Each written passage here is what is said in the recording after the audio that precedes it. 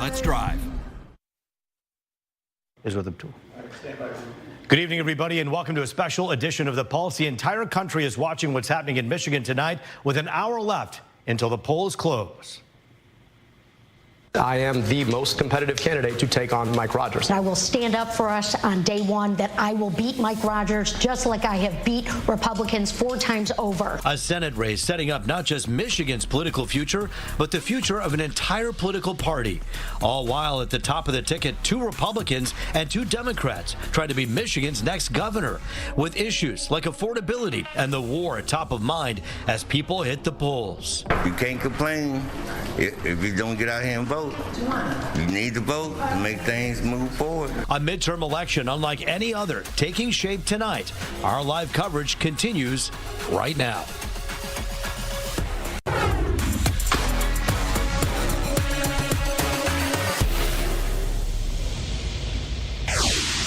And good evening and welcome to Studio C for our live continuing coverage of Primary Night 2026.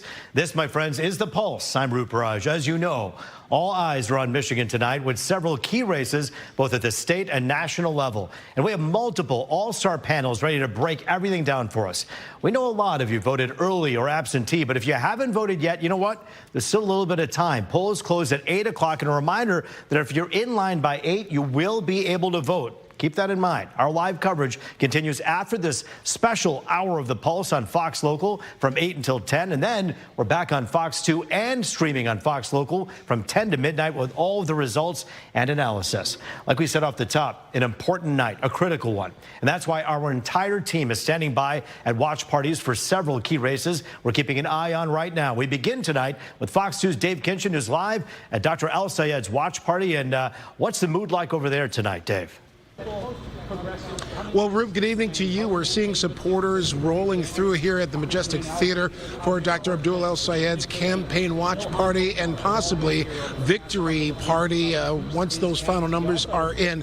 The last polling we've seen in this very hotly contested race, Dr. El Sayed, 54%, Haley Stevens, 39%. That is an Emerson polling poll that was put out just a few days ago, 6% undecided. Now, there's media all over the country here. Just to give you an idea, we're just across Woodward Avenue where Secretary of State Jocelyn Benson's campaign is. There's certainly press there for her gubernatorial campaign, but there's probably 10 times as many reporters, photographers, and journalists overall from all around the country here at the Majestic. This feels very much like a presidential type of campaign event here with the media risers and the press and everybody watching and waiting to see how this race will finalize tonight.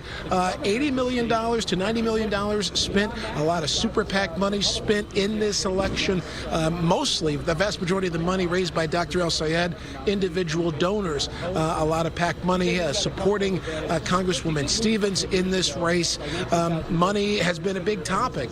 Dr. El Sayed has pledged to get money out of politics. Has been one of his campaign pledges here, and we're starting to see some of the very same supporters who we saw last night at his final campaign rally for the primary, what he said would be his final speech over at the congregation, an old church on the west side converted into a cafe, restaurant, and a pizza joint. And he had a lot of supporters, mostly young people, college-age supporters. He said he's going to use his last campaign speech before the primary to reflect on this journey as they move forward tonight. And so many of those same people coming in, filing in, going through some significant security measures, every bag being checked. Again, a lot of security that's a bit extra for a primary contest, but again, the whole country watching this race. That the entire country, as you say, is watching so closely. You know, some of these ideas that Dr. El Sayed has can be called aspirational, and, you know, talking about, you know, money out of politics, money in your pockets, Medicare for all. But when you're running for Senate, you only have so much power. That's not something that's been addressed necessarily in this particular race. It just seems like people are excited around that messaging. Yeah, it's really been some big energy coming from that messaging. It's been very similar messaging from Senator Bernie Sanders, of course, of Vermont, who's been a progressive icon in this modern progressive movement that has boosted candidates from the new mayor of New York to possibly a Senator El Sayed, possibly if he wins tonight, and of course defeats Mike Rogers in the general election in the fall. So really a lot of people also talking about the balance of power, how this seat with retiring Senator Gary Peters is going to be so critical for both sides, depending on who gets in for that balance of power. If the Senate goes Democrat, this seat, if this seat's part of that, then you could see some of that political movement, those ideas, maybe expanding more in the Senate. Yeah, looking at the direction of the Democratic Party, certainly Michigan is a place to be watching to see where it's headed. In a matter of what? We're talking about less than an hour's time when this particular race will be over, and then the counting will begin. We'll be checking in with you throughout the night. Our Dave Kinchin for us live tonight. Dave, thank you. A heated battle playing out for the Democratic nomination between Dr. El Sayed and Haley Stevens, a congresswoman, one that you saw on our debate stage right here last week. Let's get live to Fox 2's Dave Spencer. He's at Haley Stevens headquarters right now with the very latest on what's happening there. And you're seeing more people from 5 p.m. when I saw you last. I know it was just kind of an empty field, but now people are starting to kind of take root and sit down and get ready for the results.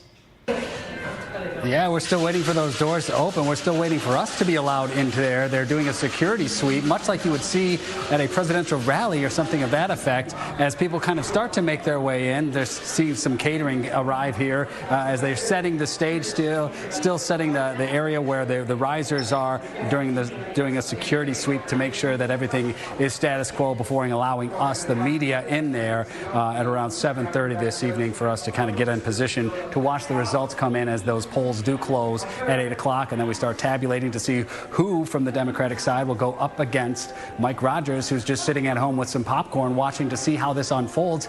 He's yet to spend a dime, really, and watch his two political opponents on the other side spend records amount of money, close to $80 million at last count, a 12-to-1 margin in favor of Haley Stevens as we come down to the final half hour or so until those polls close. And we watched Haley Stevens earlier today kind of cast her votes and then head out to Grand Rapids to do some more campaigning, making sure that everyone knows how important this primary election is. And normally a midterm primary, we see low numbers of turnout, but that's not necessarily going to be the case, at least here in Michigan. It goes to show how people, how excited they are to have something to believe in, to throw their support behind somebody. And so we're going to see where those chips fall when those polls close at 8 o'clock. And we did see some prominent people making their way in here. One of those was retired U.S. Senator Debbie Stabenow, who, like Senator Peters, who they're now fighting for that seat, through her support behind Alyssa Slotkin, who now sits in that role. So she is supporting Haley Stevens tonight. We'll see how far that endorsement goes. Gretchen Whitmer also supporting Haley Stevens. However, Sean Fain with the UAW supporting El Sayed. So, you know, these endorsements, we're not sure how much they'll mean. What does matter is people being energized to get out and vote. We're going to see when those start to be calculated in just about an hour's time, who's going to come out on top. And it'll be interesting to see those speeches when the candidates do take the stage, which way they're going to lean, how they're going to throw their support behind the person who does come out on top, and what that will look like. All of that yet to unfold, and it's going to happen right before our eyes tonight. As you mentioned, we're going to be streaming all night long and taking some live coverage on television as well. I'm going to throw it back to you. Yeah, I mean, Dave, you take a look at this race, and it's predictable on one hand and yet unpredictable on the other. Predictable in the sense that the people that you expect to fall in line with Haley Stevens fell in line with Haley Stevens. AOC and Bernie falling in line with Dr. El Sayed. It kind of mimics that whole Mamdani in New York and Cuomo race that happened, where you had the traditionalists kind of taking to their side and the progressives going to theirs. And you kind of wonder how this breaks out in terms of the demographic, in terms of the ages, the people that are coming out to vote, what that's going to look like, the breakdown, the number of young people that are getting out to vote versus the number of older people, and where those all will fall. Again, something to watch very closely and break down in the coming days as we get those results coming in. And then all the focus turns towards November. Whoever comes out on top is going to have a fight going up against Mike Rogers on the Republican side. All right, our Dave Spencer for us live. Dave will be checking in with you throughout the night. Thank you. The Senate race, of course, is the big one we're following tonight because so many people in the country are watching which direction this party is headed. But yes, we are also going to be electing a new governor this fall as well. On the Democratic side, Jocelyn Benson is the huge favorite. We go now to Fox News' Camila Mary. She's live right now at the Benson camp. And hey, I don't know if they're doing a security sweep there, but it is the calm before the storm for sure behind you. Yeah, it's definitely low key here compared to what's going on at those other campaign parties that you heard our coworkers talk about. I'd say there's maybe a dozen or more media outlets here. Nothing compared to what Dave Kinchin was talking about, where that race is literally garnering attention from all over the world. Here we've got Michigan, we've got Indiana. Everybody kind of knowing what's going to happen because Jocelyn Benson is the clear front runner in this race. Of course, running against Chris Swanson, who is the Genesee County Sheriff. The party here at Garden Theater just opened the doors to everybody at 7 o'clock. We're in Midtown right now, so I think people will start filing in here. We don't know when Jocelyn Benson will take the stage, but we know that Mary Sheffield, the mayor of Detroit, will be introducing her. And again, she is the front runner for this race, so we're not really seeing not expecting any big surprises. This is more of just a celebration to make it official that she will be the Democratic nominee. I know it's not over till it's over, but votes will be counted. Polls close at 8 o'clock. And again, if she does win this, she will be going against whoever wins on the Republican side, whether it's Perry Johnson or John James. For now, we are live in Midtown. Camille and Mary, I'll send it back to you. Yeah, Camille, it's so interesting when you watched her opponent, Chris Swanson, and her together. Oftentimes they were doing forums with unions, hanging out, kind of a kumbaya of the Democratic Party rather than opponents. In fact, I think at one point he was asked, Chris Swanson, hey, is she really your opponent? And he kind of just shrugged it off and said, she's someone who thinks differently than I do. Yeah, I think we're seeing that not just with this race, but also, too, with the Haley Stevens and the Abdul El Sayed race. I mean, he was campaigning on Sunday, and he said at the rally, he said, look, whoever you vote for, like, if you vote for my opponent, I will support my opponent. Just get out and vote. I think we're seeing really a lot of statesmanship as far as the Democrats go. I think that's probably the best way to take the high road. So we'll see what happens. Again, Jocelyn Benson ahead of the polls by a lot. Of course, she's Secretary of State right now, elected in 2018. Governor Gretchen Whitmer, of course, it will be done because of term limits. So it'll be interesting to see if we get another woman in office, but maybe we'll get a man. We'll have to see what happens in November, but it'll be definitely an exciting night here in Michigan. All eyes on this state. As usual, I feel like all roads lead back to Michigan in some way or another. Well, and right now, the person who they're expecting a celebration for behind you today is leading upwards of 70%. I think 72% is the latest reporting on the polling there. So it'll be a party, it seems, over there behind you. We'll be watching both teams very carefully. Camila Mary, thanks for that live report. All right, let's flip the coin, go to the Republican side for a moment here. Congressman John James has been the favorite in the governor's race, and he's hoping President Trump's endorsement will push him over the top. Of course, he's going up against Perry Johnson. So what's it feel like? What's the mood like there right now? Let's get live to Fox News' Lauren Edwards. She's outside of where the campaign party will be taking place. Lauren, have you run into anyone coming in and out yet? Roop, I'm so glad you asked because I think I have run into one of the earliest supporters I'm going to bring on over. Her name is Barbara Harrell. She is of Troy. Thank you so much for joining us. And you're welcome. I know what brings you here tonight, but how are you feeling?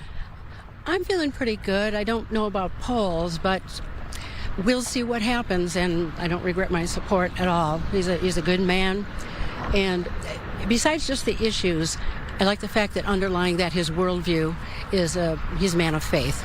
So whatever things he decides or wants to do, I think they will be truly in the best interest of the people of Michigan. Do you think a lot of his supporters feel that way? He's a man of faith and that he's for the issues that they care about? Yes, I believe that. Because like I said, that's the underpinning. The worldview is the underpinning of what he does. It's a motivation. And unlike his opponent, he did not go negative. He did not go nasty. He always talks about himself, what I've done, what I want to do, my vision, talking to the people. I've seen him do that for several years now in various campaigns. And I feel like I kind of know the answer to this, but what are you hoping for that happens tonight? Well, I'm hoping for a win, but, you know, God's still in control. Whatever happens, happens. He can work through whoever, however, but I am hoping for a win because it's my birthday. Happy birthday! I like how she slid that in there. Happy birthday. Thank you. So that's what I asked him for my birthday, so I expect him to deliver. Well, thank you, Barbara, so much for joining us. And I know you can make your way in. And guys, there's going to be so many more people coming out here. I'm expecting a packed house. We are right in front of it's called the Associated Builders and Contractors Building. Forgive me. And this is where we are, and we're in front. And again, as I said, I'm expecting just a lot of people to come out. Clearly, a lot of supporters for John James, the congressman who is hoping to advance tonight to beat Perry and to go to November, because that's clearly the bigger election. But he is vying, getting his eyesight set on that governor's seat. And I know something that he has been platforming and talking about a long time is just education and investing in that, building that up. So we'll see how tonight turns out. We're going to continue to stay out here and just bring you guys live updates, live sight, sounds, everything. You know me, I'm going to be talking to a lot of people. Roop, I'm going to send it back to you. All right, Lauren Edwards for us live. We saw John James there with his wife and his two children putting in their votes, the husband and wife, and waiting to see the results like the rest of us. Lauren, thanks for that. We'll talk to you soon. All right, let's hit the scene now. It's time to dive deeper into the issues. Former Special Assistant to President Biden, Michael LaRosa, and Detroit News columnist Caitlin Buss kick off our coverage next on this special hour-long edition on election night of The Pulse on Fox 2.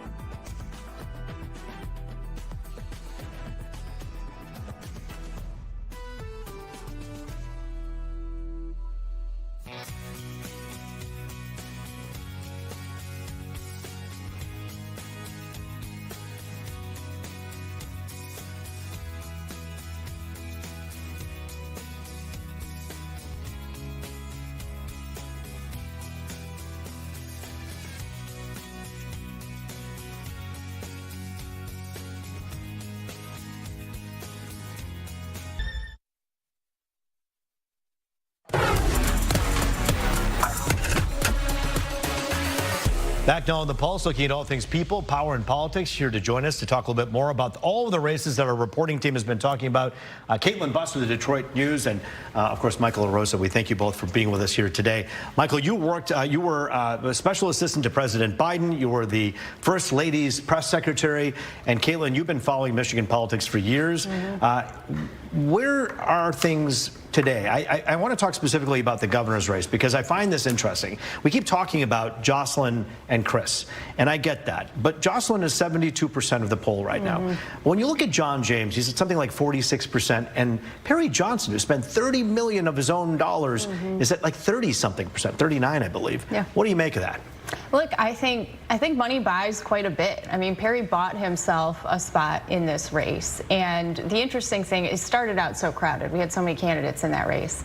I think there was definitely an appetite for someone besides John James. And so there was always going to be that foil. It's interesting to me that Perry's the one who ended up being here at the end of the day. But I think it provided a good contrast for people to look at, a real race to get either one of them ready for the general. I worry there may be some sharp divisions after this, but I honestly think at the end of the day, they'll come behind the nominee at the end. Any other year, if we were talking about a gubernatorial primary, we would have the storyline be particularly that. Such a tight race with someone who is an outsider versus an establishment candidate who is endorsed by President Trump. But the big story that the whole world is talking about is this Senate race here in Michigan. And just a little bit of history. The last time that Dr. Abdul El-Sayed ran for office was 2018 against Governor Whitmer and Sri Tenadar. And he didn't do as well as Sri or Governor Whitmer in Detroit, for instance. Michael, when you look at what's changed, is that an indication that the Democratic Party has just completely shifted into a new direction? And you know what's funny is 2 years later, after he first ran for governor, Joe Biden and Bernie Sanders faced off in a primary in Michigan. And I was zipping around your state for that with Dr. Biden. But Biden beat Bernie Sanders in, I think, all 83 counties. You have 83 counties, right? Yes. In all 83 counties. That's good. Just wanted to make sure. As the outsider at the table, you did really well. Yes, with that but because I do remember that, you know, it was quite a statement, and I think that's what's going to be really interesting tonight is to see where that electorate or how that electorate has evolved since the last competitive Democratic primary statewide, when Democrats had turned out to either, you know, choose that.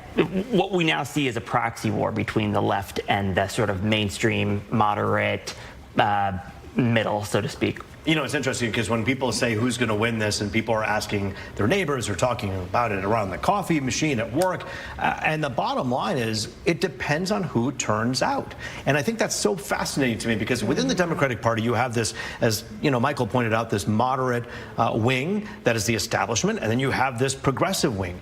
Who's showing up? I don't even know yet. I mean, you kind of look at the polling places, you go, I can't tell who's showing up here. That is really going to be determining. Yeah, and I think they've shifted quite a bit, even since Trump was elected. I think there are probably some Republicans that genuinely, you know, may have voted in the Democratic primary, not just to mess it up, but to actually partake in that. I think that Trump coalition will see now where it's landed now, almost 2 years later. Has it stuck together at all, or have some of those people peeled off to this very popular Democratic, you know, socialist message, or just more the middle? Michael LaRosa, when you look at this kind of messaging from someone who's running for Senate, I've said this a few times, but someone who wants to become a senator cannot get the things done that Dr. El-Sayed says he wants to get done. I mean, you can't abolish ICE when you don't have the numbers to back that. You can't get Medicare for all. You can't do it. You can't do it with the numbers. So what is it? Is it people getting behind a feeling more than it is about an actual substantive issue?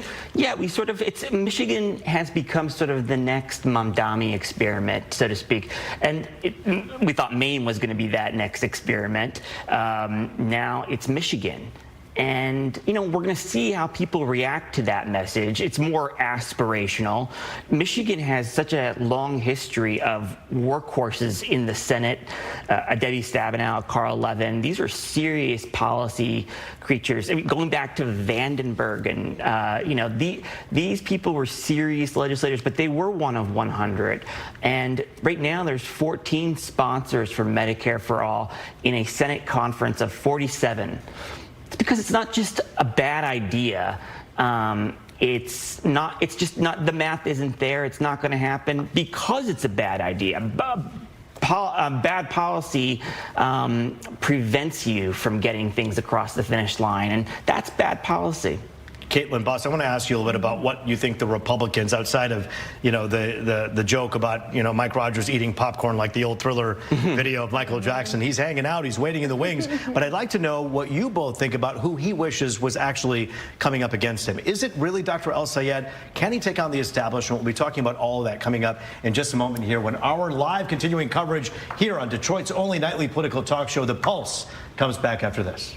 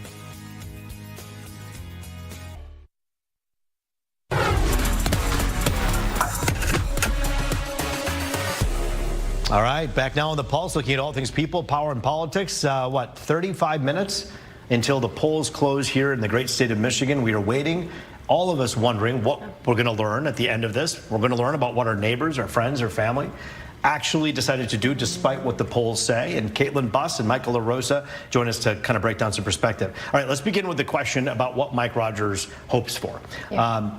Is it true? Do you believe that Mike Rogers is hoping that Dr. El-Sayed comes in so that he can draw a sharp contrast, a rebuke, and push him out of the race? I think 6 months ago, maybe that was his perspective. I think at this point, I think he's expressed like, hey, Abdul would be, I'm ready to go against him. I know privately and publicly he's expressed that. But I think someone on Fox News today said it best, it's hard to stop a freight train. And so that depending on the weight behind that Abdul momentum, which we'll see here tonight, if it's really strong, I think Mike will be a bit worried. I think he feels very comfortable competing against Haley. I think the polling showed, that would split pretty evenly. And I think it's important to remember that after this primary, this will become a Michigan election again. This will become about what is the average independent voter, who do they want? Because they will determine where that balance is to. Michael, you and I were talking in the hallway, and you actually alluded to that. You said, why is it that we're not hearing about Michigan-centric issues, things that really matter to people in Michigan? We're hearing about all these federal issues, which is, of course, what a senator does. But what else is it you're hoping to hear? Well, yeah, I mean, it seems like El-Sayed has launched his campaign and has prioritized what's going on abroad 7 time zones away. So it will be really interesting to see how he fares under scrutiny when it comes to the weeds of policymaking and public policy debates, because he'll be quite new to that. Mike Rogers isn't, if El-Sayed wins. But as you said, it will be really interesting to see the weight behind either of their victories. If El-Sayed wins, I'm going to look to see how that compares to that Biden 2020 turnout or that Whitmer 2018 turnout. I want to see, how, that's how you measure energy and sentiment and momentum. We'll have to see. Mike Rogers already starts off with about $2 million more money than him, so he will have to refill coffers. But it's also going to be a decision for the National Party. Is the National Party and its interest groups, who typically spend a lot of resources and money on a state like this, on this ground zero purple state, are they going to be there for El-Sayed? The answer is probably, but I don't know. He's a rather problematic candidate who hangs around with some very problematic people that he campaigns with. Especially for moderates, independents, and establishment Democrats. And Caitlin, that is an issue that separating yourself from some of the more extreme wing is probably best for you when you're trying to enter a general, right? Yeah, I think Abdul will have a very hard time in the general. I mean, I think there will be motivation on the Republican side just if he's on the ticket, and for a lot of different reasons. And so, he has an uphill battle there. Like we've been saying, those ideas, aren't going to get much traction. But I think he really has, and we've seen him express the long view. He's trying to build a movement, and he has his eyes on 2028 even. We have a lot more coming up. We're not going anywhere, by the way, as we continue our hour-long edition of The Pulse here on Fox 2. When we're done at 8 o'clock, we're going to actually continue on Fox Local and fox2detroit.com. Our streaming coverage will then pick up then, and then at 10 o'clock, we'll come back on television for more. This is your home for politics, and we're doing it with the best in the business. Our coverage continues after this.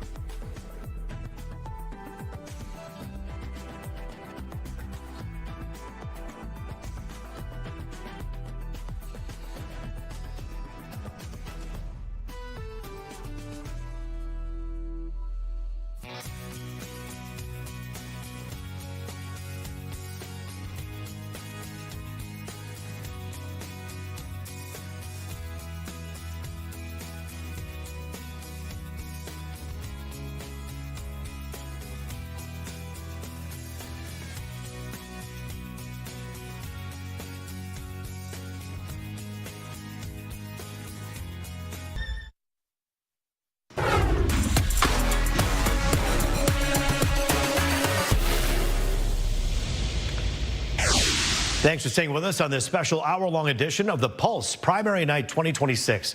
We're bringing back our panels in just a few minutes here, but a reminder that poll is close in, well, less than a half hour now. So if you haven't voted yet and you want to, your precinct's probably nearby your house, hurry up and do that. Don't worry about missing this show. We'll still be here. And don't forget, our live coverage runs throughout the night. We hope you'll join us from 8 to 10 on Fox Local for our exclusive coverage there, up-to-the-minute results and reaction. And then we're back on Fox 2 and Fox Local from 10 until midnight. We're not going anywhere. We're also asking you what the most important factor was when you cast your ballot. Was it domestic policy? Was it foreign policy? Maybe it was a candidate's personal background or their viability in November. Scan the QR code right there on your screen.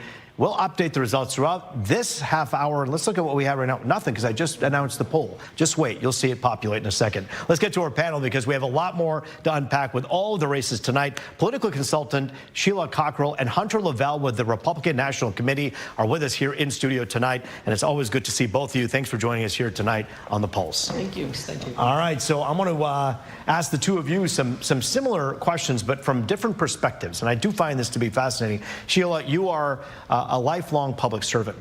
Your family has been in public service for all of their lives, it seems.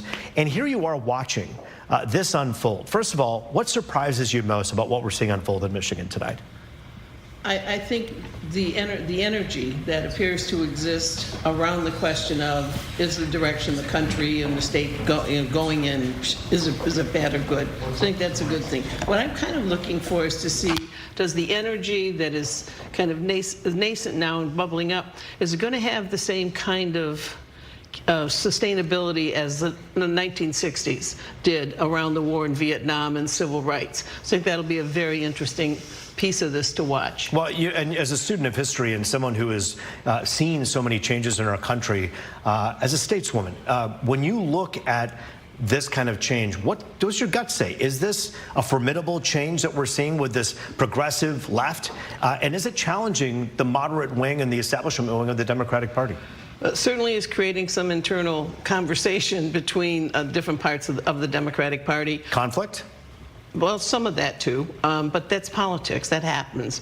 The question is, at the end of the day, on each side, everybody needs to get together and support whatever the agenda is, and whoever the winners are and what the agenda is at that time for the upcoming election. So that the unity at the end of the process is really important. Healthy debate is an important one. I think factors that are very different now than anything I've ever seen before has been the money, the amount of money in these campaigns. It's unprecedented. I mean, Citizens United was a terrible decision, and we're seeing it impact our politics in a really specific way that I think is kind of something people are looking at that's not even necessarily party focused.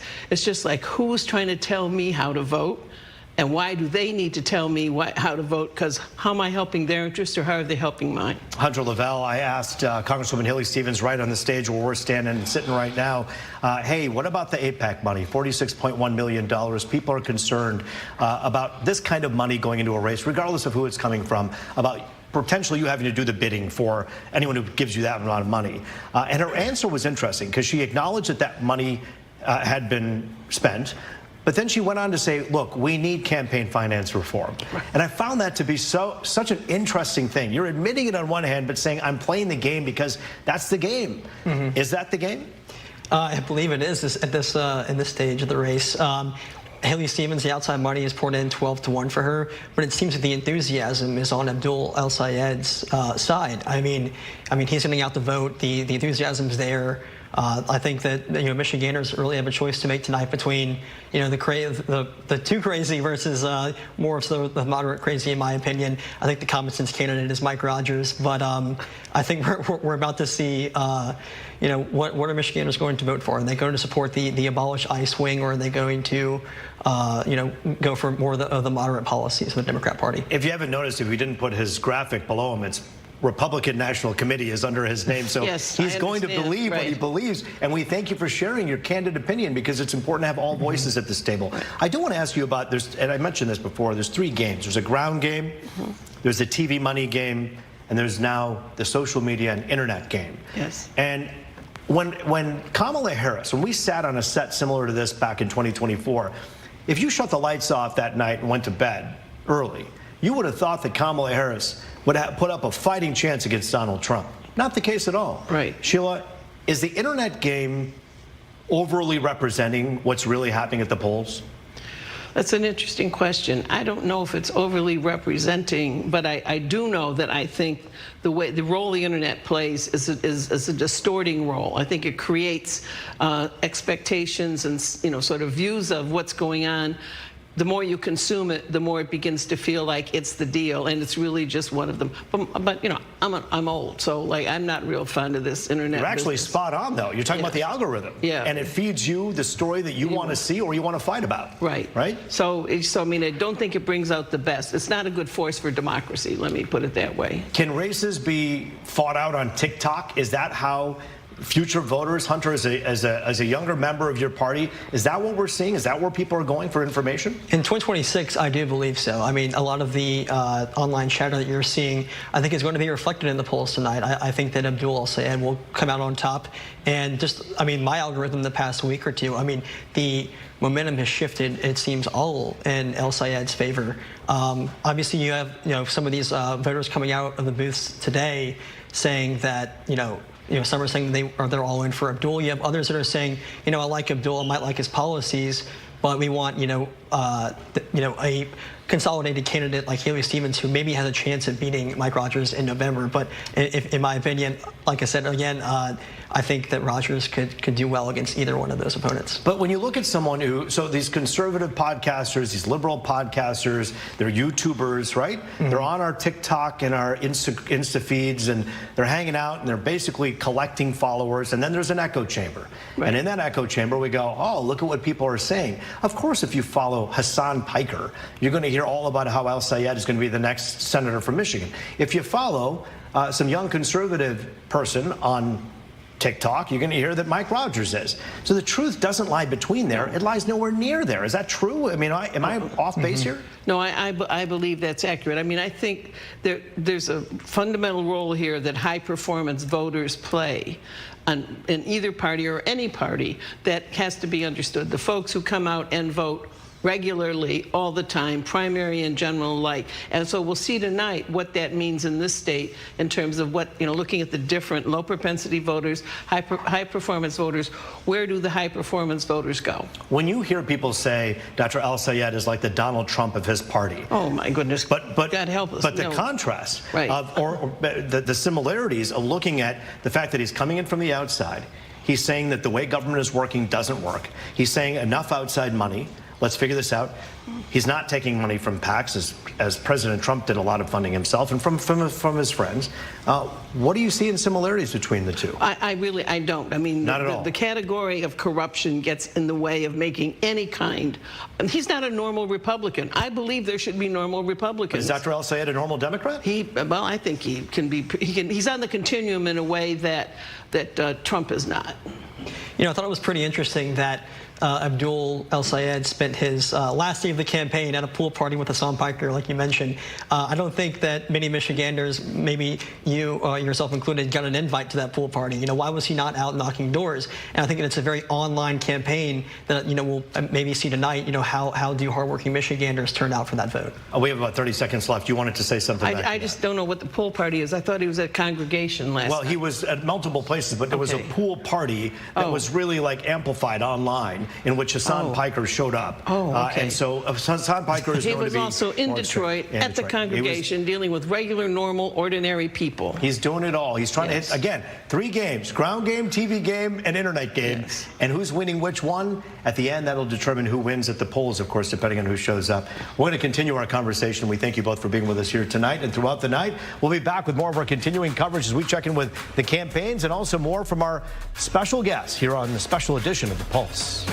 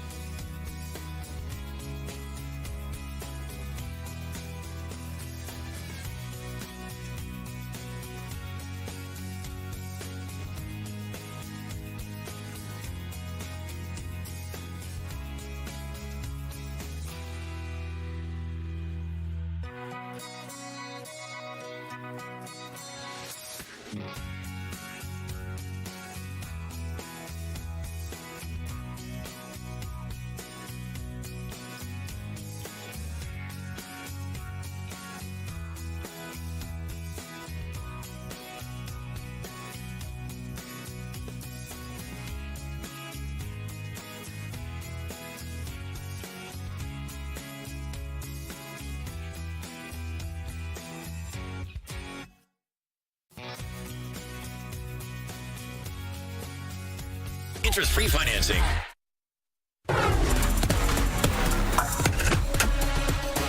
Back down the pulse, looking at all things people, power, and politics. Joining us now to talk a little bit more about these races, and the whole country is talking about the Senate race right now. Keith Johnson, the former head of the Federation of Teachers here in Detroit, just a wonderful guy, a political commentator, and Matt Marco with the North Oakland Club, and we thank you for being here as well. I do want to talk to you a little bit about race for a moment, because I think it's an important elephant in the room that people often like to avoid, and not on this show. We can have civil conversations and try to figure things out. I don't like it when people say the black vote or the woman vote or the white vote, because we're not to be painted with a broad brush. We're all different. But when you do look at Detroit, which is a primarily African-American city, and you look at the two groups perhaps of voters, you have the older establishment black voters who probably are going to vote for Haley Stevens, although many will vote for Al Sayed. You have the younger ones. Where do you find that split in the city of Detroit? For me, Rupert, is really rather simple.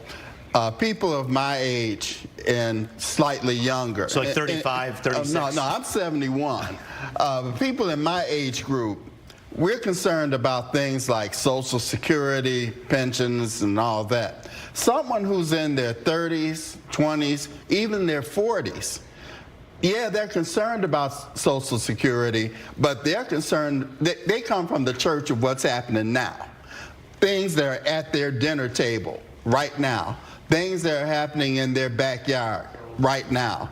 Social Security is 30 or 40 years down the road for them.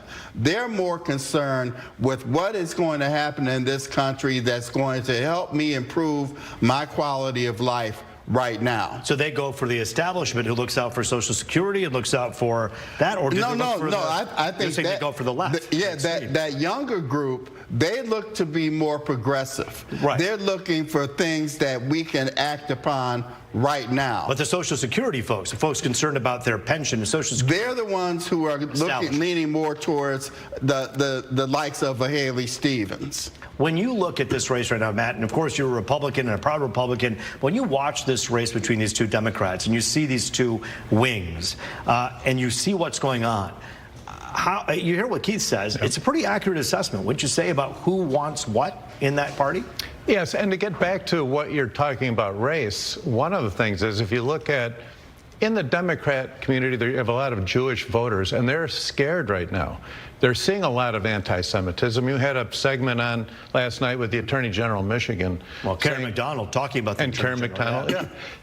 I think a lot of the Jewish voters in the Democrat Party are scared, because when you have somebody like a Rashida Tlaib and an Abdul El-Sayed talking about the AIPAC and how dangerous it is, and then how Israel should be defunded and all that stuff, it's all comes back, its root is into anti-Semitism. And so there's a lot of fear. And is not funding the ongoing conflict and not giving money to Benjamin Netanyahu the same? We can't conflate anti-Semitism and being opposed to giving money to an ongoing conflict that continues to seem to really cost a lot of lives. Do you think there's a difference, and should there be a difference? I think there's a difference, because Israel is really our top ally in the area. They are fighting our battle in a way, and a lot of times in the war against terrorism, and what is going on there, the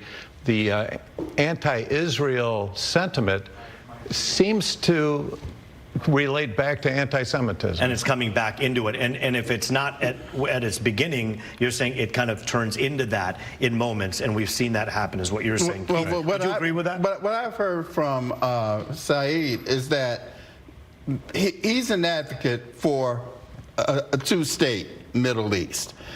Just like we acknowledge that Israel must exist, he also says we must also accept the existence of the Palestinians. There has to be room for both. I don't think that it's an either or. And whether we like it or not, those two factions are inextricably linked.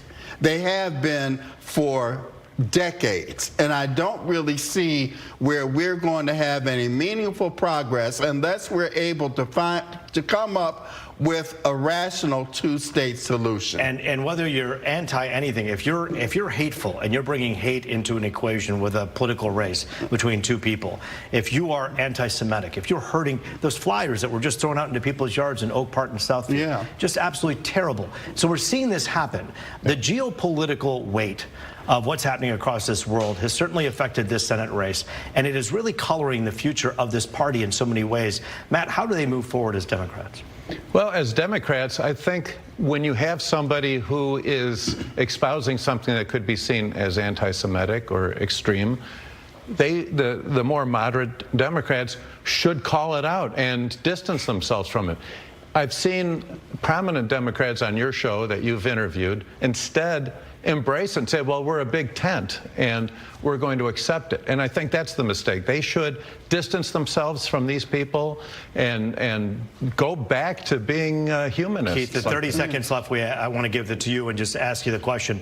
What is it, the decision that people are making to vote for either Al Sayed or Haley Stevens in the next 12 minutes before polls close? What is it based on? Unfortunately, I think some of it is going to be based upon race. I think that Matt raises a legitimate concern that is shared by many. Will the Jewish community embrace El Sayed should he be the winner of the Democratic primary? That is a big hurdle for him to jump, and he's going to have to work diligently within that community as well as with others in order to bridge that gap. And perhaps use some of the voices that have helped uplift him in this race to do so, including Senator Bernie Sanders, who told me on this show just days ago that he would support Haley Stevens should she win, and Gary Peters told me on this show he would support Al Sayed should he win. They're going It'll to have be interesting. To close rank. Whoever wins, the party has to close rank. Keith and Matt, thank you for your time here tonight. We'll be talking to you throughout the night. We'll be back with more on this special edition of The Pulse on this historic night on Fox 2.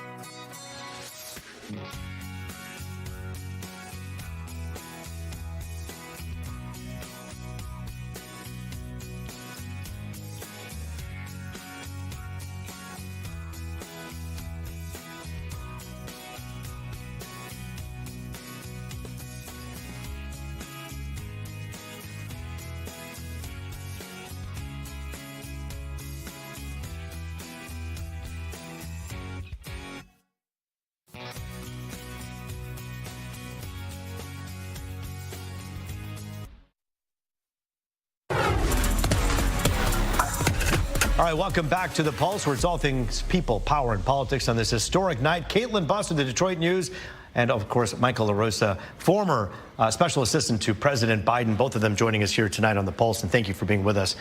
Let's pick up where they left off because, you know, I always say it's an injustice to try to talk about something like race or how it colors a race, a political race, in just 2 minutes. And so let's give it a few more minutes. Caitlin Buss, this is completely coloring where this race stands right now. Talk about that. Yeah, so there's a couple different elements. One thing, I just want to share an anecdote that was really to show how far this foreign policy and race debate, anti-Semitism, words like that has gotten. There are people who have, been very conservative, Christian, supportive of Jews their whole life, that see some of the foreign policy is confusing right now. And so they're willing to make that crossover into, objectively, what should our foreign policy be? And do we want to be harming children in Gaza or Israel or anywhere? And that's very different from blanket anti-Semitism, I think, as it's been traditionally understood. So I think that it's really hard to have that conversation, like you've been saying. Certainly on the campaign trail, it gets abused. But I think there are a lot of people who are really trying to get into that nuance and see where they stand. When you talk about funding for Israel and Netanyahu's continued war against Iran and what's going on with Israel and Hamas, Michael, it seems really hard for this party to understand, when you were opposed to that kind of funding, where the line is, where it turns into something else. Where is that line for you? Well, I think it's fair to oppose the government of Israel or their actions. But I think we also have to keep a little bit of perspective. I mean, we've been giving aid to Israel for decades. That aid is, if I want to get this correctly, 0.0534% of our spending. It is 8% of Israel's overall defense budget. These are very small numbers, and it is not worth the fraught and divisive sort of rhetoric that we're seeing and hearing that's splitting the party, because it's just simply something that maybe it will change, maybe it won't, but I think it's fair to have those disagreements. It's healthy. Hasn't seemed very healthy. It's healthy to have disagreements. It's not the way that these two groups of these wings are arguing about this. And again, as you pointed out, perhaps in some cases conflating, limiting funds to Israel and anti-Semitism in a flashpoint on a news headline or on a tweet is not responsible. Yeah, right? but I do think that one of the candidates in this race between with Stevens and El Sayed, only one of them is sort of running to folks who are openly anti-Semitic, even if the candidate is not. Sure. And he's courting their vote. He's courting their support. He's courting the votes and supports of what I call provocateurs and entertainers, not actual thinkers in the Democratic Party. So you're saying even when the candidate, him or herself, is not expressly being one we thing, talked about if they're attracting people. He was hanging out in a pool party last night, and here in Michigan, I guess. Yeah. And with these people, these celebrities, these influencers, that just doesn't seem like what Michigan sends to the Senate. I think the Republican Party went through this, and they embraced, or parts of it embraced, Nick Fuentes and other provocateurs who everyone was kind of like, how can this be happening? And I think for older voters, certainly, maybe people my age and older, we see that. I think for these younger generations, the online content is so addictive, so engaging for them. I've heard, those far-right people are now becoming more mainstream to those younger Republican voters. And so I think that's the risk, in addition to what you're talking about, for Democrats embracing that, is it can become the mainstream opinion. Yeah, absolutely right. And I think tonight will be interesting to see. Mr. Sayed talked about how he wants that platform. He wants to court the voters on Mr. Piker's platform, Sure. the 3 million or so, I guess. I don't even know. But I think 2.8 million is what they said. Sure. But I'm wondering how many of those 2.8 million are voting tonight in Michigan. Well, and that's what I mean. And by the way, or in the general election. And whether it be on the Republican end when there was accusations of the party attracting white nationalists, or it be in this case of those attracting anti-Semites, the bottom line is how many of them are actually living in Michigan? Great question, and the answer will be in the numbers we see at the polls. Polls close in just about 2.5 minutes now, and our coverage is not over yet, and it will continue with these two and the rest of our crew. But you're going to have to switch over to Fox Local, that app right now, or fox2detroit.com as the polls get ready to close. We're streaming from 8 until 10 on Fox Local and fox2detroit.com. Scan the QR code on the right of your screen or go to fox2detroit.com/live. We'll bring you up-to-the-minute results and reaction. We'll be back on Fox 2 at 10 o'clock, The Edge at 11, and a second live edition of The Pulse at 11:30. I'm Roop Raj. As always, it was good to be with you, and we're not going anywhere.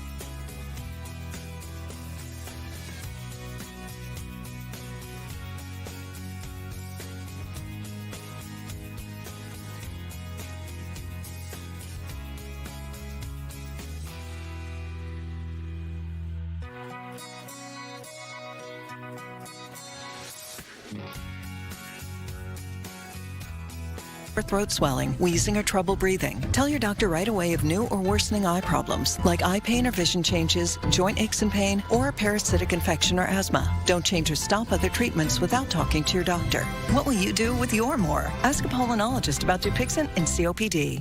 On primary night 2026, you were taking a live look there at the Haley Stevens watch party. That is one of the many parties that we are watching. The race for Senate between Congresswoman Stevens and Dr. Abdul El Sayed watched across the country. And once again, polls closed. We're going to have results rolling in as we speak throughout the hour. Welcome, everybody, to Election Night Live. I'm Aaron Jordan. Thank you so much for being with us tonight. As we come on the air live, we want to hear from you as well. We're going to be opening our Zoom room up. So once you see that number, that QR code right there, scan it. If you want to call in, tell me what you were talking about when you were going to vote. What was most important to you? If you want to talk about who you voted for, I'm down to talk about that as well. Whatever works for you. We are monitoring that. Just scan that QR code to join our Zoom room. Also, on fox2detroit.com right now, we are all in for the elections. I want to show you that right now because we've got primary election results live results for the seat for Senate between Abdul El Sayed and Congresswoman Haley Stevens. The gubernatorial primary. We've got your election guide on there. We have got it all. So again, go to fox2detroit.com. Follow along with me. This is where you will find all of the results. And we've got county by county results. We're going to be watching that throughout the night as well, because again, these are all races that really everybody has been talking about, especially this one, the race for Senate, as far as it goes between Dr. Abdul El Sayed, the former Wayne County Health Director, and Congresswoman Haley Stevens. Of course, Mallory McMorrow dropping out of the race last month. So she is still on the ballot, but not a candidate at this point, suspending her campaign. We want to check in just a second. We are going to go now live, actually, to Fox 2's Dave Kinchin, who is kicking off our live team coverage here on Election Night Live. Dave, it looks like a party has really been growing there since we saw you at 7 o'clock on the Pulse. Tell me what you're seeing and tell me what you're hearing. Yeah, and it really has. I think the party is just now getting started here. I guess you can't really call it fashionably late, or really maybe you can call it fashionably on time, because the polls are set to close at 8 o'clock. Of course, if you're in line by 8 o'clock, you can definitely still vote, is the general understanding. But just take a look at the crowd here. A lot of supporters of Dr. Abdul El-Sayed rolling into the Majestic Theater here off of Woodward. You know, it's really interesting because right across Woodward at a different theater is where Jocelyn Benson, one of the Democratic candidates for governor, is holding her party. There's some press there, certainly press from around the state, but probably 5 to 10 times as much press here at the Abdul El-Sayed event here, because you've got so many eyes on this race here. This is such a close contest. I'll step out of the way here, and Lauren can give you a look at everything going on. They're watching C-SPAN. By the way, C-SPAN really updating their graphics so they don't look like the 1980s, 1990s C-SPAN like they used to. So they're seeing a feed that looks very much like regular network news, but that's the C-SPAN feed that just was playing the Fox 2 July 27th Democratic senatorial debate, primary debate. So Roop and company all over C-SPAN, the entire debate from July 27th with Haley Stevens and Abdul El-Sayed was played moments ago on C-SPAN here, just to give you an idea of the entire country watching this race. We have some polling for you too. You know, in the last so many days, I'll pop back in here.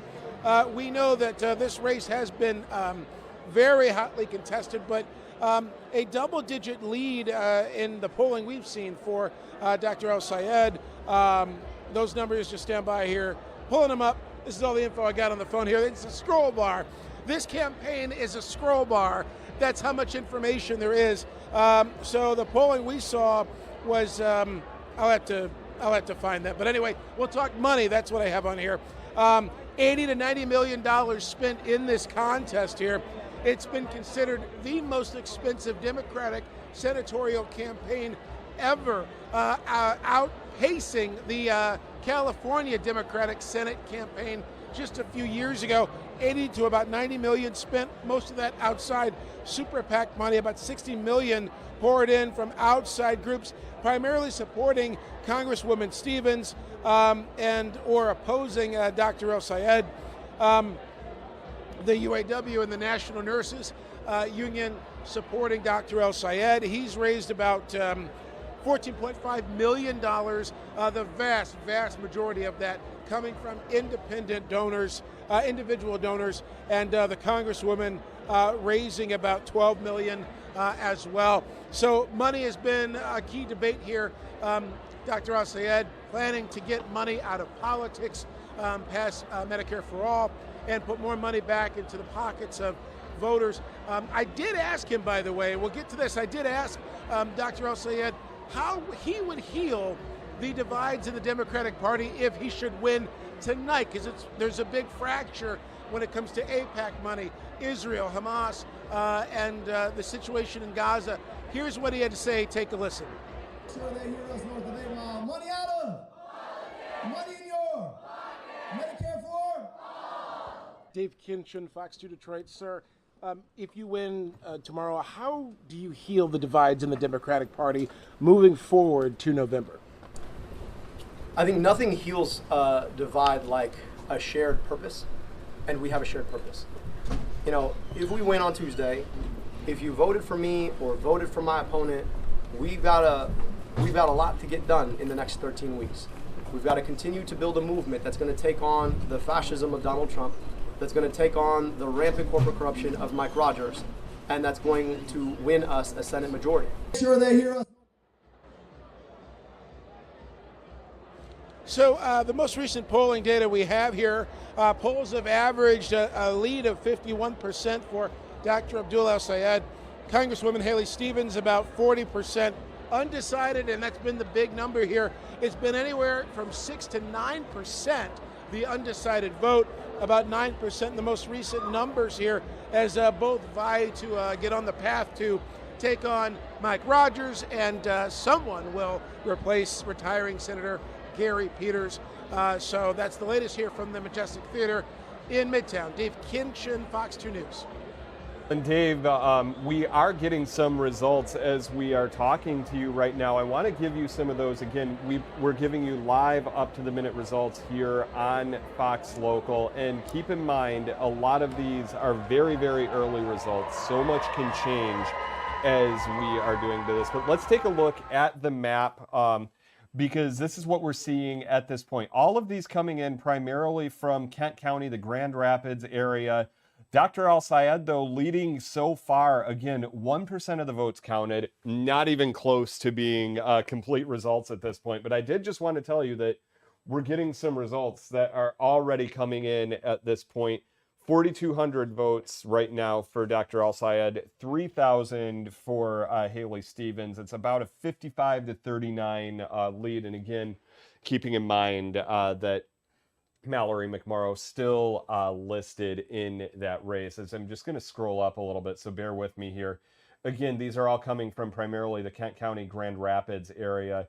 Looking like John James with a pretty good lead over Perry Johnson in that race. Again, a couple weeks ago, Mike Cox dropped out of the race. Eric Nesbitt dropping out months ago, but 1,100 votes for John James. And as we scroll up even farther, I want to see, and again, all of these again coming out of Grand Rapids, but Secretary of State Jocelyn Benson, a commanding lead over Genesee County Sheriff Chris Swanson right now. But as we speak, we are also taking your poll questions and your response to a poll on fox2detroit.com. You can scan that on the bottom of your screen right now. What we're asking you is, what was the most important factor for you when casting your ballot? Was it domestic policy? That's the leader with 53% of the vote. Foreign policy's got about 16% of the vote. The candidate's personal background, where they come from, 11% of the vote, or their viability in November, their electability, that has about 20% of the vote. If you want to weigh in, just scan the QR code on the bottom right of your screen or go to fox2detroit.com/poll. We're going to be monitoring this the entire night. We're keeping an eye on our Zoom room as well. Jay, do we have anyone in there right now? Not yet. Not yet. All right. So that, if you want to join that, we want to talk to you live. Remember, we did this a couple weeks ago on, just last week actually, on our gubernatorial debate. We had, we took your responses to the debate, what you thought happened, what were your takeaways from it? You can go scan that QR code right there on your screen and join our Zoom room. We're going to bring, but we're going to bring people in as they come in. We want to hear from you. What are your thoughts on this election? You can answer our poll question. You can talk to us about just who you voted for, what your key issues are as we head to November. Again, this is not to bring in a lot of superlatives here, but really this is a monumental election, and that's why we're going so hard with this, because Fox 2 is your place for politics. Do we have Dave Spencer ready, it looks like? I want to go out live to Fox 2's Dave Spencer, who's following the race for Senate. He is with the Stevens watch party tonight. Dave, what's going on there at this point? Not much. I'm staring at a wall of cameras right now, Aaron, because they haven't let the crowds into this particular ballroom yet. This is where the podium's set up. We watch them do a ton of mic checks. You can see the prompter off to the side and the podium behind me, obviously in support of Haley Stevens. Now, to the right of me is the room where all the guests, the VIPs, are congregating right now. It doesn't sound like a ton of commotion. I know that the gates just opened here as the polls close, that being at 8 o'clock. So probably a late arriving crowd as they were getting out the vote and probably campaigning as hard as they can for their candidate, Haley Stevens. I heard you mention some of the polling coming out from Kent County, and I know that as soon as Stevens cast her ballot over here, she headed out to the west side of the state to try to campaign hard and try to get the votes out over there, because obviously we're very Metro Detroit centric, as we should be. This is where we live, this is where we work, this is where we are. But obviously the rest of the state has a say in who they're electing as well. And it should be interesting that the next time we hear from either one of these candidates, their messaging should be a little different, whether it's a conciliatory speech here or if it's a victory speech. Their attention is going to be turned away from whoever lost and onto Mike Rogers, who right now is running unopposed. So he didn't have to spend very much money at all, if any. Meanwhile, watching his opponents spend records amount of money, but also at the same time start to gain this momentum, whether that be the momentum for a progressive candidate in El Said or a moderate candidate who's served 4 terms and proven that she could get things done at a congressional level, that being Haley Stevenson. So as the cards are laid out, as the votes are tabulated now, it's going to be interesting to see what kind of messaging we get and how soon that support is thrown behind the other candidate, because that's when the real work begins. They're gonna have a monumental task, because right now the differences between the two candidates, while they are there and they are significant, they're nothing compared to the difference between somebody who supports a Democrat and somebody who supports a Republican, a Trump-backed one like Mike Rogers. So that's where the rubber's going to hit the road, and we're going to see how well this momentum will play come November. So that's the interesting things that I'm looking for as the night unfolds here. We're going to hopefully get a chance to talk to some of those supporters as they open the doors and let them filter in. And the next time we hear from the candidate, we'll be on the stage there. We also did see Debbie Stabenow here. She was the former U.S. Senator who retired back in 2025, and then through her support behind Alyssa Slotkin, she is obviously endorsing Haley Stevenson. She was here early, and we expect to hear from her as well. So hopefully there's going to be some news coming out. Hopefully the votes will be tabulated quickly, and we'll have an answer for everybody watching at home as to who is going to be on that Democratic nomination come November. Back to you, Aaron.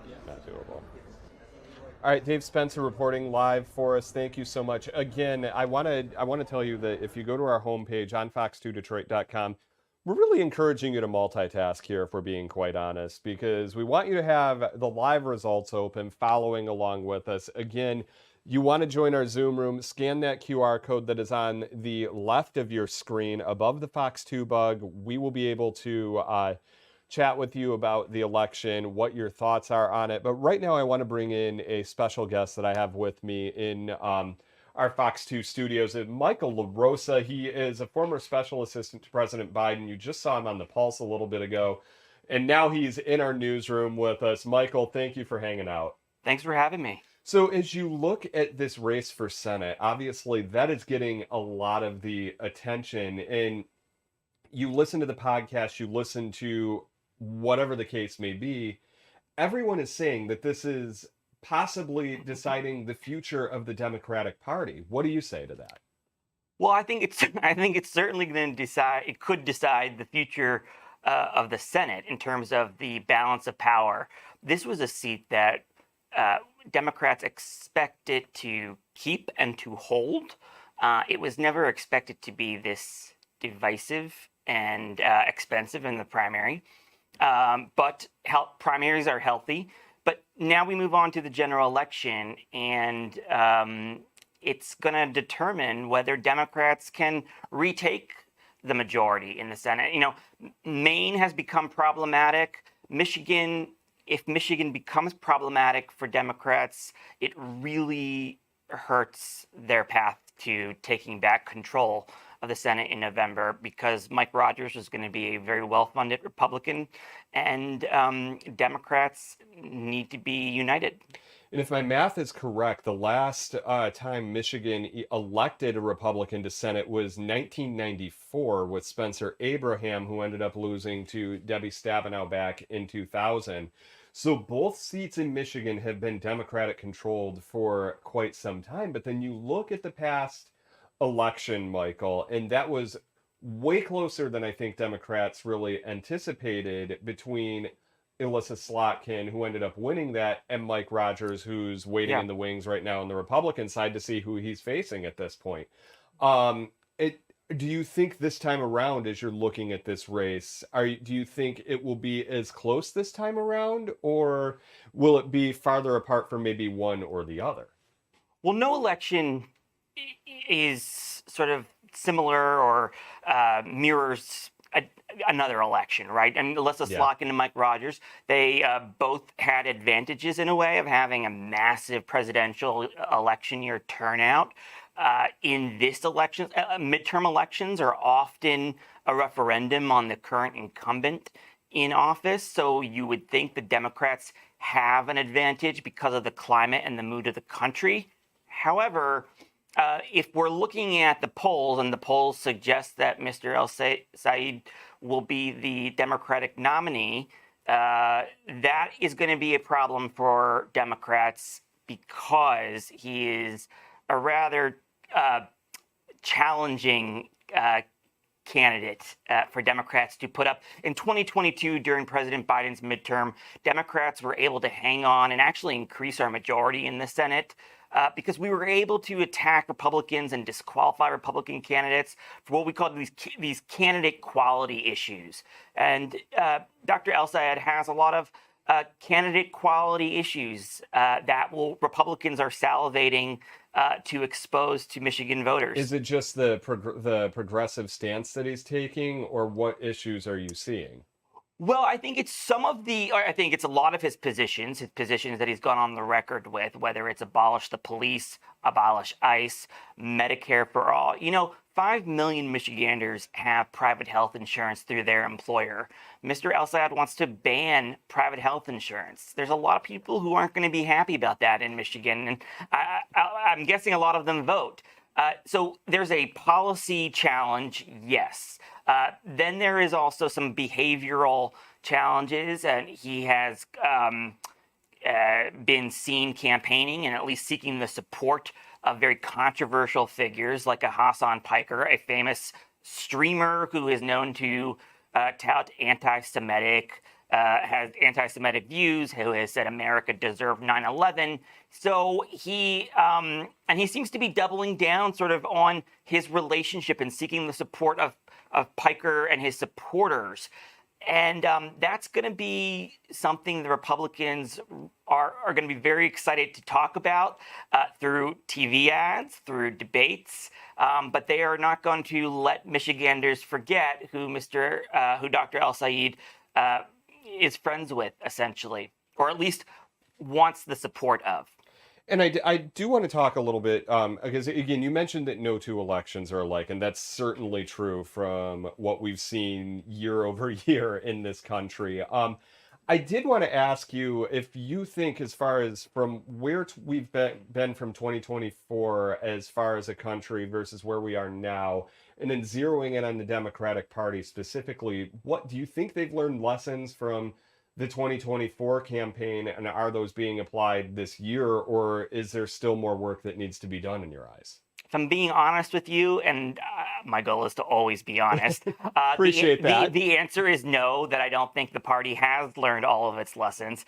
And I think a prime example would be tonight in Michigan, were we to nominate a very far left Democratic nominee to take on a rather mainstream Republican in a very purple state. As you mentioned in your opening, Michigan has had so many close elections. These elections are not won, whether it's the presidential level, the Senate level, Debbie Stabenow versus Spencer Abraham, Jim Blanchard and John Englert. You guys have a history of a very let's just lock in on Mike Rogers. You guys have a history of very close, very tight races where there's very little room for error. And unfortunately, I think Mr. Dr. El-Sayed has a lot of challenges that could be problematic for Democrats in our path to victory. So as we move through the night, aside from the Senate race, what are you watching for at this point? Well, I think there's two several competitive Democratic primaries. The race to, I believe it's to fill Alyssa, or to replace Alyssa Slotkin's seat, or I'm sorry, Slotkin's congressional Tom Barrett's seat where she was. Yeah. Yes. I think there's an open seat, the Michigan 3, with Matt Madsden, former Ambassador Bridget Brink, and a progressive candidate. Is it the Michigan 7? I could be wrong. It is the Michigan 7, yeah. And so far, no results there. Congressman Barrett currently running unopposed, so obviously he won on that side. And then I believe there's another congressional, a challenge to an incumbent in the city. I think it's Congressman, I think it's Sri Tanadar, Congressman Tanadar, yep. And no results in that one either. But those are going to be, races that people are watching nationally to extrapolate sort of which direction the national party is going.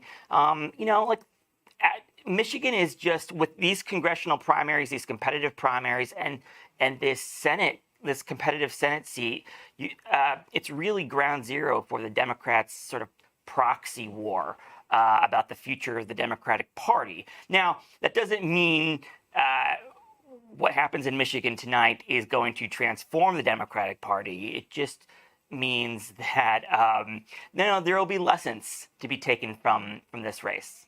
And we will definitely want to check in with you about what lessons can be taken away from all of it. And it's certainly heading toward what's likely going to be a historic midterm election. Michael LaRosa, we appreciate you taking the time and hanging out with us here. Thanks for having me on Election Night Live. And we've got a lot more coming up. Don't go anywhere.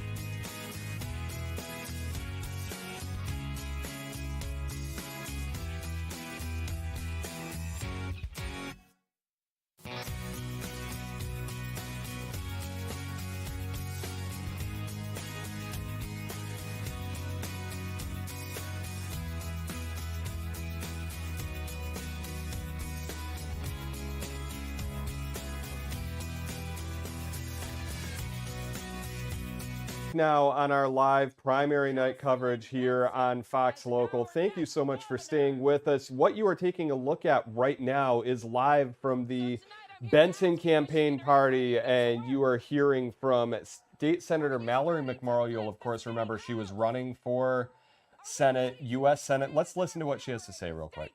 Senate, are you ready to elect Jocelyn Benson as our next governor? We've got 13 weeks left, Michigan. Let's go show the rest of the country how we do it here. Thank you and good night. Secretary Benson's campaign right there. Again, you're seeing all of our results coming in on the bottom of your screen. The Benson results just popped up. She's got a commanding lead over Genesee County Sheriff Chris Swanson. And again, these results are very preliminary, sitting at about 1 to 2% of the votes counted from Grand Rapids and the Eaton County area as well. They've got a lot more of their votes, but you see 89 to 10 lead right now. Let's scroll down to the Republican race. Congressman John James, a little less than 50% of the vote right now. Perry Johnson, 33%, and Mike Cox, 14%. But again, you'll remember he dropped out of the race just a couple of weeks ago. And I want to scroll to Senate real quick as well. And keep in mind, we are only focusing on the contested races at this point. Dr. Abdul El-Sayed still with the lead right now, 55 to 38 over Congresswoman Haley Stevens. Again, very much preliminary results that we're seeing at this point from Grand Rapids area, Kent County, and Eaton County, which, if you're not familiar, is just west of the capital city, Lansing. So we're going to be monitoring these results all throughout the night. Again, you can see them on the bottom of your screen as well, and on our homepage, fox2detroit.com. You can go there and see all of our election coverage. Our team is working very hard to bring you the latest up-to-the-minute results. And I'm also keeping an eye on the Associated Press to find out when they call any of the races. As soon as that happens, I'll make sure that we bring that to you. But right now, I want to bring in another guest who's hanging out with me tonight here on Election Night Live. Matt Marco, he's the president of the North Oakland Republican Club. Matt, good to see you. Thank you so much for being here. You're welcome. It's good to be here with you. So as you're watching this race, you're seeing Congressman James coming out to a pretty good lead so far over Perry Johnson, certainly closer than the Democratic side is. Do you think that's going to widen at this point as the night rolls along? Well, it's hard to say. I don't know when they count the absentee ballots and things like that. And I know that Perry Johnson came on pretty strong with the advertising at the last probably week. I don't know what effect that had, if people already had made up their mind before that, but it's hard to say. I expect this to be a close race, but of course, John James is the one that is sort of expected to win because he got the Trump endorsement.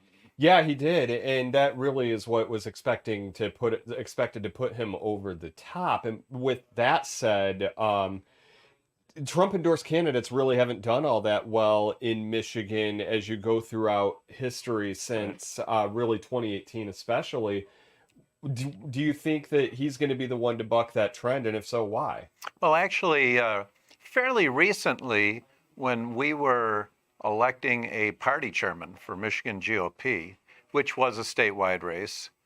And Jim Runstedt won that, but President Trump actually endorsed his opponent in that one. So it bucked that trend. So it just, and that was more inside politics because that's at a convention thing. This is the first one where you've got a statewide primary race. So I think that a lot of the people that pay a lot of the close attention to what's going on are making up their own minds. But I do know a lot of people that were influenced by that Trump endorsement.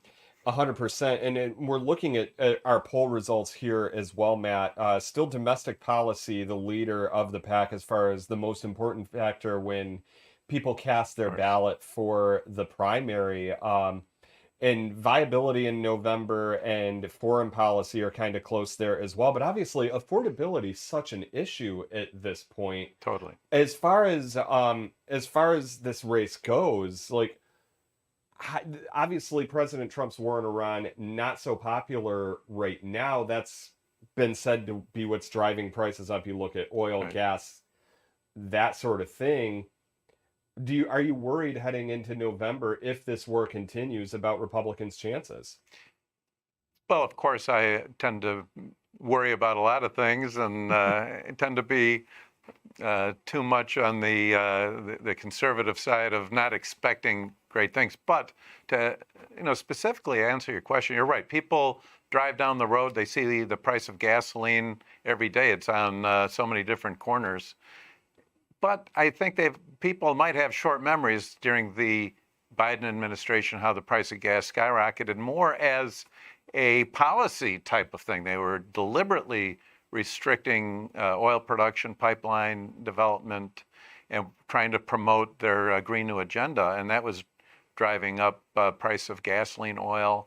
And then you had the double whammy as well with the Russia-Ukraine war as well. Exactly. So this, if people are really paying attention, though, they would see these as a spike that really it's President Trump's policy of drill, baby, drill, the massive production of oil. Oil, the United States has become the dominant oil producer. And you add Venezuela to that and how we have not had any oil shortages as a result of what he's doing in Iran. And I think people need to continue to see the big picture. If Iran had developed an atomic bomb, which looked like they were just at the cusp of doing, this whole world would be in a different situation, and everybody would have been complaining, how could this have happened under President Trump's watch?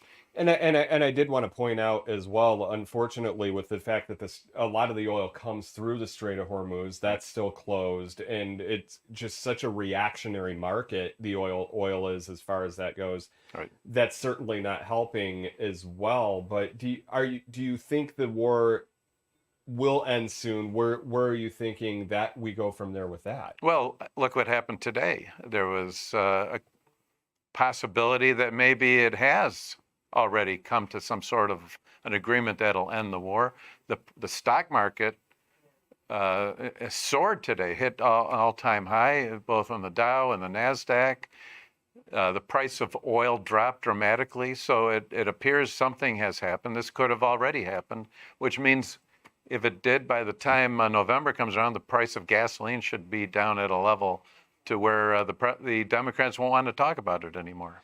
Matt, I want to pause with you for just a second because we do have someone joining us in our Zoom room right now, and I want to get to them now. Again, if you want to join our Zoom room, all you have to do is we're going to put the QR code up, scan that right there on your screen, join the Zoom room. We're going to want you to have your camera on as well to make sure that everything is good to go.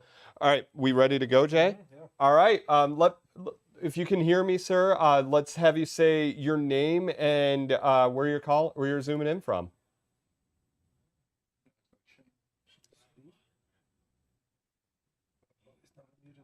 Steve, it appears you are muted. Just a heads up if you can hear me. All right, we're going to try and check back in with him in just a second, Matt. We'll bring you back in, though. Again, results coming in at this point, 49-33 as far as the gubernatorial race goes. John James currently leading over Perry Johnson. The results coming from Kent County and Eaton County at this point.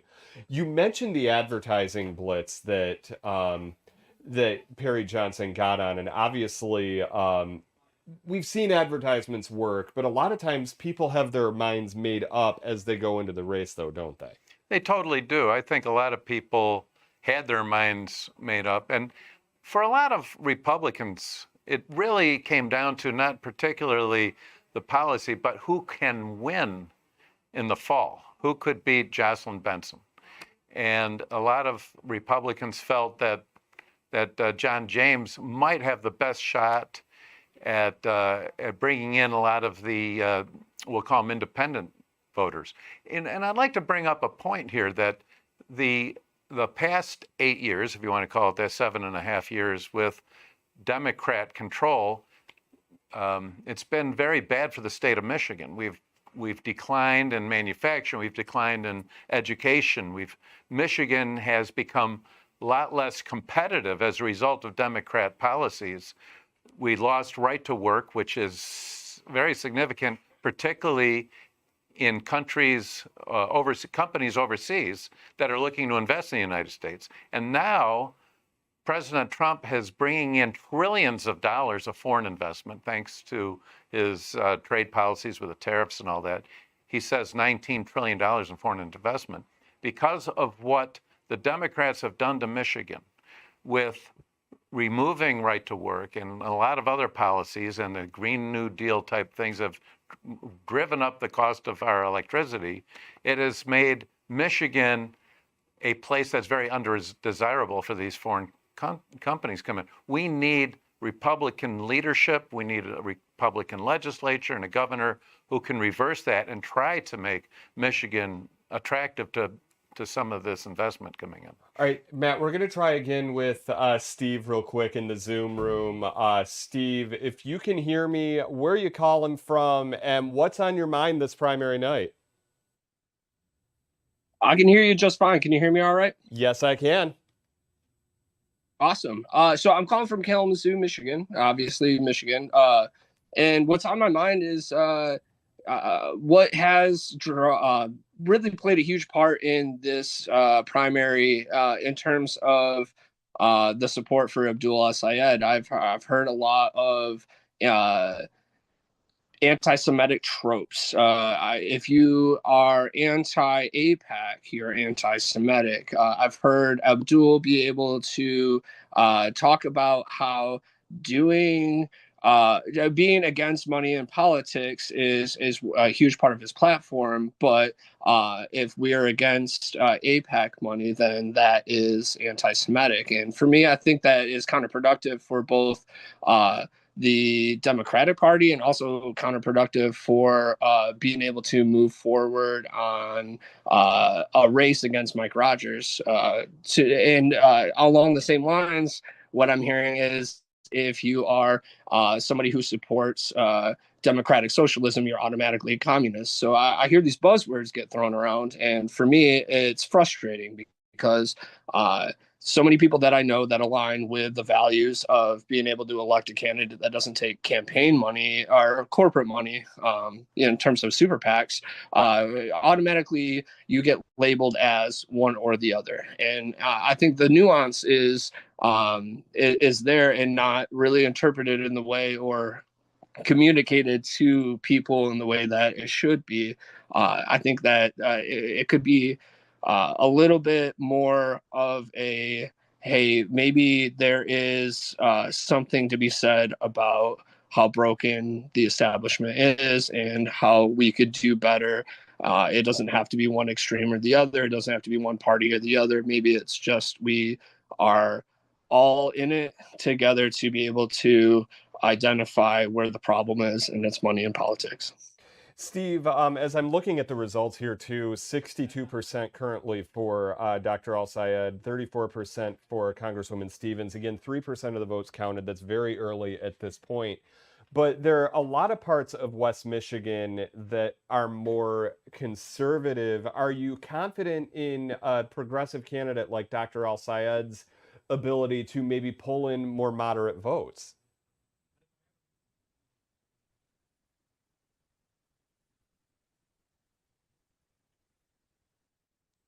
Steve, are you still able to hear me? Okay, we're good.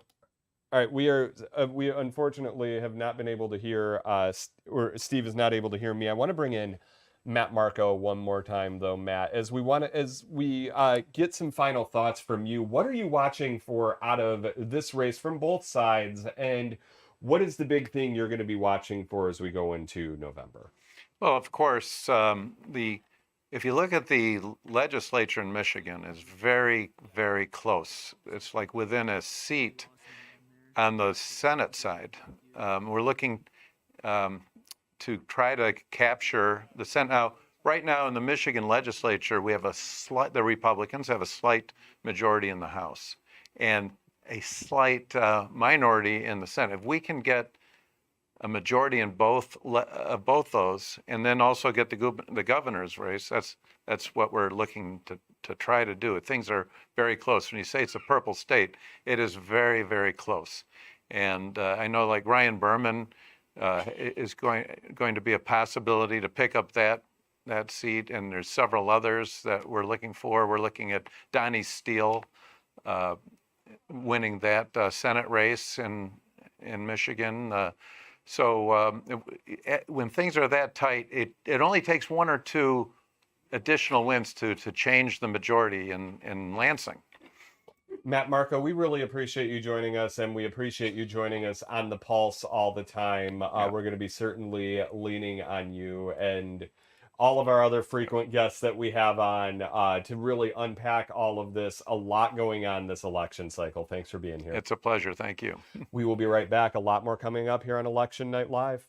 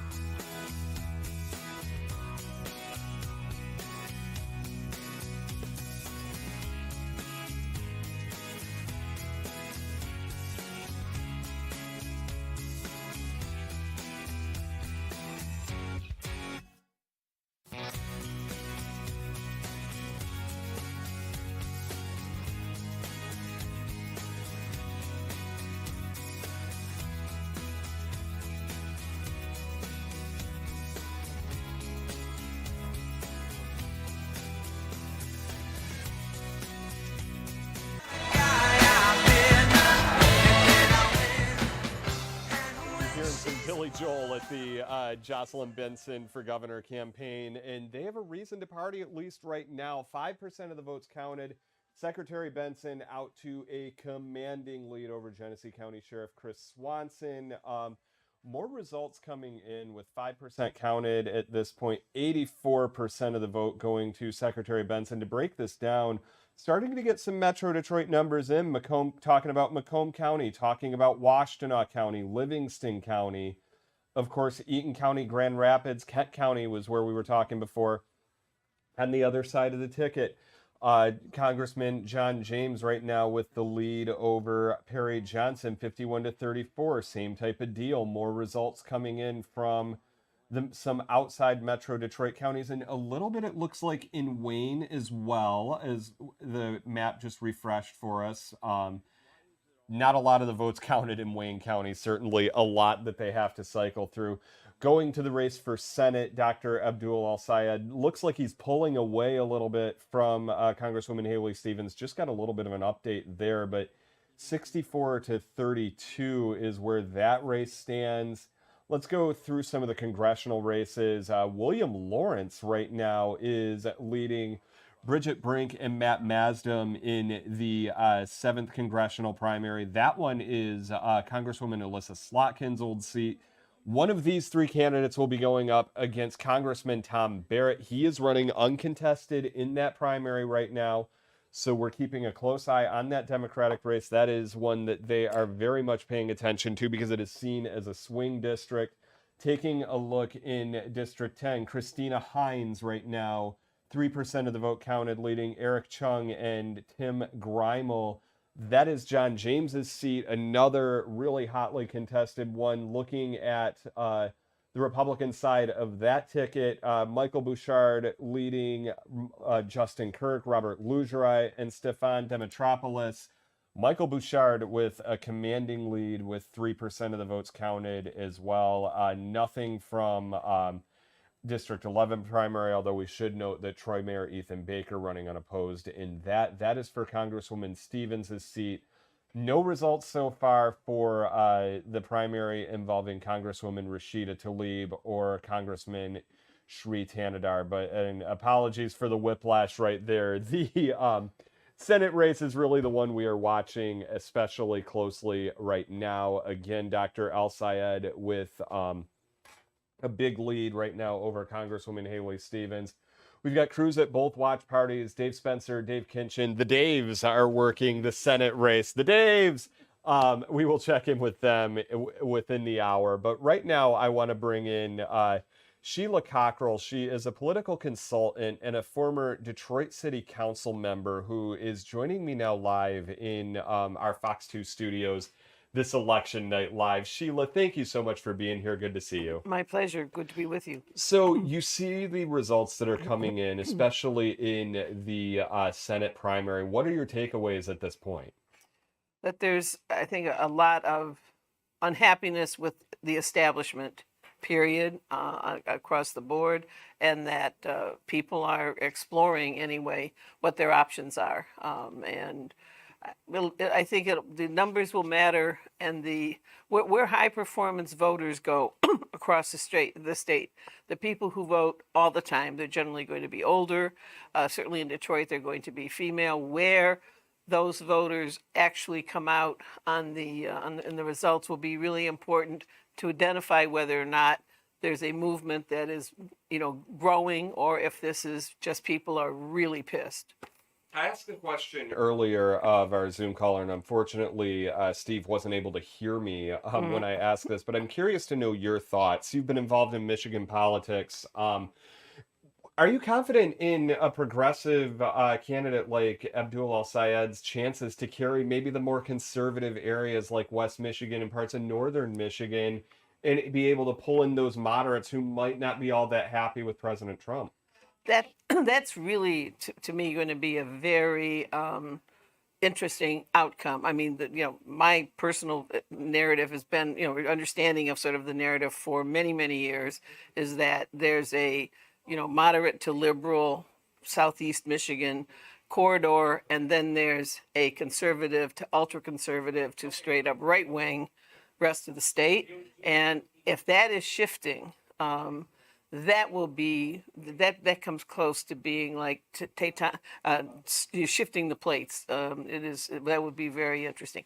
I don't think we know enough. I think what we do know is that there's enough unrest and distrust and anger in the state among progressives, liberals, conservatives, ultra-conservatives, that people seem to want some kind of change.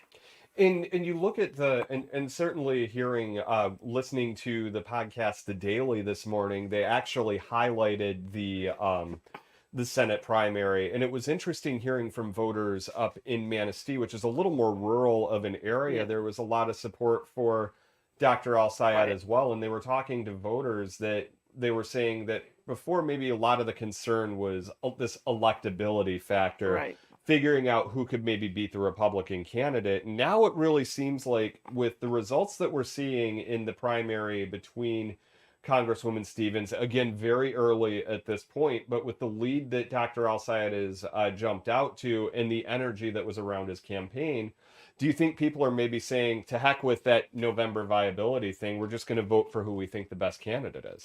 That may well be it. Maybe that sort of the political culture is in such a state of disrepair that people are literally going back to, what do I really believe in? What am I really wanting to see changed? How angry am I? I'm going to actually vote what I believe is the person who's best going to represent my interests, and let the chips fall where they may.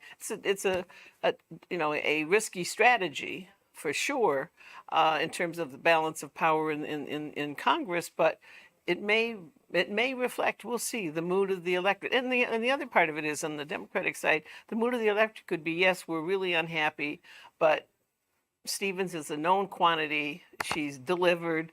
She, knows us well enough, and that although we're really, unhappy with things as they are, she's going to be the best person for us. We'll just have to see. I want to pause this conversation with you real quick, Sheila, because we do have someone in our Zoom room. And by the way, if you want to join Sound Off on the election, scan the QR code that is on the left of your screen to get into our Zoom room. Again, make sure that you have your camera on. Jay, it appears that we have someone ready to go. Let's go to them live. Sir, if you can tell me your name, please. I like that Slipknot shirt that you got on. Hey, if you can tell me your name, please, where you're calling I'm from. sad Sid's gone. Where are you calling I'm from Midland, Michigan. From Midland. Okay, what's your name? My name is Gage. All right, Gage. So tell me about your thoughts on what we're seeing in this election so far, and what are your takeaways at this point? So I've been seeing a lot of information like on AIPAC and other super PACs like that. And really, I haven't been seeing a lot of this talk about how much like Islamophobia has come up through this and hate towards other religions, like Muslims.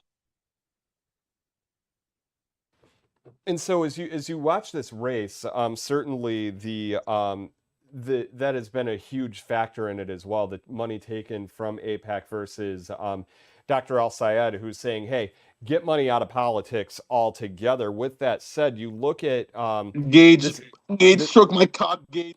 This is a more progressive candidate. That we're seeing on that side. Are you confident in Dr. Al-Sayed's ability to maybe carry a more conservative area like parts of West Michigan, like Northern Michigan, where certainly maybe those more moderate Democrats would vote for the more moderate candidate? 100%. So I'm a courier. I drive for a living, and I'm up north a lot. And the thing that I've been seeing a lot of is a lot of Trump signs going down, a lot of Trump flags going down, and a lot of Abdul signs going up in people's yards. It's been really cool to see. I believe with how he's been campaigning, I believe he's got a pretty strong shot up there. Gage, we really appreciate you taking the time and joining us, and safe travels as you're driving around for your career. Thank you so much for being here. Sheila Cockrell, as we bring you back in, he mentioned a lot of Trump signs going down, a lot of Dr. Al-Sayed signs going up, and we hear a lot about a general dissatisfaction with the status quo at this point. I want to dive a little bit further into voter enthusiasm, but do you think that might be part of the problem that Democrats have faced over the years when it comes to voter enthusiasm? Well, I think it's really more in sharper relief in this particular race than we've seen in earlier ones. But I think there's a lot of people who are across the spectrum who can't fathom how we ended up where we are in terms of sort of the political culture of the country. And I think that's opening up opportunities for people to explore persons they might have never thought of before, somebody that they would want to support. So I think we're seeing some of that going on. Does it concern you a lot of the issues that we've heard raised in this campaign in particular are a lot of religious issues when it comes to the Israel-Hamas war, and obviously that's very much a huge issue for Metro Detroiters. Does it concern you that you hear some Democrats saying that they're Jewish and they don't feel safe around their own party at this point with the way things are headed? Well, there's no situation in a party anywhere else where anti-Semitism should be tolerated, let alone in any way supported. So that's just a flat out reality. I think what has to be looked at is for people, if supporting Israel has been sort of just a thing that you do, but the Netanyahu's war in Gaza has, particularly with social media and with media in general, has put in sharper relief a set of questions that for many Jewish folks have not had to deal with in the past, and that is there a difference between being anti what this particular Israeli government is doing and being an anti-Semite? So I think that kind of struggle has to get resolved, because it really is, I think, an underpinning of some of the issues. And I understand that people who used to feel like this was a safe place isn't, but there's many, certainly everywhere, many people from immigrant communities and many people who are Muslim who also can say they don't feel safe. Sheila Cockrell, we really appreciate you taking the time and joining us. I got to squeeze in a quick break here. When we come back, we're going to check in with Dave Spencer, Dave Kinchin at both Senate campaigns, check in with some of the results. They're coming in fast and furious. Don't go anywhere.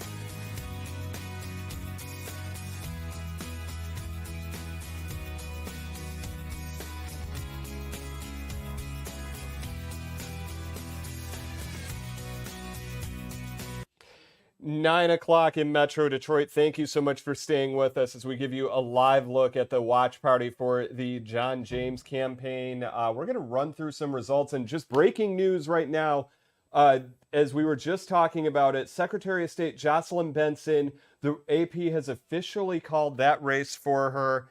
She beats Chris Swanson 84 to 15% 84.6 to 15.4, because I realized that math wasn't exactly mathing right there. But Secretary of State Jocelyn Benson will be the nominee for governor from the Democratic Party here in Michigan. Obviously, this was a race that a lot of people weren't really surprised by. The polling, she was with had a commanding lead at this point. We're looking to get a live report from the Benson campaign in just a little bit, and obviously we will be watching to hear if she takes the stage, take you there live. But again, Secretary of State Jocelyn Benson wins the Democratic nomination for governor. So she will face off against one of these guys, Congressman John James, right now leading 51-35 over Perry Johnson. Again, you're seeing results for Mike Cox and Eric Nesbitt. They've dropped out of the race, so the race really right now between James and Johnson. As we scroll down to the race for Senate, Congresswoman Haley Stevens has closed the gap. That is 52-44 right now in favor of Dr. Al-Sayed. 16% of the votes counted, but we just got a huge chunk of votes from Oakland County is where that's coming from. 60% of the votes counted there, as you see on your screen right now, and just bear with me as I'm rolling through these. Congresswoman Stevens with a 2-point lead right now over Dr. Al-Sayed in Oakland County. She's got a slight lead in Wayne County as well, although those results are not nearly as big as the Oakland County one. 60% of the vote there. Let's scroll down. Congressman Mike Rogers obviously winning that. District 7, that is Congresswoman Alyssa Slotkin's old seat. One of these Democrats will go up against Congressman Tom Barrett. William Lawrence still in the lead over Bridget Brink and Matt Masdam. I want to just scroll down a little more. This is for John James's seat. Christina Hines leading Eric Chung and Tim Greimel in the Democratic race. Michael Bouchard with a commanding lead over Justin Kirk, Robert Lugerai, and Stefan Demetropoulos. Again, 5% of the votes counted, though not a lot at this point. Congresswoman Rashida Tlaib jumps out to a big lead in her race. She's facing a couple of primary challengers for the 12th Congressional District seat, but she has a 66-27 lead over Chanel Jackson. Then Byron Nolan, who is the Inkster mayor, has 6% of the vote.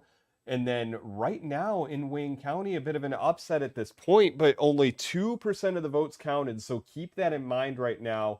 But right now, Donovan McKinney jumps out to a lead over Congressman Shri Tanadar. That's 66-38. Again, very, very early in that case. But we're going to be watching that one even more closely right now. But again, I want to scroll back up to the Senate race because that's where we're going to be headed right now, is to Fox 2's Dave Kinchin, who is with the Al-Sayed campaign in Detroit right now. And Dave, obviously still a lead at this point, but Congresswoman Stevens closing the gap. What's the mood at this point?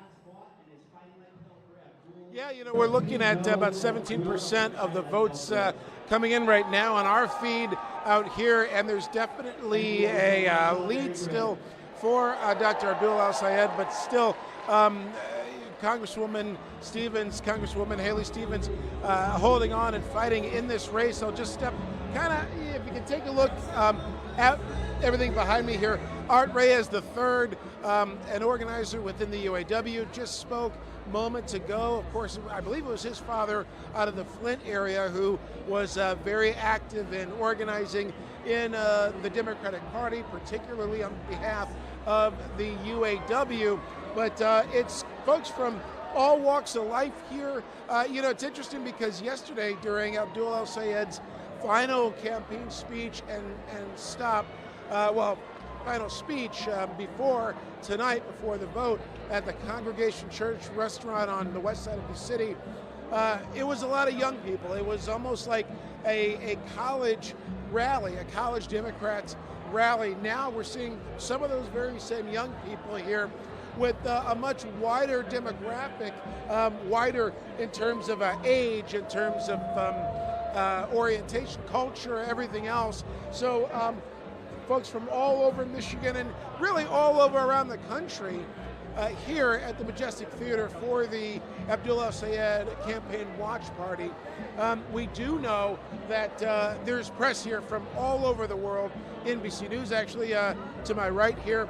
We got Fox News National to my left here. We've got all of the channels, MSNBC, which is now MS Now, national newspapers here, magazines that have been following this race. It's the most expensive Democratic Senate primary ever on record, according to current campaign finance data. $80 to $90 million spent, a lot of super PAC money coming in from all over and certainly out of state for this campaign. You've got Abdul Al-Sayed, who has pledged not to take a dollar at all from any corporate, what he called corporate super PAC money. Of the about $15 million he's raised, it's been largely, and I mean 99% from individual donors. AIPAC's been a big donor to, big supporter to, of the Haley Stevens campaign, as well as other outside big dollars there. Big union money or big union efforts supporting Abdul El-Sayed, including the UAW, the National Nurses Organization, and many others as well. Reporting live at the Majestic Theater on Woodward in Midtown. Dave Kinchin, Fox 2 News. Dave Kinchin, thank you so much. Again, if you're just joining us right now, the Associated Press has called the Democratic primary for Secretary of State Jocelyn Benson. 84% of the vote right now, a lot more being counted, but again, she had a commanding lead over Genesee County Sheriff Chris Swanson. About 84.7 to 15.3% of the vote. Fox 2's Camille Amiri is live at the Benson campaign watch party. I can imagine a lot of excitement there now, Camille. Well, they have not made any formal announcement. The mood, though, here is upbeat and exciting, and really everybody coming in here knowing that this was going to be a celebration party. So the music is playing, the drinks are flowing, the food is eating, they're eating the food.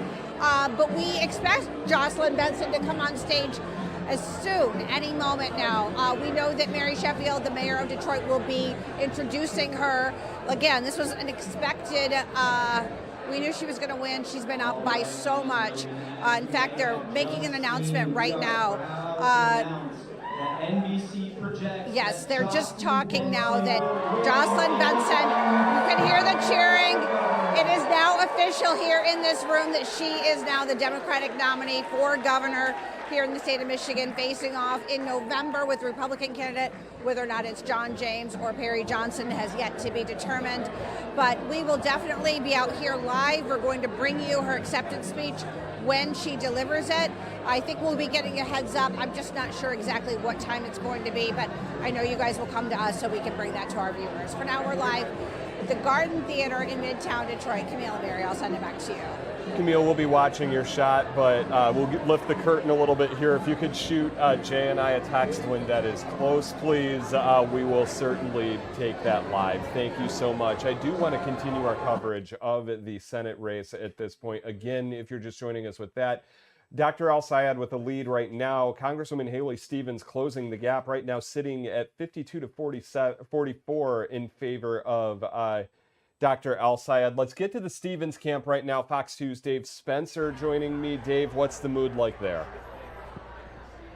Yeah, Aaron, as soon as you mentioned that gap started to close, we hear some muted cheering going on. Not behind me, because you can see there's absolutely nothing happening behind me. That's a first for me. I've been at many primary general elections, all kinds of elections, and to be this far into the evening and not see a soul yet is a little unusual, but they are in the room right over to us. It's cordoned off from the media, so I'm just staring at some of my closest reporter friends and photographer friends in front of me as we wait for someone to kind of take the stage and kind of give us an update on where the camp stands, how their campaign went, what their mood is, what the feel is. So all we could kind of do is judge by some of the cheers that are going on in the room next door, and there was some muted cheering going on, but otherwise it's been a quiet evening as all the work of campaigning and getting out the vote is now done. It's out of their hands, so it's basically wait and see how they will kind of coalesce here behind one message, whoever might come out on top. It's been an interesting race, to say the least, one that has garnered, as you mentioned multiple times, some national attention. We have national media here from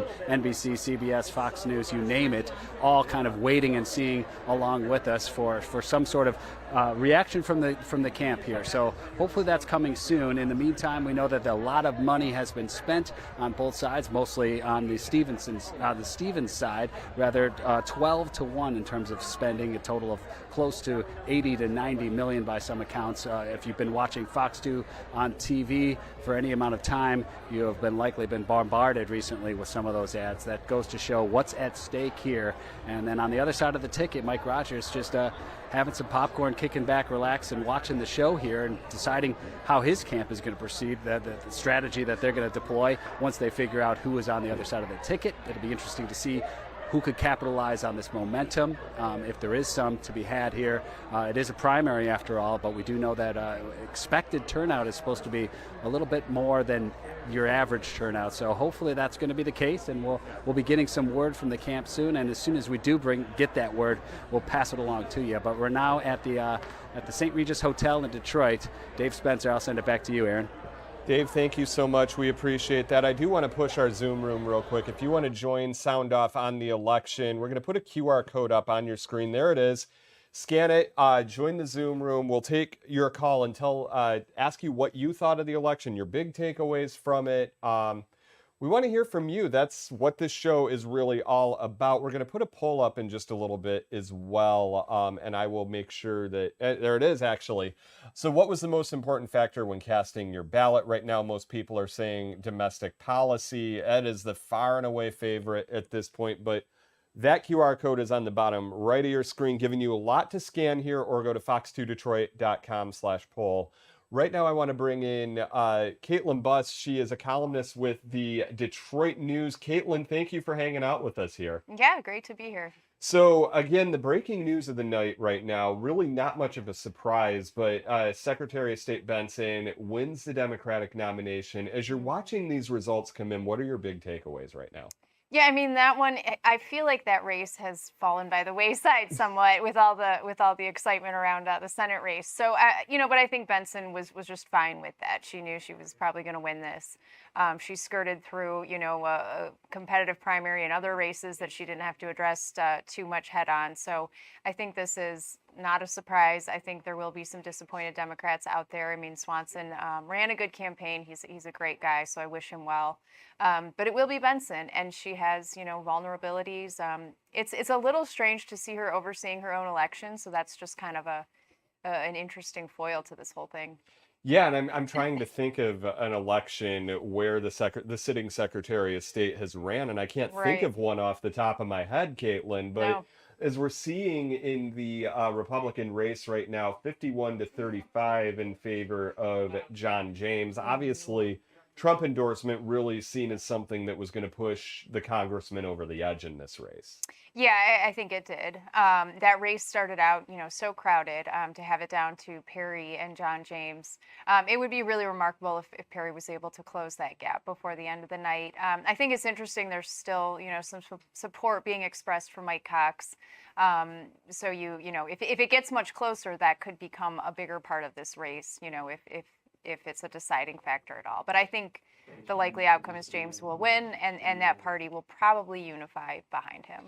Yeah, and you look at the numbers there with Mike Cox, like you were saying, it makes you wonder if maybe he would be a viable lieutenant governor candidate for assuming Congressman James comes out of it with the lead that he has, or Perry Johnson for that matter. Yeah, that's a great point. I think Cox, I wonder if he would take that role, but seeing how much strength his campaign really brought out, I think will be remarkable at the end of this. Where do you think that strength was drawing from at this point? Yeah, so let's remember Mike Duggan used to be in this race, and at that point, there was a lot of concern that he was going to peel off more Republicans than Democrats when he was in it. So I think James has had his ups and downs in this race. There's people frustrated that he left the House. There were questions about whether Trump would endorse him because of that, or leaving that seat in the House, I should say. So he had some things to overcome. I think Mike Cox showed, he had been elected before in statewide races. He had beaten Democrats. He really brought it in the campaign, and people were looking for something maybe in the middle, between Perry Johnson, who they maybe just saw as unelectable, and their frustration with John James. And I think that might be one of the biggest what ifs as far as this campaign goes, is what if Mayor Duggan would have been able to stick it out and get to the general election. I was really curious to see who he drew more from, or if it was pretty equal as far as who he drew from, and if that ended up getting him into the governor's seat. Yeah, I was surprised when he dropped out, to be honest. It seems like a really long time ago at this point. But, the results would be what they are tonight still. Benson would probably still win in that Democratic primary. And now the real race would start among those three candidates. And instead we'll have a traditional Democrat and Republican. I still think it will be hard, assuming James comes out of this. Republicans do have an uphill battle. That popularity of Whitmer, I'm interested to see if that translates to Benson. So far, I think some of it has, but I don't think it will all the way. Well, and I want to touch on the Senate race with you in just a second, Caitlin, but I do want to get to someone in our Zoom room right now. And we're bringing them in again. If you want to join us, scan the QR code that is on your screen right there to join our Zoom room. We'll want you to have your camera on in order to take you on air. But let's go to that now. Sir, if you can hear me, what is your name and where are you calling in from? Yes, my name is Vaughn and I'm calling in from Grand Rapids, Michigan. So when you're looking at the results that we are bringing in right now, that we are seeing, what are your big takeaways right now? Yeah, I'm super excited just to see the success of Abdul El-Sayed. I'm really looking forward to see the impact that he can have on Michigan and what he can bring for the people. I believe that Haley Stevens is still doing a great job right now, unfortunately, in my opinion. Just with her campaign and support from AIPAC here. So I'm really hoping that we can get someone that is going to be focused on domestic policies and truly be here for the people. Are you concerned about a progressive candidate like Dr. El-Sayed being able to carry the more conservative areas of West Michigan, Northern Michigan as well? I think that there will be an opportunity if we can get our party to focus and together and unify and really focus on the strengths that he's able to bring for the people. He may, not be appealing to all folks on the conservative side, but I do think that he has a lot of things that he can offer of value, and let alone his education. Being a doctor and someone who backs science is a significant part of everyone's life. And I think that if we take a second to really focus on that in a direction, that could really provide impact to everyone's lives. Sir, we really appreciate you taking the time and joining us tonight. Again, if you want to join the Zoom room right now, you can scan the QR code on your screen. We are seeing Detroit Mayor Mary Sheffield speaking at the Benson camp. Let's go there live. Friend, a colleague, a loving mother, and a fearless leader.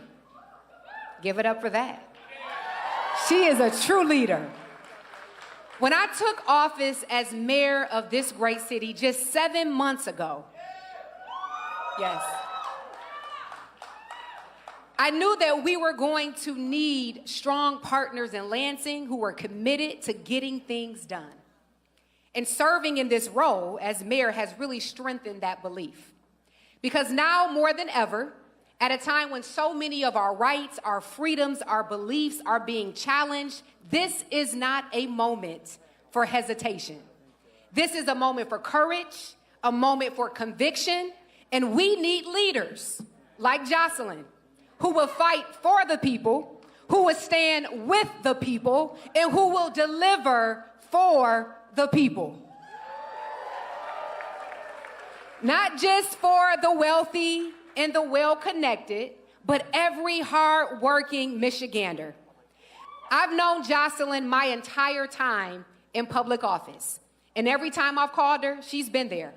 She's been accessible, she's been honest, she's been thoughtful, and she's always been ready to roll up her sleeves and help.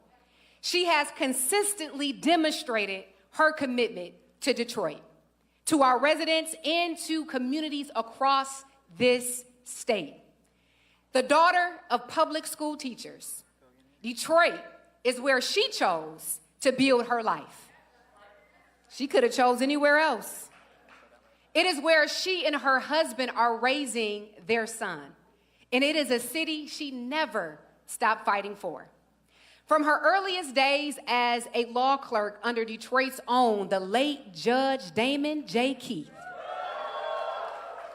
she learned a lesson that shaped the course of her career. Judge Keith famously said, "Democracies die behind closed doors." And those words reinforced her belief that public service is a sacred trust rooted in transparency, accountability, and an unwavering commitment to the people they serve. And she has carried those values throughout her entire career. As Michigan's 43rd Secretary of State, she transformed one of the most state's frustrating it was, bureaucracies into a national model of efficiency, accessibility, and service. Yes. Whew. So much easier, right? Going to the Secretary of State. She helped make Michigan a national leader in fair and secure elections. She defended the integrity of our democracy when it was tested. And she proved that government can work better when people are first. I've watched Jocelyn lead with conviction. I've watched her meet adversity with courage. And I've watched her remain steadfast in her commitment to doing what is right, even when it wasn't easy. That is the kind of leader Michigan deserves. And if there is one thing that I know and I've learned about Jocelyn Benson, it is this: she never backs down from a challenge. After all, we know she's completed over 40 marathons, including one while she was 8 months pregnant. And for her, marathons have never been about just crossing a finish line. They're about perseverance, about resilience, about believing that no challenge is too great and no finish line is ever reached without courage and determination. And now she is running another marathon, a marathon to lower cost and raise wages for Michigan families, to create opportunity for every community, a marathon to make life more affordable, from the grocery store to the gas pump, from the doctor's office to the cost of housing, and to build a state where our children can afford to stay, to build their futures and raise their families right here in Michigan. A marathon towards a stronger and more prosperous Michigan. And that is why tonight we all stand here hopeful. Hopeful because of her leadership, hopeful because of her vision, and hopeful because of her unwavering belief that Michigan's best days are still ahead of us. And the marathon continues, but this time we are all running alongside her. Ladies and gentlemen, it is my great honor and privilege to introduce my friend, our Democratic nominee for governor and the next governor of the great state of Michigan, Secretary of State, Jocelyn Benson.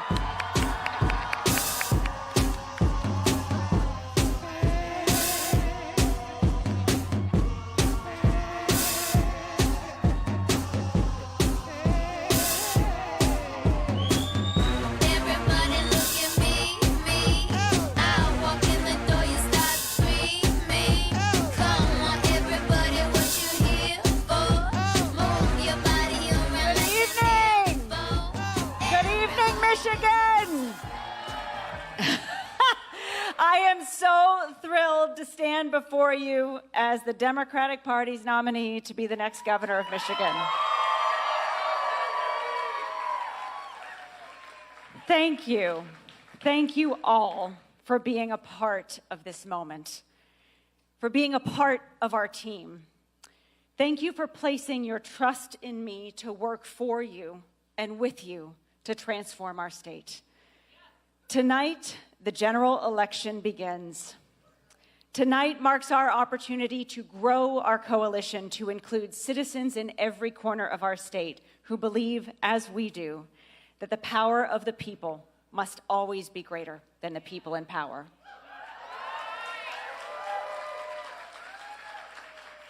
My life's work is about making that promise, that hope, a reality.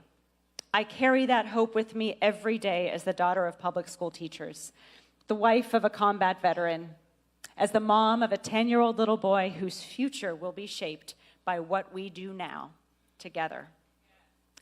Because that is the question facing voters this fall, my friends. Who do you want Michigan's leaders to work for? The people or the powerful? Well, you all know who I'll work for. I will work for all of you and every Michigander in this state. Not the highest bidder, not corporate interests, not Donald Trump, you. So I'm here tonight asking you to work with me to build a government together whose leaders work for the people. A government that saves us time, saves us money, and makes our life easier. A government led by a trifecta of state leaders who are committed to working together to make Michigan a place where anyone can afford to live and thrive, where childcare is affordable for all, where homes are easily built so that teachers and nurses and farmers can afford to live in the communities where they work, where every Michigander has access to quality health care and water that is safe to drink and air that is clean to breathe and a public education system that prepares our children for the jobs of the future. As the next governor of Michigan, I will work with you to drive down costs while expanding our economy. And yes, I will work with anyone to get that done. But I will also be ready to stand up to anyone, no matter how wealthy or powerful, who gets in our way. I've done that as Secretary of State, and I'm ready to do it as governor.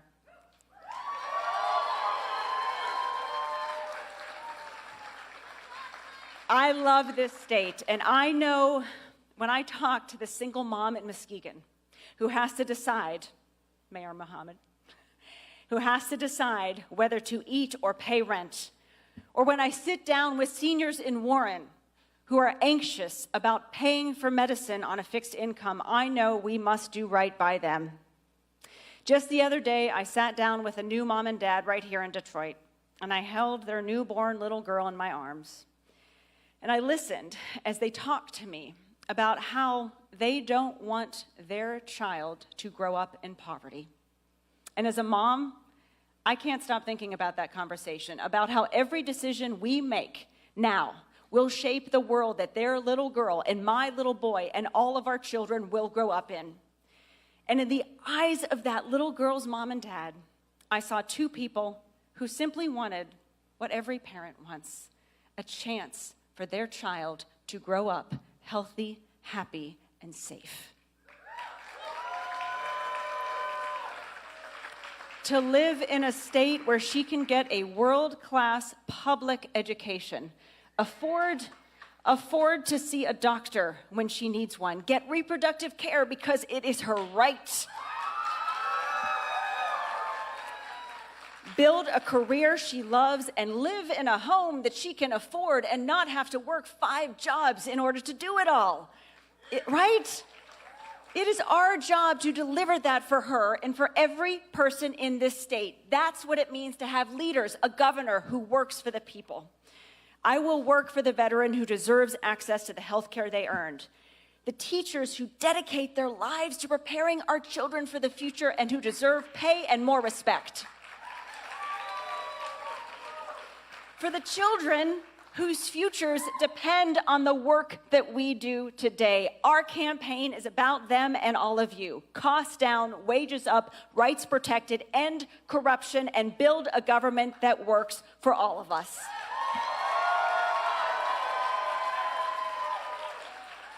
And again, you all know I'll work with anyone and everyone to get that done, but I'm also unafraid to stand up to anyone who gets in our way. And this moment demands leaders who will stand up with courage, unafraid to bullies. And boy, boy, do I know how to do that. Like when Donald Trump tried to pressure me into turning over your private voting information, I said no, and I'll see you in court. And I won. I want you to know that even if it means sheltering in my home, protecting my son, while people with guns protest on my front lawn, I am not afraid to stand up to anyone who would try to take away your rights and freedoms. And that, again, will be the choice facing Michigan's voters this fall. Who does your governor work for? What does she stand for? And who does she fight for? The Republicans have already shown us their vision for Michigan. It's a vision that would raise healthcare costs instead of lowering them, a vision that would allow housing costs to climb instead of fighting to bring them down, and a party whose leaders stood with Donald Trump when he tried to overturn a free and fair election and instead of standing with the people of Michigan. That is not the future that Michigan wants or needs. And together, we're going to reject it this November. Because the bottom line to me is this: Michigan deserves a governor who answers to the people, not corporations, not to the DeVos family, and not to Donald Trump. And my friends, I'll just say, Michiganders voted in this primary, which, by the way, is on track to be one of the highest turnout primary elections in state history. They voted in this primary because they are asking us to fight for them, to stand up for them, to fix what is broken for them. And I am committed as the next governor of Michigan to make sure we deliver. But I cannot do it alone. I need your help to get this done. I'm asking you tonight to knock those doors, make those calls, talk to your neighbors, leave here tonight ready to remind people what is at stake and what is possible when we come together. Let's take tonight's landslide victory and let's deliver another one this fall. I'm going to ask you tonight, as the eyes of the nation are on Michigan, right? I'm asking you to show the nation who we are, what we stand for, and who we are fighting for. So I'm going to ask you, like I asked you in 2018, like I asked you in 2022, are you ready to work for democracy? Are you ready to fight for democracy? Are you ready to vote for democracy? Well, let's get it done and let's go win. Thank you, guys. I love you.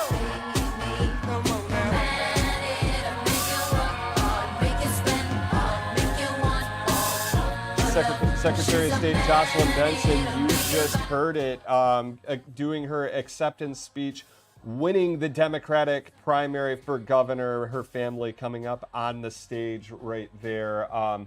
Again, if you're just joining us, she has officially been called the winner of the Democratic primary. Right now, as we take a look at the results, John James in the gubernatorial primary, the Republican gubernatorial primary, 51% to 35% over Perry Johnson. And let's just take a quick look. Abdul El-Sayed still leading over Congresswoman Haley Stevens, although she's closed the gap. 21% of the votes counted, 51 to 44 is where that race stands. And again, forgive me, you're going to get a little bit of whiplash here as I'm scrolling through, but I just want to bring you some up-to-the-minute results. District 7, so this is around Lansing, Howell, Brighton, hoping one of these Democrats going to run against Congressman Tom Barrett. Right now, William Lawrence has the lead in that race. 29% of the votes counted over Bridget Brink and Matt Masdam. Christina Hines winning over Eric Chung and Tim Greimel in District 10. That is John James's seat right now. 20% of the votes counted there. Associated Press calling the Republican primary in that race, District 10, for Michael Bouchard, Sheriff Mike Bouchard's son. 18% of the votes counted there, but you can see he jumped out to a commanding lead.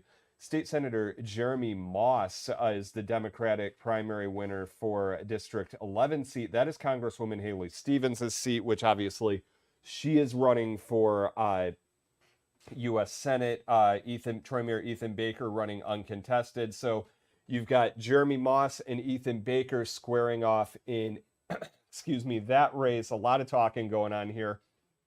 Congresswoman Rashida Tlaib will keep her seat. And then Donovan McKinney still out to a slight lead over Shri Tanadar, current Congressman Shri Tanadar, 63 to 36, 2% of the votes counted. A lot can change there. I want to check in, though, with the James campaign with Fox 2's Lauren Edwards, who is joining me now live. Lauren, what's the mood like there? Oh, I can tell you, Aaron, it's a lot of energy, high energy, a lot of joy as well. People paying close attention to this race, seeing that lately he is in the lead. And next to me, I have Dorota, who is originally from Poland. Thank you so much for joining me. Yeah, my pleasure. And how is things going tonight? You know, it's a lot of people here. Seems like people are in a good mood. Everybody are really upbeat. I think he's going to win. I mean, there is no question about it. So you think he's going to win? Yes, absolutely. I mean, he's the only one who's representing conservative, really conservative values. And he want to give parents back to their kids. He have a plan for everything. If you're going to take the time and know what he stands for, he's a fantastic man. What do you like what he stands for? Most, for me, it's his family and how family-oriented he is and faith-oriented. He is always doing everything with God. So that will give him a good pat. Well, thank you. Thank you so much for joining me. And she pretty much sums it up. A lot of people I talked to here tonight, Aaron, they all say the same thing. It's faith, it's family, it's putting those things first, and that's what they like about him best. So we're going to continue to stay out here because his race has not been called, but the last we checked, he has a sizable lead over Perry Johnson. Aaron? And just to give you those up-to-the-minute results, Lauren, 51 to 35 right now is that lead, widening the gap certainly. 81,000 votes right now. Again, 16% counted. There's a lot more to happen, but we're going to keep a close eye on that, and we're going to check back in with you throughout the next few hours. Again, we're about a half hour away from, less than a half hour away, I should say, from the news at 10. But I want to go to Evan Carroll, who is joining us now in the Zoom room. Again, you can join as well. We're going to put a QR code up that you can scan to join the Zoom room. Make sure your camera's on, just like Evan's is. Evan, where are you calling from? Thank you so much for being here. I'm calling from Houston. Thanks, Aaron. Welcome back. I actually remember you from debate night. So as you're watching this, what are your thoughts as we see the results coming in and you see Dr. El-Sayed with the slight lead at this point? I told you the last time I called, I didn't even know what a Michigander was 3 months ago. Today, I'm looking for where I can find the nearest pasty. I was at the Costco. It's the talk of the town. Michigan is won over the United States. We're all watching this election. We all wish Abdul the best. He's got it. It's in the bag. I'm watching the results come in. We're all very excited for him. I was reading the Wikipedia page on Michigan. It turns out that Michigan is the nation's #1 producer of pickled cucumbers. And you know what Jews like? Abdul El-Sayed. This is great. We're watching him. We're all his fans. There's definitely, some people he hasn't yet won over yet, but I think they'll come along. So as far as this race goes, you said you're from Houston. What is drawing your interest so much in this race? He's winning against AIPAC. I saw the last time I called, AIPAC had spent $50 million on this campaign. I've been following it the past week.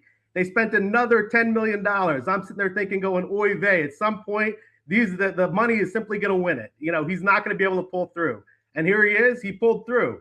He's got a message, and the message is very clear. He's articulating it well. That message is that foreign influence can't buy him. Unfortunately, it bought the other candidate. I was reading some of the YouTube messages that, from the last time I was on, and they're all saying, what is this guy calling from Houston for? And I'm sitting there thinking, if I had $50 million and I was calling from Tel Aviv, the other side would have no problem from it. It's an interesting, primary we've got here. It's definitely very spirited, but, we prevailed on this one. Evan, I really appreciate you joining us once again. Thank you for paying attention to Michigan politics. Good to see you. Thank you so much. I want to bring in former special assistant to President Biden, Michael LaRosa, back with us now on Election Night Live. Michael, you saw the speech given by Secretary Benson, pulling out the Pop 2K there as well with Nelly Furtado as her walkout song. But what is your takeaway? Obviously not a big surprise that she won the race, but pretty commanding response from her camp. Yeah, it was really fun to see her energy and enthusiasm tonight. Even the Nelly Furtado sort of got me excited for her campaign and for the next 13 weeks. But look, she's been a constant presence since she was sort of catapulted into the spotlight, the national spotlight, as a result of the 2020 dispute, or I should say, alleged dispute, where Donald Trump made sort of Secretary of States across the country, sort of national figures, and she's been a presence on national TV, on cable news ever since she stayed. She's kept herself really relevant to the national issues, especially when it comes to voting rights. And I thought she showed a lot of sort of excitement about where she sees the future of the state. And I think somebody mentioned this earlier, but maybe it was Caitlin. But can she sort of harness the energy that's been around and the support from Gretchen Whitmer and turn that into her own? It seems like she's a really talented candidate, kind of a rising star to watch. Yeah, and to your point, that was Caitlin saying that, and she was saying the fact too that it seems like she's kind of pulled in some of that popularity that Governor Whitmer has had. It'll be interesting to see if that carries over. And when we were talking to you before, Dr. El-Sayed had a wider lead. Now the gap's kind of been closed, and you see the results scrolling on the bottom of your screen right there. We're going to pull them up full screen for you as well. 52 to 45, about, with roughly 22% of the vote counted. Congresswoman Stevens certainly closed the gap, and she's got a pretty good lead right now in Oakland County as well.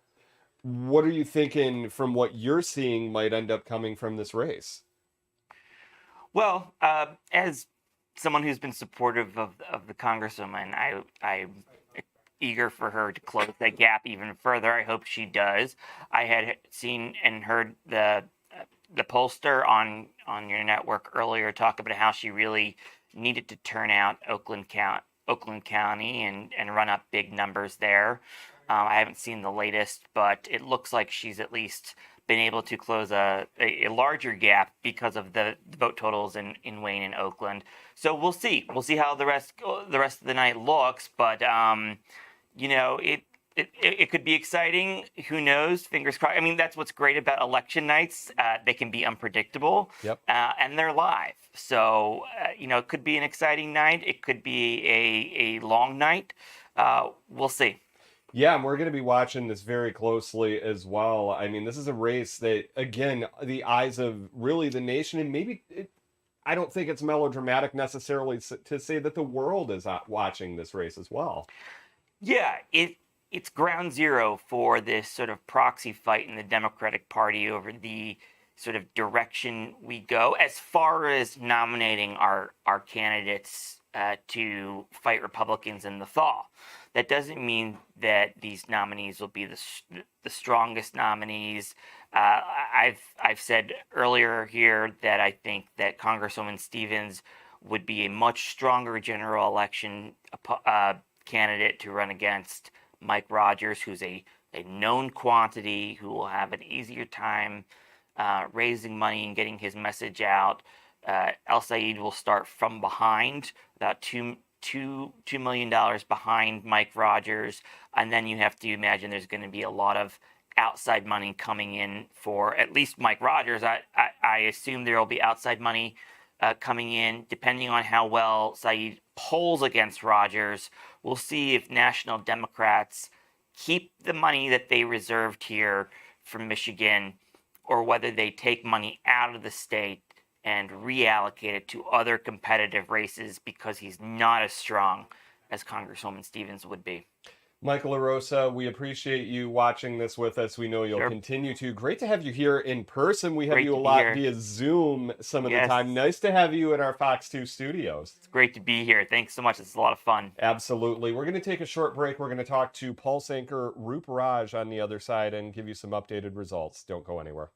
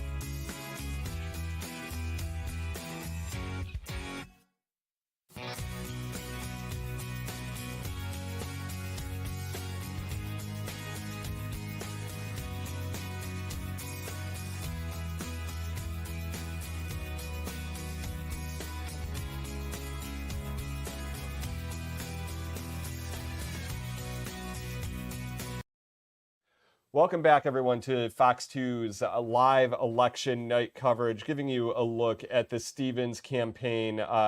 Shout out to Dave Spencer and photojournalist Jim McCardle working very hard there.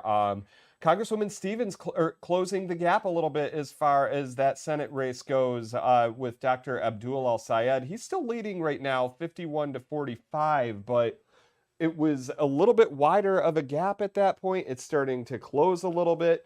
Pulse anchor Roop Raj has been watching these results come in. He's getting ready to anchor the news at 10, the Edge at 11, and another live Pulse at 11:30.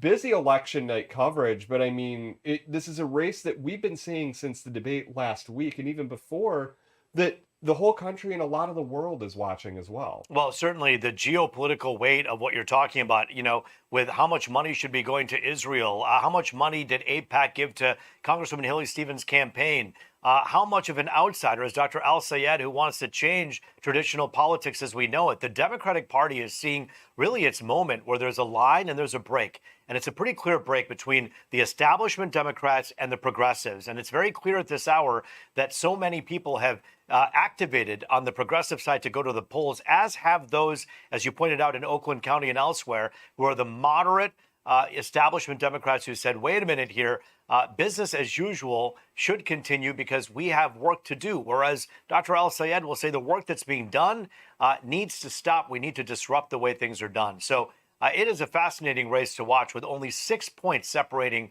these two right now. That is, this is a close race. And here's the deal. What's the percentage right now, Aaron? 51-45. How much is reporting? 23% reporting. 23%. You saw how quickly things swung towards Haley Stevens when Oakland County reported. Again, population basis. I also found it telling and noteworthy that Macomb County, so many in that area, voted for Dr. El-Sayed. But then you have Oakland County coming in very strong behind Haley Stevens, who, by the way, we should point out, has done very well in Oakland County over the last 4 times that she's run for office and won. And that's certainly something that she's pointed out throughout the campaign, is her being able to carry that county, flip it from a Republican seat, and beat Republicans the last several times she's ran for Congress as well. And I was mentioning earlier, Roop, listening to The Daily, because they covered the Senate race pretty extensively, including the debate. But hearing from voters that they spoke with saying that they're tired of thinking about electability, who's the best one to beat the candidate or the Republican candidate, that they're kind of saying to heck with it. Let's just vote for someone that aligns with our views. And the comparison was made to President Trump when he first ran in 2016, and that was what happened in that party as well. I asked Sheila Cockrell, who was with us earlier, a stateswoman in politics here in our great city, and when I said to her, hey, some people are comparing Dr. Abdul El-Sayed as a Trump of the left, and she kind of went, wait a minute here, didn't love that comparison. But if you really look at not necessarily their politics or the way in which they operate, but rather what they represent, a fracture within a party that says enough of the old establishment, let's come up with something new. Aaron, you texted me this morning and we were talking about our coverage, and you said, man, this reminds me of the Tea Partiers back in the early part of before Trump, right? 2000, when Romney was running. 2010, yeah. 2010 and through 2012. And so it's fascinating to see that there's these kind of breaks, but also this blossoming of a whole new kind of progressive unit that's coming out of the Democratic Party. The question will be, because I think people are thinking about this race almost as though, who's the next senator, Abdul or Haley? No, That's not the way to look at it. The way to look at it is who is going to go up against the establishment Republican under a Republican president. And that's going to be very interesting to watch what happens with Mike Rogers and whoever wins this one. And we can't ignore the fact that Mike Rogers is running unopposed. So he's got a whole war chest that he's sitting on. And I love that you always bring up the Thriller meme comparison with Michael Jackson just sitting there eating the popcorn. But that's what Mike Rogers is doing at this point. Up until tomorrow morning, when the real work in earnest begins for Mike Rogers and his camp. Right now, it is all filling up on Orville Redenbacher popcorn at the movie theater, watching this drama unfold in front of you. But I'll tell you what, probably extra butter.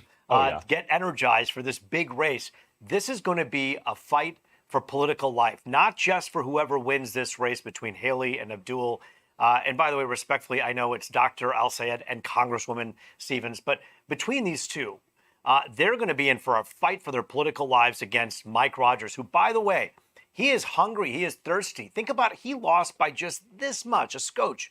That's a technical political term. He lost by a margin against Alyssa Slotkin, and he never quite gave up his dream of becoming a senator. And it's something that he has practiced. He's a well-versed politician. He's a smart man, and he has a lot of friends, and he knows a lot of people, and he has a lot of support. So it's going to be fascinating to watch how this dynamic shapes up. If it's Dr. El-Sayed, he's going to draw a contrast between an uber progressive, dangerous person, as I'm sure he would present Dr. El-Sayed. If it's Haley Stevens, he's going to say, same old, and what have they done for you? Yep. It's going to be interesting to watch. Yeah, and real quickly, too, the comparison with West Michigan as well, how conservative parts of that area are. Certainly there are areas that are more progressive. Will Dr. El-Sayed, if he wins, be able to drag in the more moderate votes, which you would think Congresswoman Stevens would stand a better chance of doing, as well as the more moderate candidate? You know, you and I talk a lot about West Michigan. We talk about Macomb County as well. You know what I think is interesting about Macomb County? Trump and Whitmer both won Macomb County. Yeah. Twice, right? Think It's about a purple county. It's a purple county. And so, on one hand, I'm surprised to see Al-Sayed do so well in Macomb County on one end. And he's done pretty well in Macomb County. The last numbers I looked at before I sat down with you, check him out. But he's doing relatively well in Macomb County. Right now, 57 to 39, 20% of the votes counted. So 20% of the vote, 57% with 20% of the votes counted. I wouldn't have put money on that. But then you would remind me that Whitmer and Trump won Macomb County twice. And so Macomb County is very purple. It represents the country. And as Macomb County goes, oftentimes many of these split counties in the country go as well. 100%. Roop, we're going to let you go to get ready to anchor the 10 o'clock news, less than 5 minutes away now. I should probably go then. Maybe a little. At 9:55:30. Yeah, you got time. I don't want to leave you with an empty box, but I bet. Exactly. Not a long walk to the studio. Roop, thank you. We always appreciate you being here. We want to end this 2 hours, I should say, by running through some results. So again, if you're just joining us, big headline of the day, we have Secretary of State Jocelyn Benson. She will be the Democratic nominee for governor. That race was called right around 9 o'clock, 84% of the vote to 15% of the vote. John James right now is leading in the Republican side of things, 50 to 35 over Perry Johnson. Mike Cox, who you'll remember, dropped out within just the last couple of weeks. He's pulling in about 12% of the vote. Let's scroll down a little bit. Dr. Al-Sayed in the Senate race leading Congresswoman Haley Stevens just slightly, 51 to 45, 24% of the votes counted. That way too close to call at this point. That's a race that we're going to be following as we move throughout the night. Mike Rogers, of course, running unopposed. Congresswoman Dingell unopposed. Let's get to the 7th Congressional District. This is in the Lansing area. 31% of those votes counted. William Lawrence still holding a slight lead over Bridget Brink and Matt Masdom. That seat is Alyssa Slotkin's old seat, Tom Barrett's current seat. He is running unopposed. That covers Lansing area plus Howell and Brighton. District 10, this is another race we're watching very closely. Congressman John James. That is his seat right now. Obviously, he's vacating that to run for governor. Christina Hines leading on the Democratic side over Eric Chung and Tim Greimel. Christina Hines has about 45% of the vote right now. Michael Bouchard, the son of Oakland County Sheriff Mike Bouchard, That race was called for him a little after 9:15 on the Republican side of it. He beats Justin Kirk, Robert Lugerai, and Stefan Demetropoulos. Let's go to District 11. We know who will be squaring off for Congresswoman Haley Stevens' current seat. That is State Senator Jeremy Moss and Troy Mayor Ethan Baker. They will be squaring off in the November primary. The race for Moss was called around 9:30. Let's go to District 12. Congresswoman Rashida Tlaib. She's keeping her seat, or she's going to remain the Democratic nominee, I should say, running against James D. Hooper. 64% of the vote for Congresswoman Tlaib in that primary. 9:20 is when that race was called. Let's go to District 13. This is a race we're watching right now because 5% of the votes are in at this point, but Congressman Shri Tanadar is on upset alert right now. Donovan McKinney, 63% of the vote right now to a little less than 37% of the vote for Congressman Tanadar. Again, very, very early right now, but a fascinating race.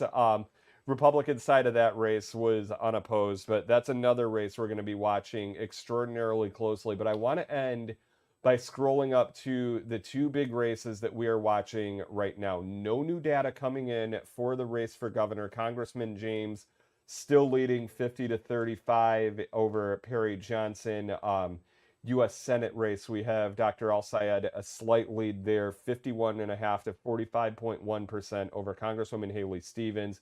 24% of the votes counted there. Our coverage continues in just a couple of seconds on Fox 2 Detroit and Fox Local. You see our crew getting ready in our control room for the news at 10. Rupraj was just here. He is headed out into the studio right now. Camille Amiri at the Benson campaign, Lauren Edwards at the James campaign, Dave Kinchin with the Al-Sayed campaign, and Dave Spencer with the Stevens campaign. They're all standing by. We're bringing you live, up-to-the-minute results. We are on the air live until midnight tonight at the very least. And if more results are pouring in, we're going to bring those to you as well. Fox 2 News at 10 is just seconds away. I'm Aaron Jordan. Thank you so much for joining us tonight.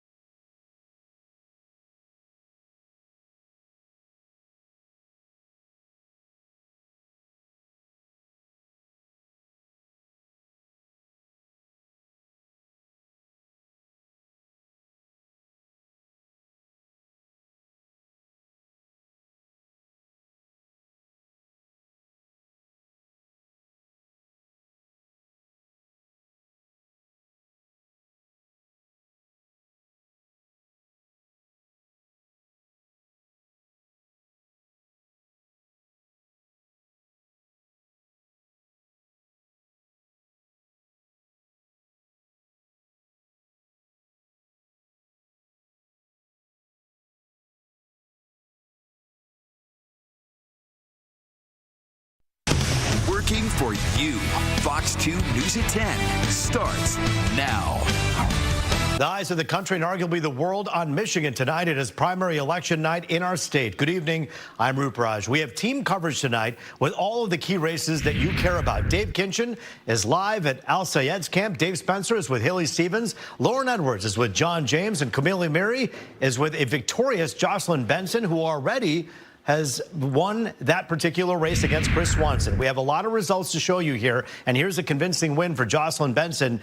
We'll move on now as the Democratic nominee going up against one of these two, and obviously right now it appears as though John James with 97,000 votes, 51% of the vote, over 36% Perry Johnson, who spent his own $30 million to go up against John James. Moving on and looking at some of the other results right now, you'll see that we continue to watch this so carefully. In fact, the numbers are so interesting. And remember, only 20-some% of the vote has been counted so far, but you're talking about 182,000, 51% for Dr. Al-Sayed, 160,000 votes, or 45% for Congresswoman Haley Stevens. Now, this race is so tight right now, a 6-point difference between these two.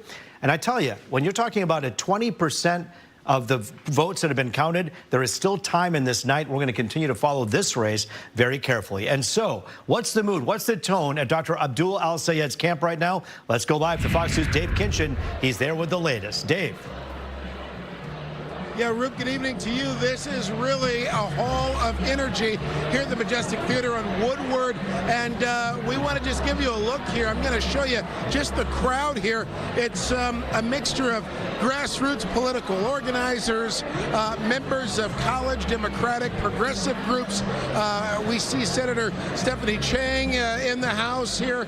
We see some folks from the UAW who have been involved in organizing for the campaign of Dr. Abdul Al-Sayed, and everyone here just really waiting to see where this goes, because this race has tightened a bit within, I believe, about 6 percentage points from what we've seen in recent numbers. Dr. Abdul Al-Sayed really overall having a commanding lead over Congresswoman Haley Stevens, but in this crowd, every time the C-SPAN feed shows Abdul Al-Sayed ahead of Haley Stevens, the crowd roars here.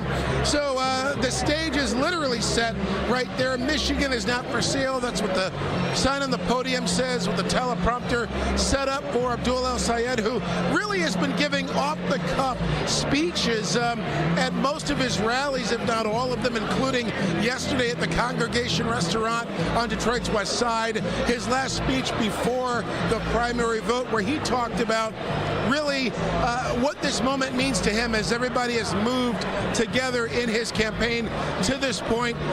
Dave Dulio, Oakland University political science professor, has said that while Congresswoman Stevens has the money, certainly the corporate money, some have called it, he said that Abdul Al-Sayed has really had the momentum, and at his rallies you kind of get that feel. By the way, all of the national media here, NBC News National on this side, and on this side, Fox News National. There's the polling right there. That's that's the MS Now feed. 51% Dr. Abdul Al-Sayed, 45% to Congresswoman Stevens. So this has really tightened this race in the last little while here. So it's going to be interesting to see where this goes right now, with about 26% of the vote in, is what we understand at this time from the numbers that are on the C-SPAN feed and some others.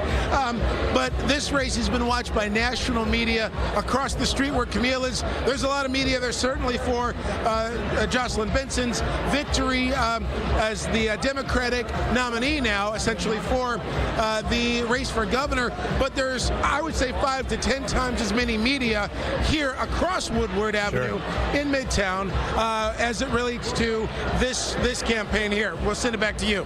Hey, Dave, I find it noteworthy to point out the different centers, the population centers. We have Oakland County with, according to this, 71% of the votes counted, and that's where you have Haley Stevens with 49% of the vote. She did very well in Oakland County, but in Wayne County, and I hate to say this, but as is usually the case, we don't have a large number yet. We only have 5% of the votes counted, and there you're talking about a 49% with Haley Stevens and Abdul with 47%.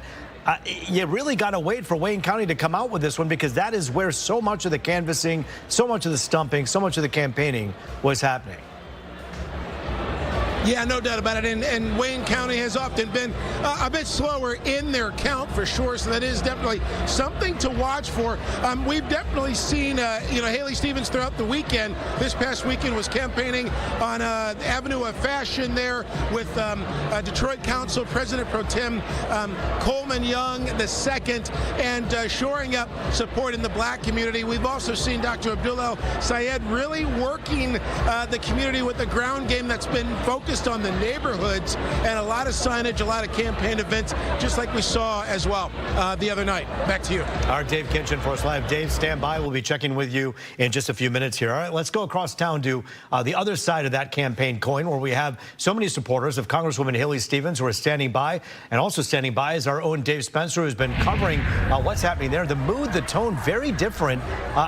Explain to me, you've covered a lot of campaigns, Dave. What's going on there with, I don't see anyone there. Are there people in that room with you?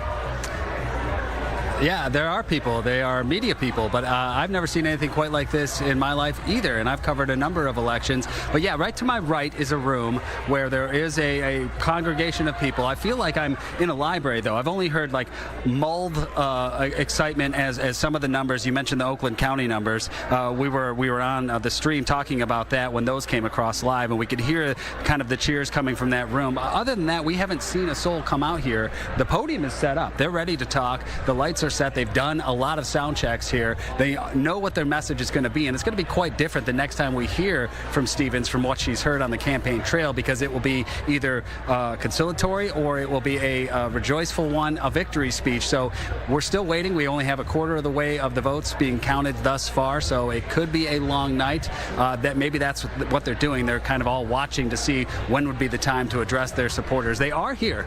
They're just kind of kept off in the other room for some reason. Unclear as to why. So hopefully we'll get some more clarity on that. We do know that Debbie Stabenow, the former U.S. Senator, is here.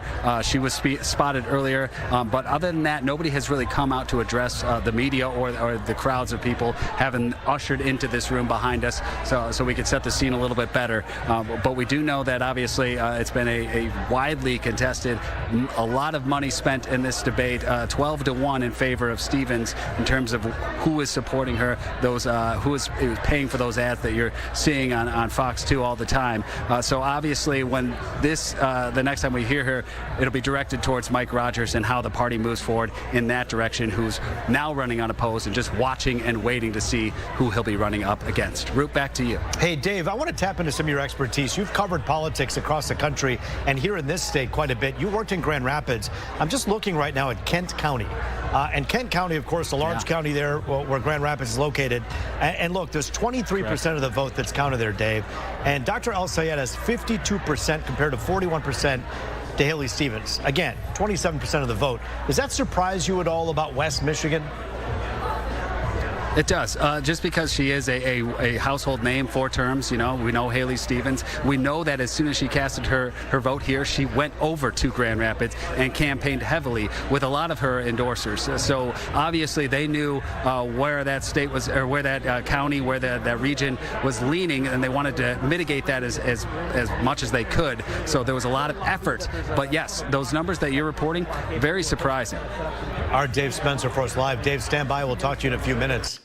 Let's get the latest now on the gubernatorial race that continues to heat up. One could say that there weren't any large surprises in this particular race, but right now on the Republican side, we know that John James has a commanding lead against Perry Johnson. Joining us now live there is our own Lauren Edwards, who's been watching the party unfold, and I would imagine it's more of a celebration happening behind you tonight, Lauren.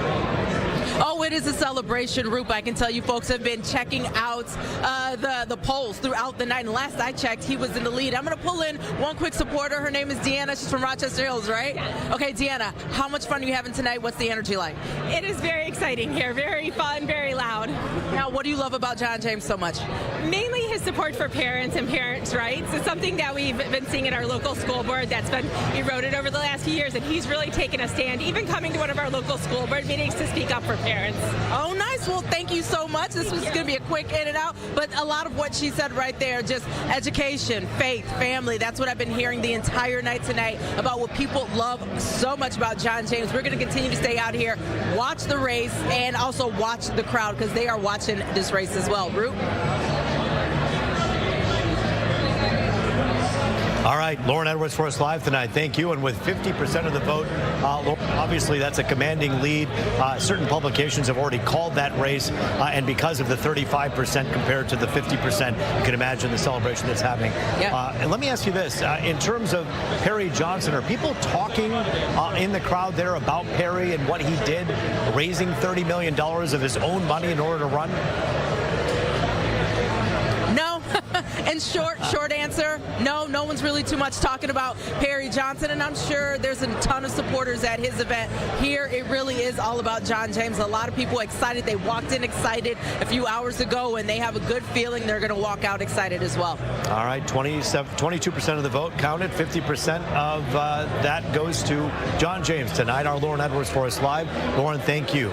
Let's take a look at some of the other results that we are getting our hands on right now. As you see, as we just mentioned, 50% of the vote apparently going to John James with, again, some 13% reporting overall. 51% of the vote going to Al Sayed right now with 202,000 votes. This night is far from over with Haley Stevens 6 points behind Al Sayed. And it is, again, we still have 80-some% that needs to be counted.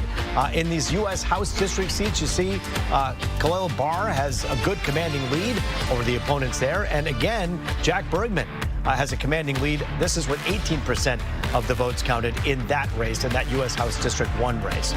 Our coverage of this does continue as we take a look at some of the other big races. This one, a Democratic race.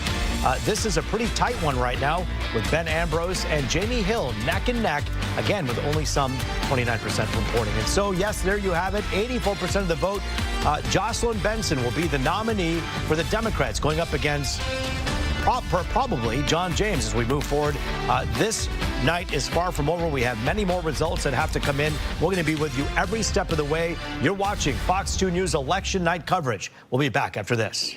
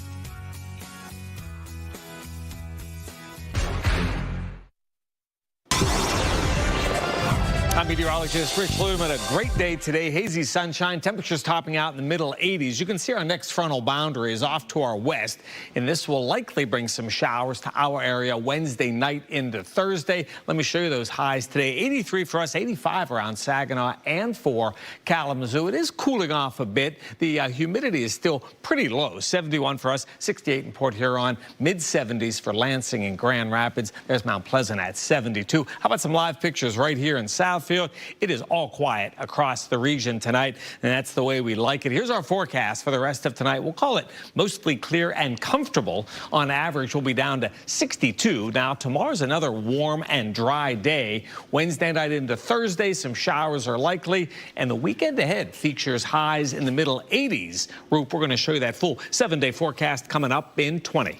All right, thanks so much, Rich. You know, just about an hour and 15 minutes ago, the first race of the night was called, and it was for these commanding reasons. The numbers you see on the left, 84% of the vote going to Jocelyn Benson with those that have been counted thus far, and 16% going to Chris Swanson. Not a huge surprise there, as so many people, of course, knew that Jocelyn Benson is a front runner. But nonetheless, let's get live to Fox 2's Camilla Mary. She's with the Jocelyn Benson camp tonight with a look at the celebration happening there, and another kind of eerily empty sight behind you, perhaps waiting for the victor, but she did speak a few minutes ago. No, she already spoke. This party is cleared out because they only have the venue till 10:30. So they knew she was going to win. They obviously are paying for this place by the hour. So everybody was here. They heard the announcement, and then they left. So, I mean, that's the good news, right? Everybody knew she was going to win. This is no big surprise. Let's take a listen. Before we get to some sound, I just want to tell you that she came out and did like this great hype song. We figured out it's called Man Eater. And then she had this blue dress on. She's so excited. She's so energetic. She is 48 years old. She has run 40 marathons. And one of them, and I knew this before when she ran for Secretary of State, one of those marathons she ran, she was 8 months pregnant. This woman is a powerhouse. She is ready for November. Take a listen. As the next governor of Michigan, I will work with you to drive down costs while expanding our economy. And yes, I will work with anyone to get that done. But I will also be ready to stand up to anyone, no matter how wealthy or powerful, who gets in our way. I've done that as Secretary of State, and I'm ready to do it as governor.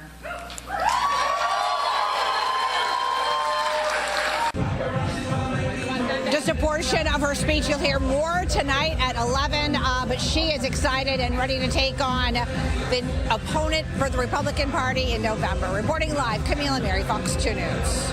Yeah, I guess when we got the transcript of her victory speech on our press releases 4 minutes after she delivered it, and the hall expires at 10:30, this was something that seemed to be, in their minds, guaranteed tonight. Yes. Oh, definitely. I mean, we had heard that she was going to take the stage at 9 o'clock, and it was shortly after that when Mary Sheffield came on. We knew that Jocelyn Benson was going to be next. But yeah, just in and out. She's got work to do. She's got to roll up her sleeves and get ready for November. So they made this a very early night. Yeah, 16% of the vote, 64,000 votes going to her opponent, Chris Swanson, here tonight. A clear victor, Jocelyn Benson, the Associated Press, calling that race just about 9 p.m. tonight. Camille and Mary, get out of there before they kick you out at 10:30, and we'll talk to you outside Yeah, of the hall. they are kicking. In a few minutes. They need to clean up. Thanks so much.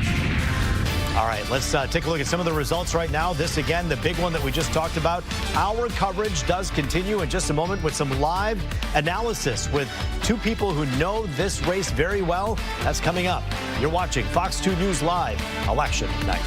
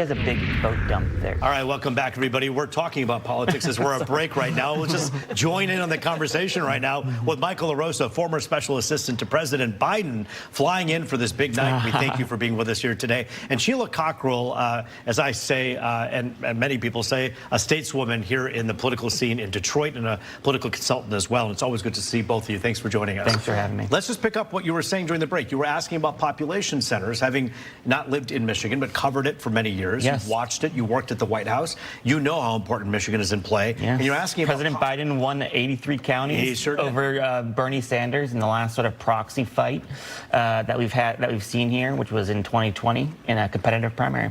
And so when you see that, look, that was 2020. Yeah. And 6 years later, the atmosphere has changed. And very clearly, just from the short numbers we're getting right now, it appears as though Dr. El Sayed is giving Congresswoman Haley Stevens a run for her money as they continue to battle this out. Sheila, where does this night go forward, and what are we looking out for right now? Well, I think we're looking to see what happens in the state of Detroit and in communities like Dearborn, Hamtramck, those communities in Wayne County, to see how they break. I looked at the state of Detroit's website a little bit ago, and it only was at 2%, but it had Stevens ahead of El Sayed at that point in Detroit. But I mean, I think Dearborn, if there's a huge turnout in Dearborn, that'll play into what the final look is for El Sayed in this race. Talk for a moment about predictability, about how things may have changed. I think Michael astutely pointed out that 6 years ago, things looked different in 83 counties where people were saying, no, I don't want someone like Senator Sanders. I want someone like Joe Biden, a moderate establishment Democrat. Now, though, we're seeing this thing flip, it seems, at least a little bit. What does that mean for the Democratic Party, Michael, moving forward? Well, there's been sort of this Mamdani experiment in New York City. It started there. You saw a little bit in Maine with Plattner, and Democrats were forced to sort of pump the brakes because, not all candidates, despite how maybe aspirational or how cool they seem, or the term people love to say is authentic, but you can't be authentic if your biography doesn't match the story that you're selling to voters, and that was the problem there. Now we're on to Michigan, the Mamdani experiment in Michigan. We'll see what it's like, but ultimately, they have to win the general. This is the prelims, right? Mamdani was able to win his general in Manhattan. Is Manhattan Michigan? I don't think it is, but I would argue that the Mamdani candidate is not the best person to run as a Democrat in the Michigan general election. Well, I guess I would say, first of all, I wouldn't call Mamdani an experiment. He won the 5 boroughs. He is governing, and he is governing in a way that is setting an example for all other politicians to put your money where your mouth is and actually deliver. That's number one. And then number two, Michigan, to your point, 100% agree. This is not New York City by any stretch, any way, shape, or form. So what happens here will be a very interesting message to the Democratic Party, depending on where it all turns out. Even if El Sayed doesn't win, it should be a message to the establishment party that you're going to have to come up with messages that resonate with more people than the ones you originally Yeah, and I just disagree. I think the establishment was right in trying to run a different candidate in Maine, and I think ultimately if Mr. El Sayed wins here and loses the general, it will show again that just because you like to produce fun videos on TikTok and can relate to a certain demographic does not mean that you can be representative of an entire state constituency. Well, and we should point out, I think you both are right, and you both bring up really interesting points. This is a purple state. This is the Michigan experiment. Although the boroughs already voted for Mamdani, the counties haven't voted for Al Sayed yet. We are still counting. But I do find it fascinating because the coasts, the East Coast, West Coast, they vote any which way they want, and they set an example, and I hate to say it, and I'm going to say it out loud,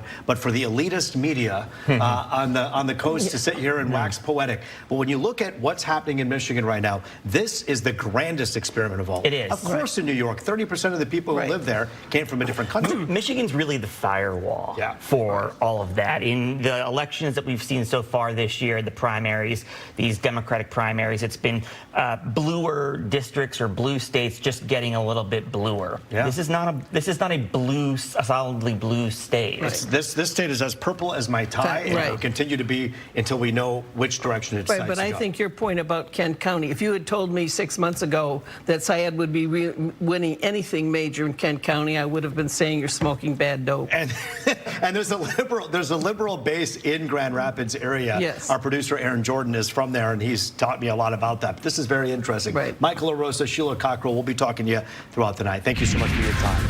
All right, let's take a look at some of the results from the different House districts going on right now. You're watching Fox 2 News at 10. Our continuing election coverage of this primary continues after this.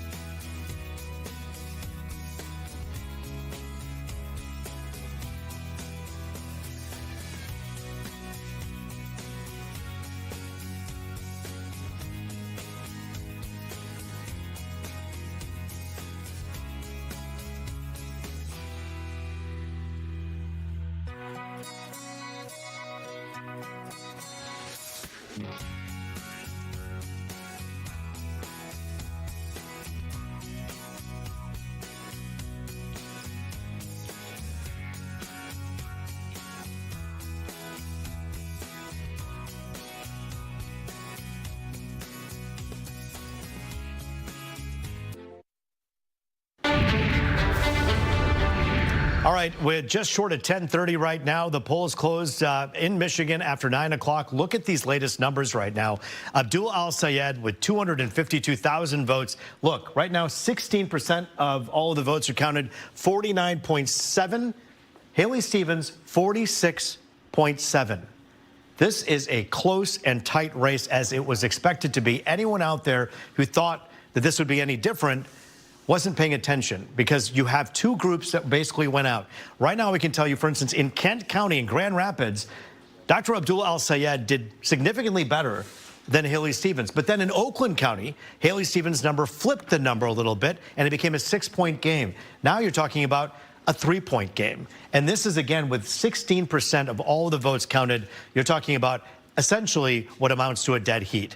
And so Wayne County is what we're waiting on right now. Wayne County is Detroit, Dearborn, Dearborn Heights, Hamtramck. Think about that. We were out in Hamtramck today. 28,000 people live in Hamtramck. And so you have a large population base that could be going for al-Sayed there. Haley Stevens, on the other hand, how many moderate establishment Democrats were hanging out in that sector? And even if you only end up with a 15% turnout in Detroit, in Wayne County, who amongst that voter base came out? Was it the progressives, the below 50 black vote, or was it the above 50 establishment vote? That's going to flip and change this number significantly as we move forward. So these numbers you're looking at right now, this is the real watershed moment, and this is becoming a more clear picture and an accurate picture about where this state stands. This purple state is right now showing a dead heat, essentially, with a 3-point game now between the two of them. Now 17% reporting, 49.7, 46.7. So yes, every vote counts. When they say that, we tell you to go out and vote. It's because every single vote does count. We're going to be continuing to tell this story throughout the night and figure out where things stand. Let's go live to Fox News' Dave Kinchin. And earlier you had MSNBC behind you, and they were showing somewhat of a celebratory 6-point spread. Now, much tighter. Yeah, much tighter. We saw it actually go down to like 1 point now, about 3 here. Let's listen in. This is the national director, I believe, of the director of the National Workers' Party. They've been on the ground really pushing hard for Abdul El-Sayed. Let's just listen in for a second here. Can you feel the electricity? That's not noise. That is power. That is the feeling of people power. That is the sound of working people who are done asking for permission. Yeah, and the Working Families Party believes in one simple, radical idea. We believe that in a real democracy, it should be working people who govern, not the billionaires, not the corporations, not the party bosses, us. And so that's a little bit of the words from the National Workers' Party, the national director, I believe, there, who's been on the ground pushing for Abdul El-Sayed. We'll send it right back to you. All right, Dave, I do want to reflect with you some of those numbers. You've been covering this race for a while now. You're talking about a 3-point game, and we have not counted all the votes yet. When you look at Detroit, Dearborn Heights, and Dearborn, those are going to be critical in counting out how this may end up. But right now, this is changing every 5 to 10 minutes. Yeah, it really is. I mean, we've seen it go from 6% down to 3% now. You know, you really have to think about, like you said, it's Wayne County, how critical Wayne County is. They're sometimes a bit slower in getting those numbers in, counting every vote. You have to think about the door-to-door canvassing, the ground game, and momentum that Abdul El-Sayed has had with a lot of national left-wing groups that have supported him on the ground, progressive groups that have supported him on the ground over the past few months. We did see Congresswoman Haley Stevens in Detroit on the Avenue of Fashion with the Detroit City Council President Pro Tem Coleman Young II, really working to shore up the black vote, especially. She did some other events too, but you really just have to wonder how Wayne County is going to turn out. It's all door-to-door, vote-to-vote. All right, Dave Kinchin for us live tonight. Dave, stand by. We'll talk to you in a minute here. Dave Spencer is with the other side of the Democratic camp, where Haley Stevens is hoping to pull off a win today. And, man, it got close just now, didn't it, Dave? It certainly did, and you could hear the ruckus that was going on in the other room. In fact, they were like, all right, guys, go at it and take a look at what's happening here as everyone's kind of getting into a little bit more of the spirit of things as the race kind of tightens up. They're gathered around these two monitors where they're kind of watching all the action unfold. And when they saw the latest numbers coming in, as you mentioned, from Wayne County, that's when things really starting to tighten up. And that's when we started to hear some of that enthusiasm come from this room. This is where all the supporters have been gathering all night. Again, very much tied to their phones, very much tied to these TVs, hoping to hear from the candidate herself soon, who has yet to make an appearance here. As I mentioned earlier, Debbie Stabenow is here with her, an endorsement of hers. So we're hoping to hear from them very shortly. In the meantime, they're waited with bated breath as they kind of hover around these TVs. And I just saw the latest numbers from one polling source showing that El-Sayed with a 50% of the votes, Stevens with 46.5. So the margins ebbing and flowing, and they're hanging on every kind of vote that comes in and is tabulated in real time here. Could be a long evening. Again, there's another room over there set for the press where we're all waiting on risers and a podium for speakers to come out and address the crowd. But a lot of enthusiasm from the people here just moments ago as they're kind of watching these numbers pour in. Group, back to you. All right, our Dave Spencer for us live tonight. I'm just looking at Wayne County's numbers right now. Dave, quickly, it looks as though Haley Stevens has 63% of the vote in Wayne County compared to Dr. El-Sayed. It's 33%. 22% of the votes counted. This is changing by the minute. So keep us updated on the mood over there, Dave. Will do. All right, let's take a look at what's happening elsewhere right now. Again, these are the latest numbers as we speak. Dr. El-Sayed, 49.9% of the vote, 46.5% going to Congresswoman Haley Stevens.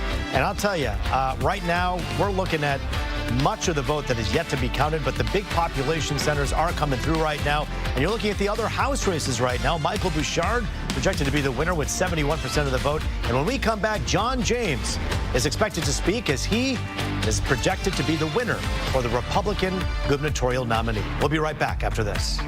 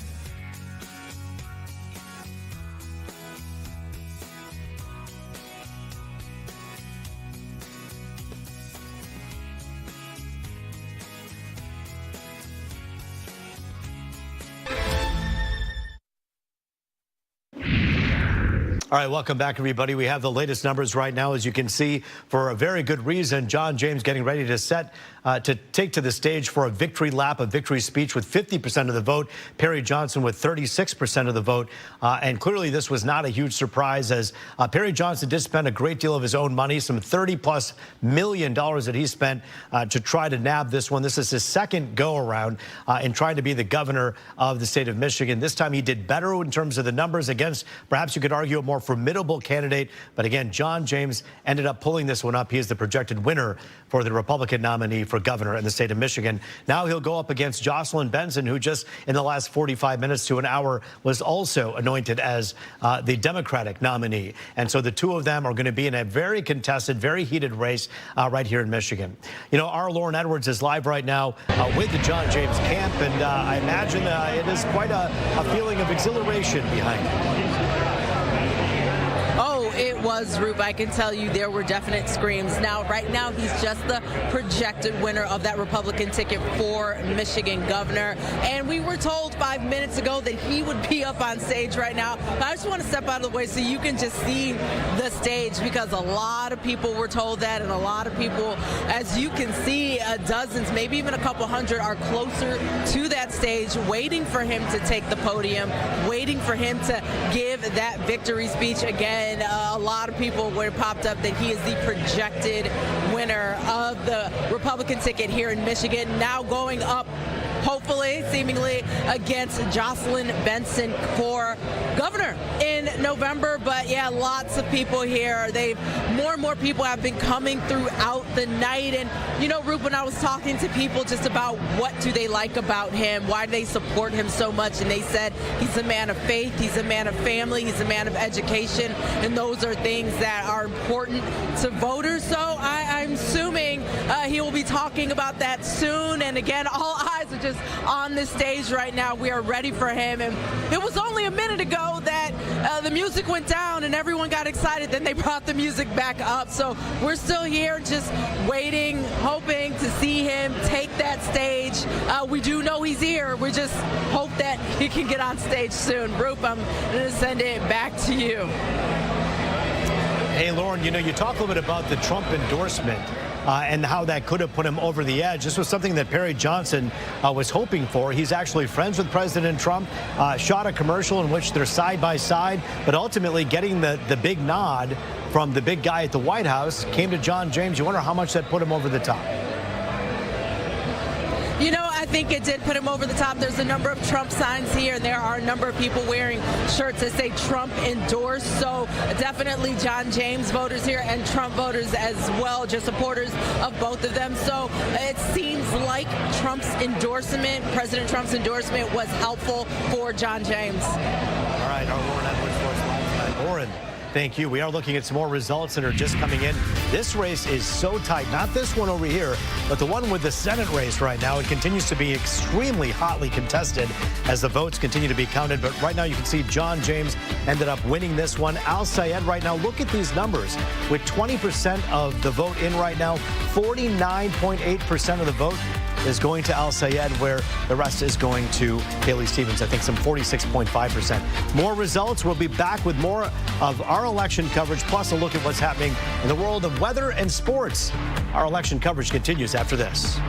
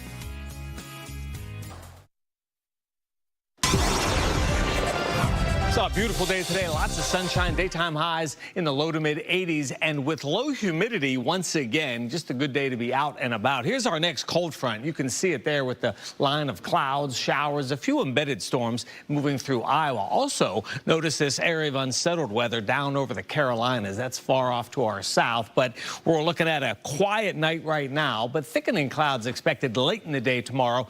We need some rain, that's for sure, and our next best chance is going to be late Wednesday night into Thursday with that next cold frontal boundary. Right now, it's quiet for Detroit, for Lansing, Grand Rapids, up to Gaylord and Traverse City. Nothing doing. Here are the highs today. Look at Traverse City, 87 degrees, warmer up to our North Alpena, 86. We made 83. Right now at 71, but with dew points in the upper 50s, still pretty comfortable out there, and that'll be the case for the rest of tonight. 75s for Pontiac and Flint, 72 in Jackson. Right now it's 66 over into Windsor. There's not much of a breeze out there now, but it'll pick up from the south and southwest on Wednesday. It's 80 right now in Chicago. Cooler up at the Sioux, 63 there, 76 in Columbus. Also on the cool side, Toronto coming in at 72. So watch our next frontal boundary. It's a slow mover, but it's edging in our direction tomorrow. So late day clouds Wednesday, but Wednesday night into Thursday, that front will be right in the area. So we'll dodge a few rain showers. We need a good soaking rain.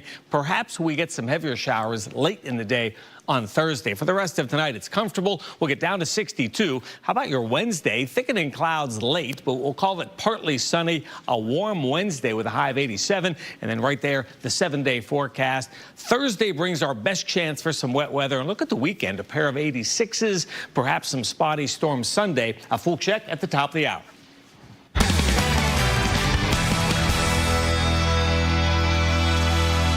All right, start with the Tigers. They opened a series in Seattle tonight. More on that in a moment. With 50 games to go, including this one, they still got a lot to play for. Question, well, many are going to ask this. What can they do without Tarek Skubal and without Casey Mize? After selling at the trade deadline, their odds may have gotten longer, but the expectations, or perhaps we should say their hopes, remain high. This season is not over. We are 112 games in, and we've learned a lot about this group. 112 games in. We still have a lot of the same players that in 2024 completely flipped the script.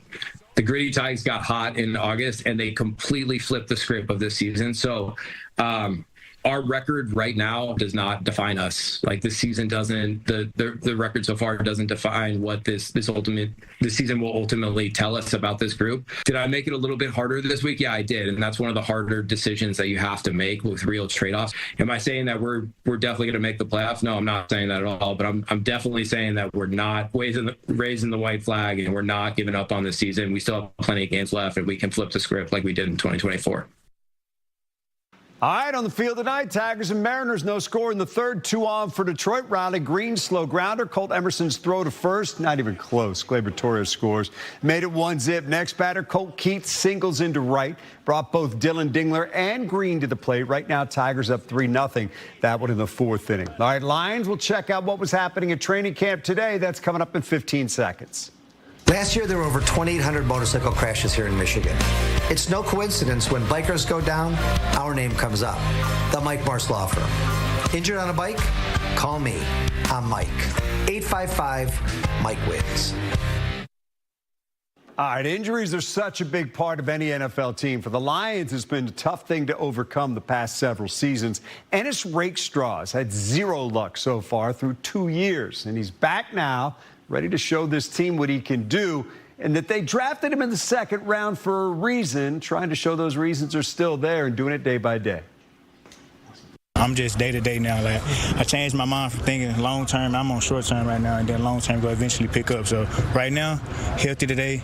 Pray, thank God. Go fix what I need to fix tomorrow. But I feel eager. I got to step up big this year. I mean, just for my last name and the Lions name, you know, for my teammates, like, they depend on me. They see the work I put in, and it's a lot of stuff that people don't see on the inside. So I just got to piece it together so when it's time to show, I can show.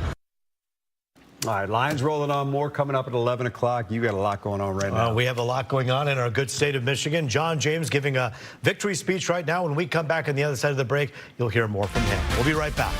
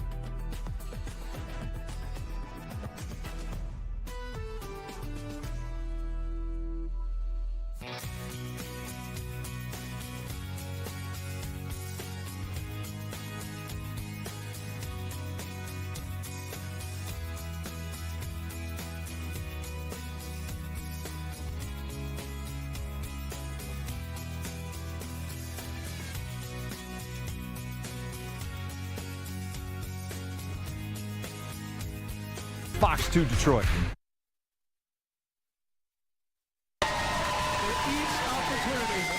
And for each one of you, everything that we have comes from him. I also want to thank my incredible wife, Liz, and our three amazing boys. They are the reason why I fight so hard for Michigan's future. Thank you for your sacrifices. I love you. And I also want to thank President Trump for his endorsement, his friendship,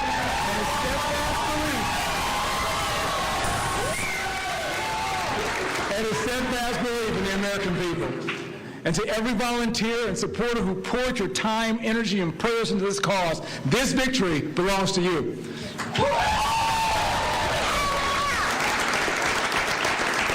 The primary is over. Now we come together. One team, one fight, one mission to save Michigan.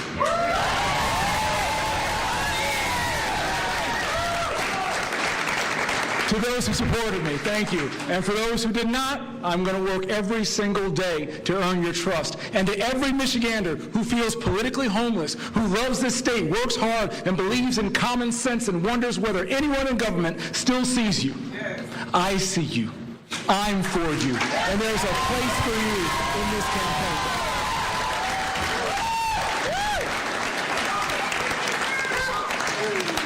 Tonight marks the beginning of Michigan's comeback. But we have to be honest about where we are. Michigan's families are paying some of the highest gasoline prices in the Midwest. Our unemployment rate is among the highest in America. Our children are falling behind. Our infrastructure is crumbling, and too many of our young people are leaving to find opportunities somewhere else. But don't worry. Benson and the Democrats will just blame Trump because they think you'll fall for it. But we're smarter than that. Here's the truth. The president's occupied the White House for less than half the time that Benson's held power in Lansing. For nearly 8 years, Jocelyn Benson's been a part of the Michigan Democratic leadership. For 2 full years under President Biden, Democrats had a trifecta in Lansing. They had All right, you know, in our industry, we say the mic is too hot, and that means that the audio is peaking inside of that hall, so his audio is a bit distorted. But the bottom line is he boasted about the Trump endorsement. He talked about it's time to move forward as a party and try to win this against Jocelyn Benson. Joining us now is Caitlin Buss, the Deputy Assistant Editorial Page Editor of the Detroit News, and Keith Johnson, Democratic commentator. Good to see you both. Thanks for joining us. Let's talk about what we have so far. No big surprises when it comes to our gubernatorial race. The two we ended up with are the ones that we proposed and supposed would be there, right, Caitlin? Yeah, and this was a great moment for John James after a tough GOP primary, I would say. So it was good to see him happy. I just posted a column a minute ago saying the race for November has started. Jocelyn Benson versus John James, and it has to be focused on Michigan. I personally don't want to hear much about Washington politics. I don't think most Michigan voters in that race are going to want to hear about that. I do find it interesting because when you hear the Senate candidates talk about their aspirations, it sounds like they're running for president. When you hear the people in the gubernatorial race, it sounds like they're running for Senate, talking about things that are of national import, when in fact you can't control gas prices here at home necessarily unless you suspend the gas tax, right, Caitlin? Right. No, I mean, but there's a lot that governor can do, whoever it's going to be, and I think taxes will be a huge focal point. I mean, the cost of living is something that Michigan has contributed to. Our wages have not gone up because of decisions at the state level. Things like that can really move the needle for people. Keith, I want to talk to you about this U.S. Senate race right now. With 40% of the votes counted, this is a really tight one. They're talking about a 3% difference right now between Dr. El-Sayed and Haley Stevens.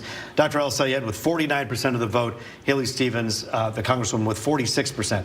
40% of the votes counted. What do you make about what's going to happen moving forward? I think it's indicative of the fact that many of the young people have come out en masse, and I think a good number of them have come out in support of Abdul Sayed.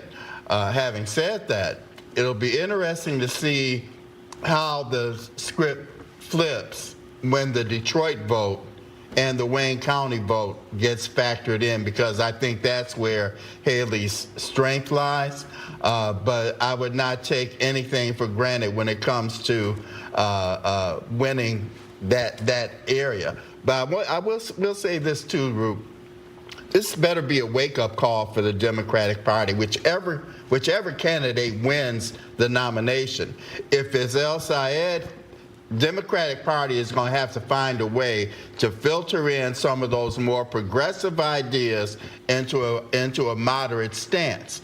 If it's Haley who wins, she's going to have to move a little bit further from her comfort zone as a moderate and start taking on some of these issues that are important to those young voters that I spoke about earlier, who care about those kitchen table items right now. It's the Keith and Caitlin show here on Fox 2 right now, the two of you talking and waxing poetic about important pieces and parts of this race. I do want to reflect a little bit about Wayne County. Caitlin, the latest Associated Press poll shows right now with the polls at Wayne County, 23% of the votes counted.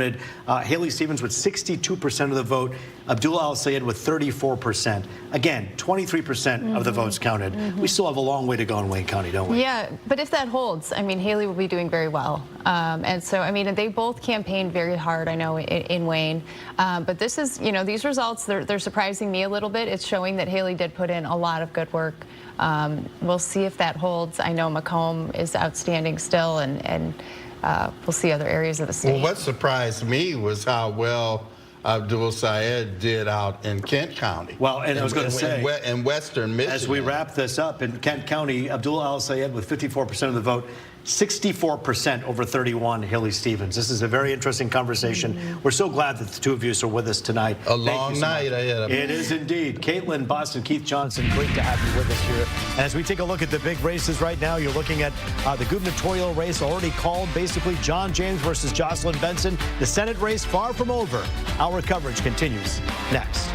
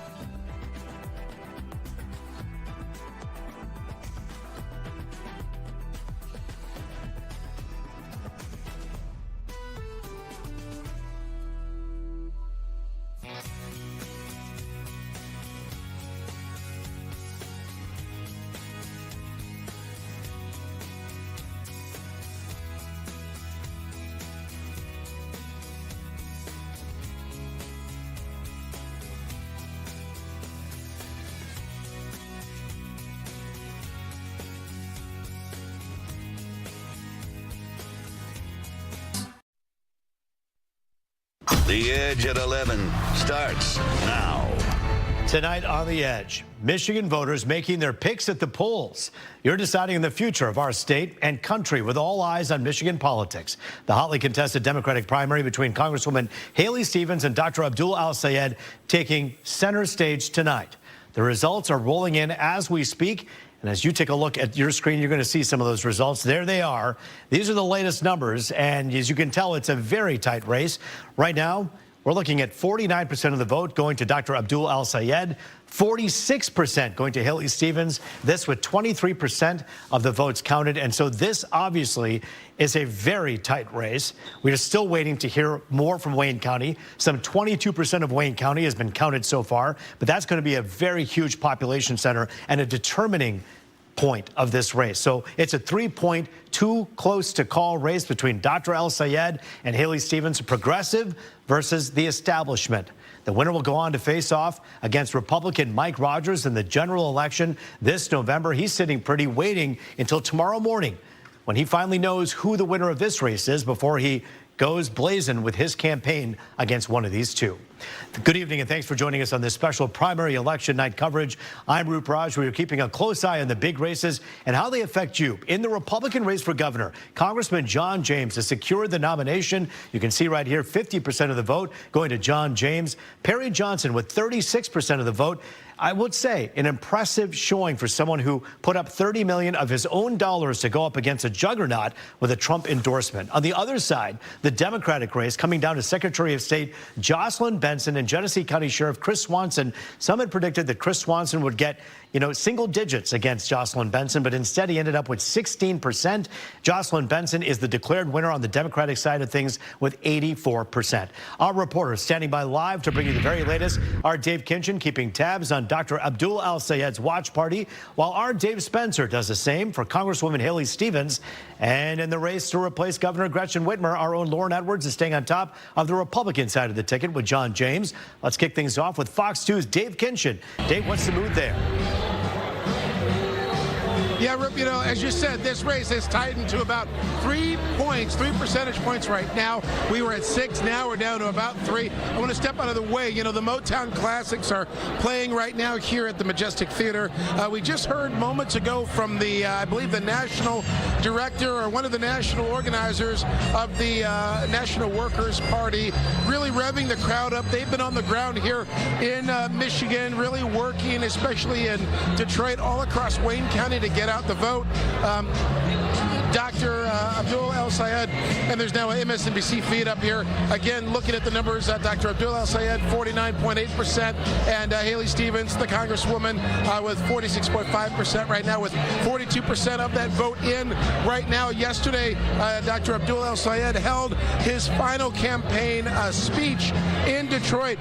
He said it was a moment of reflection as he was just so proud to see all the young support. At that point, it was a room filled with college students. Okay, so they're cheering on races around the country here.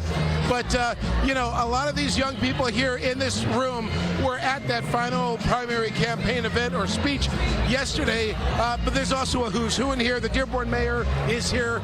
We're also looking at, we see Stephanie Chang, all right, we got a 4-point race right now, so it's about 4 points, 50.1% for Abdul Al-Sayed, 46.2% for Congresswoman Haley Stevens. Anyway, local state senators here on the Democratic ticket, or part of the progressive wing of the Democratic Party, both elected and unelected folks who are out in the streets every day trying to get that campaign moving. So we're not sure when we will hear from Dr. Abdul Al-Sayed or any of his family or immediate campaign surrogacy to kind of fire up the crowd here, because as we said, this race has really tightened. We're really waiting on Wayne County. That's going to be key. Roop, back to you. All right, our Dave Kinchin for us live. Dave, obviously with this race so close right now, you hear cheers and you hear jeers and you have people kind of look nervously at their phone. This is clearly too close to call right now.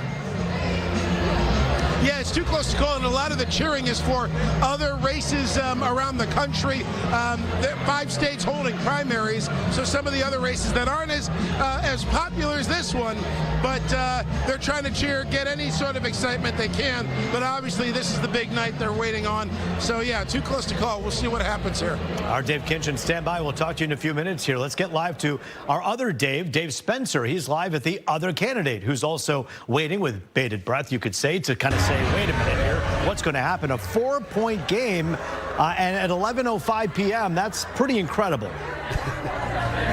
Yeah, it certainly is, and it's certainly changed a lot in the last half hour. And roughly what we're told is from the campaign here is that around 40,000 votes were released, absentee votes were counted, and they came in favor of Haley Stevens. That's what really swung things in favor of Wayne County, as they're still waiting for more results coming from that county. But that is what brought with this crowd that you see out here, because for the majority of the night, it was me. I was very lonely out here. There was hardly anybody. They were all in the next room, gathered around TVs, gathered around their phones, watching these results come in.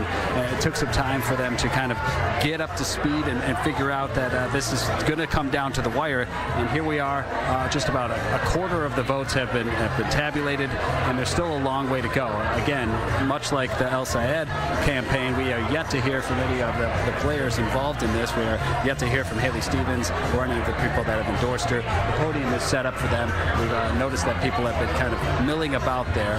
No word on when or anybody else will take that podium and kind of talk to the supporters who have been here all evening since 8 o'clock this evening after a long, hard campaign that saw Haley Stevens crisscross across the state trying to get as many votes as she can, trying to steer some of that momentum that El Sayed had been gaining to her favor. And the next time we hear from either one of these candidates, the speech will be very different. They won't be talking about their opponent on the same side of the ticket. They'll be talking about their opponent on the opposite side, that being Mike Rogers, who ran unopposed and barely had to spend any of his money, therefore has that war chest available to him as they move into the general election, which starts in earnest tomorrow. Who he'll face, that's yet to be determined. Could be a long night. Reporting live in Detroit, Dave Spencer, back to you. A 4-point game right there when you look at Abdul Al Sayed and Haley Stevens. My friends, if you look at the map right now, you're still looking at some 20% of the vote that's counted in Wayne County. That's going to be a huge determinant as to what happens moving forward. You saw what happened when Oakland County came in. It kind of flipped things over and gave Haley Stevens a boost. So let's keep watching that really closely, and this is the place to do it. We'll watch it with you every step of the way. Let's get live down to Fox 2's Lauren Edwards. She's live at a victory party where John James just finished speaking a few minutes ago. And Lauren, what's it looking like over there? Fun here. I just want to step out of the way so you can see for yourselves. Just look at this crowd. They are ready to go. They are so excited. I'm going to bring over a brand new friend. I've been making here tonight because you know me. Come on over. He's a cattle rancher. You're Mike. Yep. From up north. Yep. Cattle rancher. Right. How are you feeling here tonight? Oh, great. Glad John finally cleaned it up so we can fix some of our agriculture problems now. So he really understands it, so we'll get her done now. So. What was it like to see him up on stage? Oh, it's great. You know, we've been helping him try to get here for a long time, so I'm glad he finally made it over the top. So what's his next step tomorrow? Because I feel like tonight's the fun, tomorrow's the work. Yep. Now we really got to get to work to get to the November ticket, so. Well, thank you so much for joining me, and thank you so much for feeding us. Yeah, yep. Go eat more steak, so. Yeah, thank you. There's so many people here that I've just been meeting and talking to, and again, a lot of people, I can't say it enough, are so excited for John James, saying he's a man of faith, he's a man of family, and he's a man of education. And there is some sound that I just want you to hear from himself, what he's going to be doing and how excited he is. I'm going to work every single day to earn your trust. And to every Michigander who feels politically homeless, who loves this state, works hard, and believes in common sense and wonders whether anyone in government still sees you, I see you. I'm for you. And there's a place for you in this campaign. We have made so much progress in such a short period of time because never before did we have a band of conservatives unite, totally unite. Yes. And it's an astounding effort. And it is really because of them and because of your support that we have made such amazing headways. Himself. I'm sorry, I was just covering my ear so I can hear exactly what he's saying, but it was a packed house here. We're here at the Associated Builders and Contractors building in Sterling Heights, and there were a ton of people here. They were excited before he got here. They were even more excited when he won that Republican ticket for governor, winning the GOP primary race. So we're going to continue to stay out here and talk to people and just give you guys just more reaction from the crowd. Roop, sending back to you. You know, the party may be continuing tonight, but the real work will begin tomorrow now that you have a clear front runner and the winners, really, of the Democratic, the Republican race. They're going to have to really draw these big contrasts between Jocelyn Benson and John James. Could be easy in some ways and tough in others.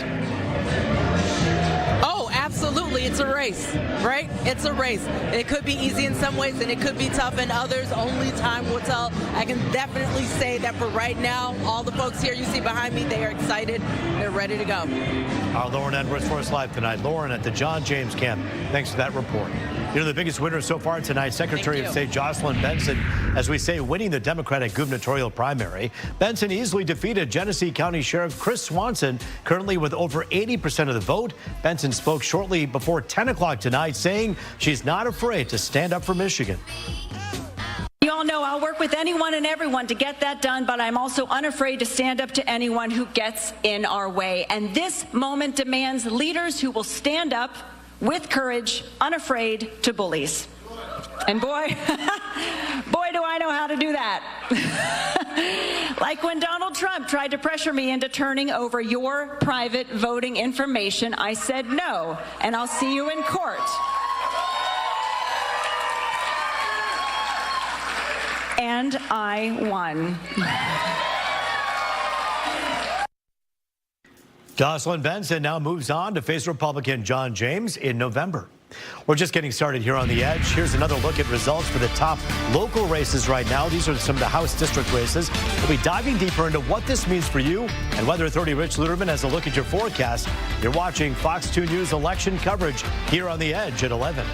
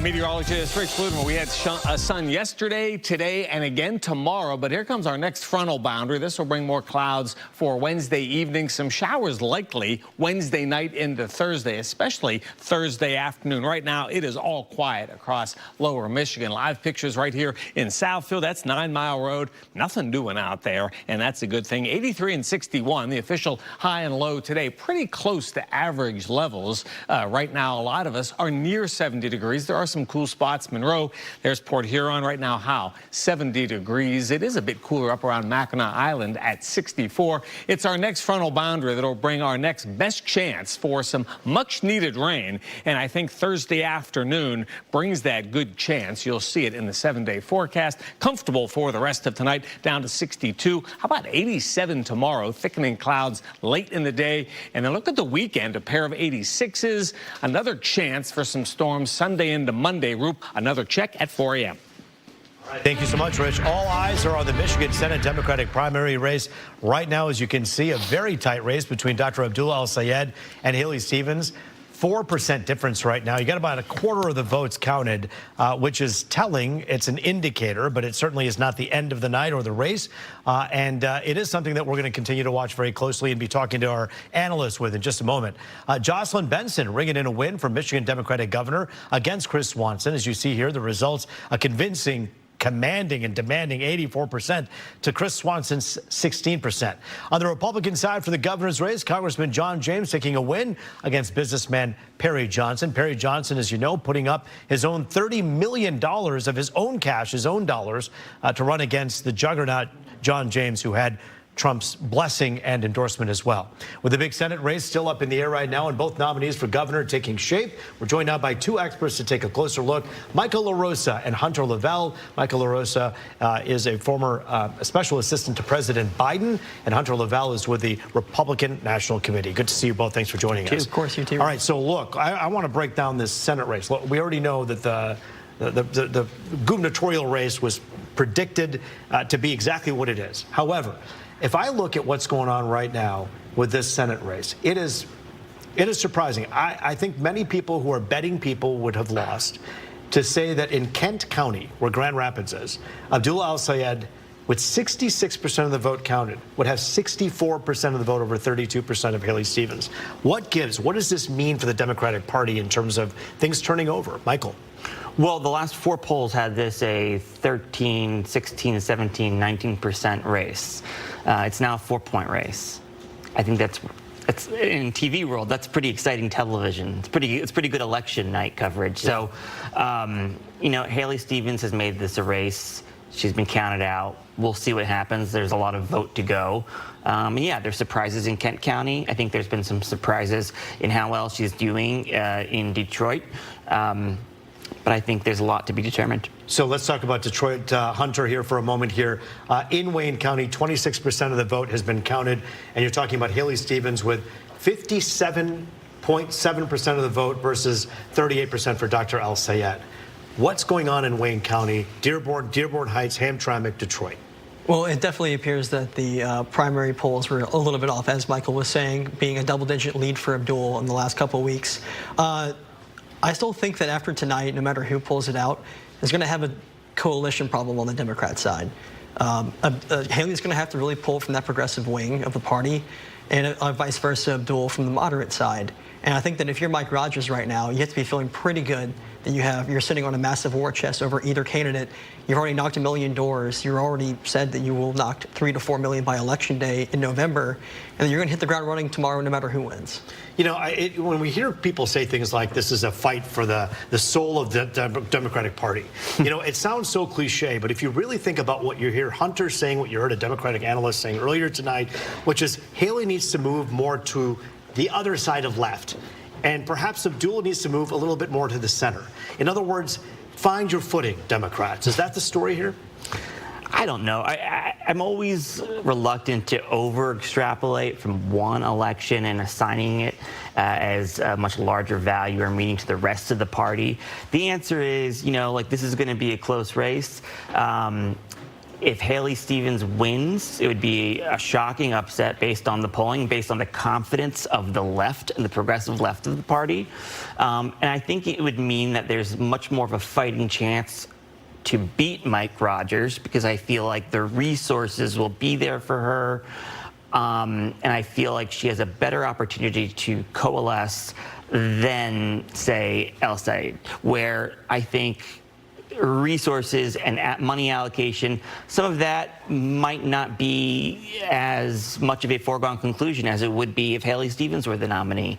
The Democrats will have a choice on their hands. Do they want to stick with somebody who they don't believe has a good chance of beating the Republican nominee? There are 3 games that happen in any election now. It used to be 2. You got the money game, you got the ground game, and now you have the internet game. You have the social media game. And you look at what happened online, and you see one story. The ground game in Wayne County is very different for Abdullah Al-Sayed. Talk for a moment about the younger voter and the population base that we see triggering the likes and the actual story that's going on the streets. Well, the past couple of weeks, Abdul El-Sayed probably thought that he had this race in the bag and that he was already gearing up for the general. Now, I would imagine he's probably regretting having that pool party with Hassan Piker yesterday and that he should have been out, canvassing the ground. But I still think at the end of the day, whichever candidate, Haley or Abdullah, comes out of this, there's going to be too far left for Michigan. They're going to have to move, either way. I think Haley, if she wins, will have to move a little bit further to the left to gain some of the progressive support. And the Michigan voters are tired of that over the past quarter century. They're tired of seeing the manufacturing jobs get depleted.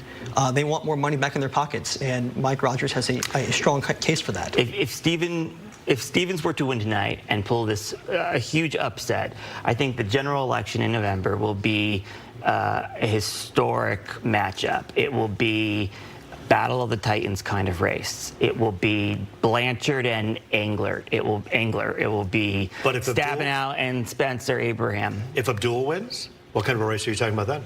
I think the Republicans, I don't have the same kind of confidence that Democrats will have the kind of, that moderates will have the kind of turnout that Democrats would need to coalesce a winning coalition. We're going to see what happens, but I know that Mike Rogers could either really want to contrast his views with someone who skews a little bit further left, or take on a juggernaut who has a record for 4 terms and say, hey. He's a long record, too. He does. He's a very long record. I think that's why him and Stevens would be well matched. It would be a battle of the Titans. I think, well. Listen, it's going to be interesting. And right now, I can tell you, we're going to take a break here in a minute, but I just wanted to say in Wayne County, 26% of the vote is counted. So we still have a ways to go tonight. We're going to continue our election night coverage in just about 10 minutes, live on the Pulse. First, let's send things over to Fox 2's Dan Miller for a look at what's going on in sports. Hey, Dan. All right, Rube, thank you very much. Tigers got back to actually playing baseball this evening. First of 3 in Seattle. We're going to take you there. Let you know how they did. Offense looked like it was revving a little bit so far in this one. That story's next.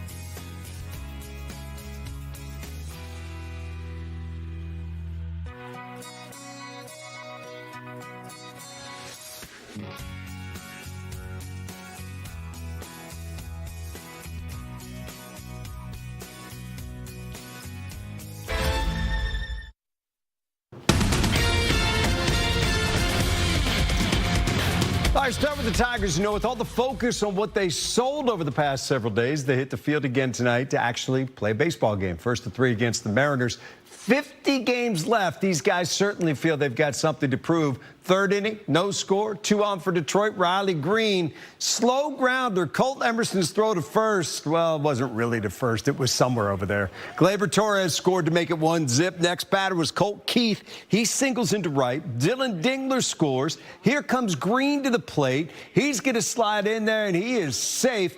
Tigers had the advantage after the error. It was 3-0 to the fourth. Troy Melton getting some help from his defense. How about rookie Max Clark? Tumbling catch, robbing Dominic Canzone of a hit. Later in the inning, 2 out for Seattle, but Melton struck out Josh Naylor and Cal Raleigh to get out of trouble. That's really nice. Kept the Tigers in front by 3. They added the lead in the 5th. Riley Green got all of that one over the fence. Home run number 16. Right now, 4-zip Tigers. That game has moved to the 7th inning. In Chicago, looks kind of strange, but there's Tarek Skubal making his first start for the Dodgers. First batter he faced, Pete Crow Armstrong. That looks like we've usually seen him pitching. Strike 3, move to the 3rd. LA up 1-zip, not for long. Dansby Swanson takes Skubal deep to left and gone. Solo shot, tied the game. Skubal found more trouble in the 6th. 2 on, Nick Horner, high chopper, ends up an infield hit. Alex Bregman scored. Skubal went 6, gave up 4 hits, 2 runs, struck out 6. It's a nice start, but the Dodgers didn't give him much run support. Cubs added on from there, and they won the game by a score of 5-1. All right, Lions, another workout for them in Allen Park. Things have kicked up a bit this week, and perhaps there's reason to believe that a major signing in the league might help them get Jahmyr Gibbs back to work. Hammer's got the story. Prior to Tuesday's second padded practice, Dan Campbell said that he was looking for his offense to respond after the defense won Monday's padded practice. And no surprise, the offensive line answered the bell. We all knew we needed to come out and be more physical today, and I think that's kind of the flow of camp. It's going to be defenses good for a few days and offense is good for a few days. And it's just kind of a flow of thing and riding the wave and trying to stay consistent through the whole thing. When it comes to stacking days, Ratledge is as steady as they come. And the second-year guard said Tuesday there's an improved attitude and mindset in the O-line room this year as they continue to attack every day. Yeah, I feel like it's a very cliche thing you hear in football that everything starts up front, but that truly is how it is.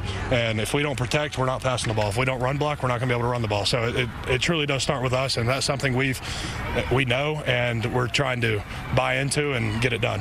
It's no secret that Dan Campbell loves to run the ball, and while that may be the Lions' bread and butter, expect Drew Petzing to bring his own flair to the Lions' offense. For someone who has spent some time around Drew, what kind of insight can you lend to what goes on inside his head, kind of the mad scientist as an offensive coordinator? I really don't know what goes on inside of his head. Drew's a really smart guy. He knows how to get guys open, and I'm sure he'll be able to do that this year. But to come over here and be a part of something like this, and not only the players, but just the culture of Detroit, man, the fans, just everybody, man. You can tell that winning is serious here, and they love their football. So I'm excited to be a part of that. And after practice, as he walked off the field, I asked GM Brad Holmes if he felt like the Bijan Robinson contract would help move things along with the Gibbs situation, and he said, quote, "It usually expedites things, but we will see." In Allen Park, Jennifer Hammond, Fox 2 Sports. All right, Jen, thanks. That is it for the Edge at 11. I'm Dan Miller. A live edition of The Pulse coming up next on Fox 2.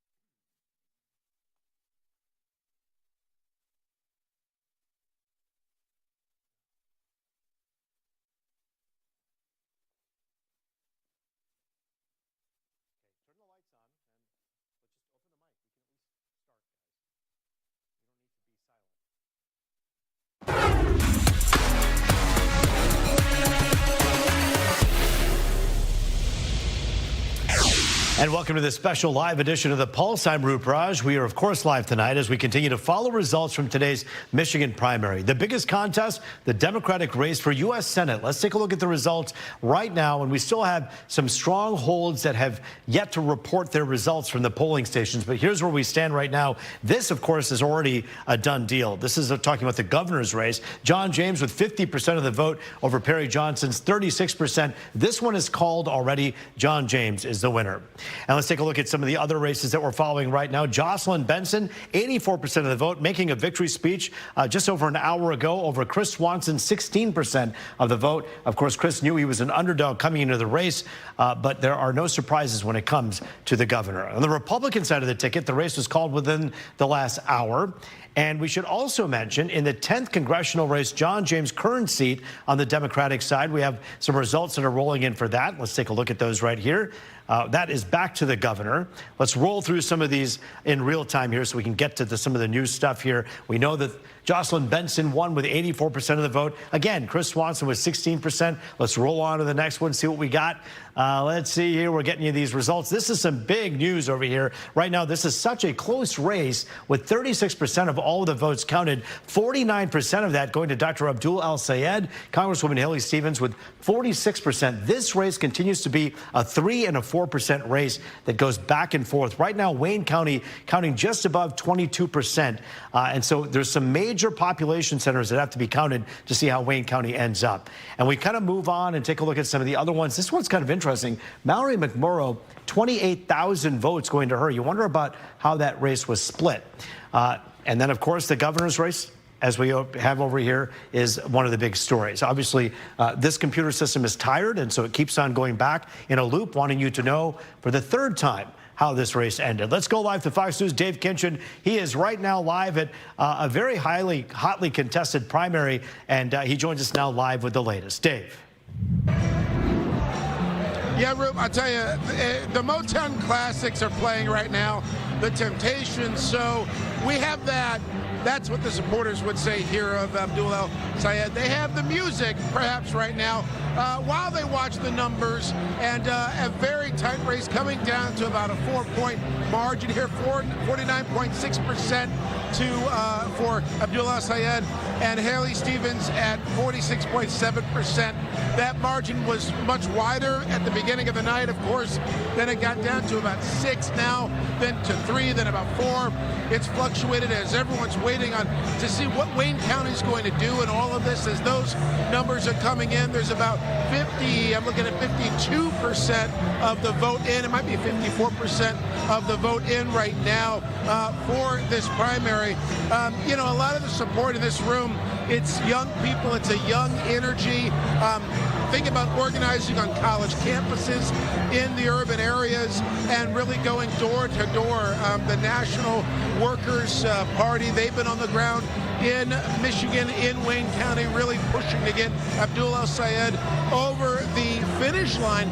Now, he said that we did also ask him yesterday, you know, there's major fractures in the Democratic Party.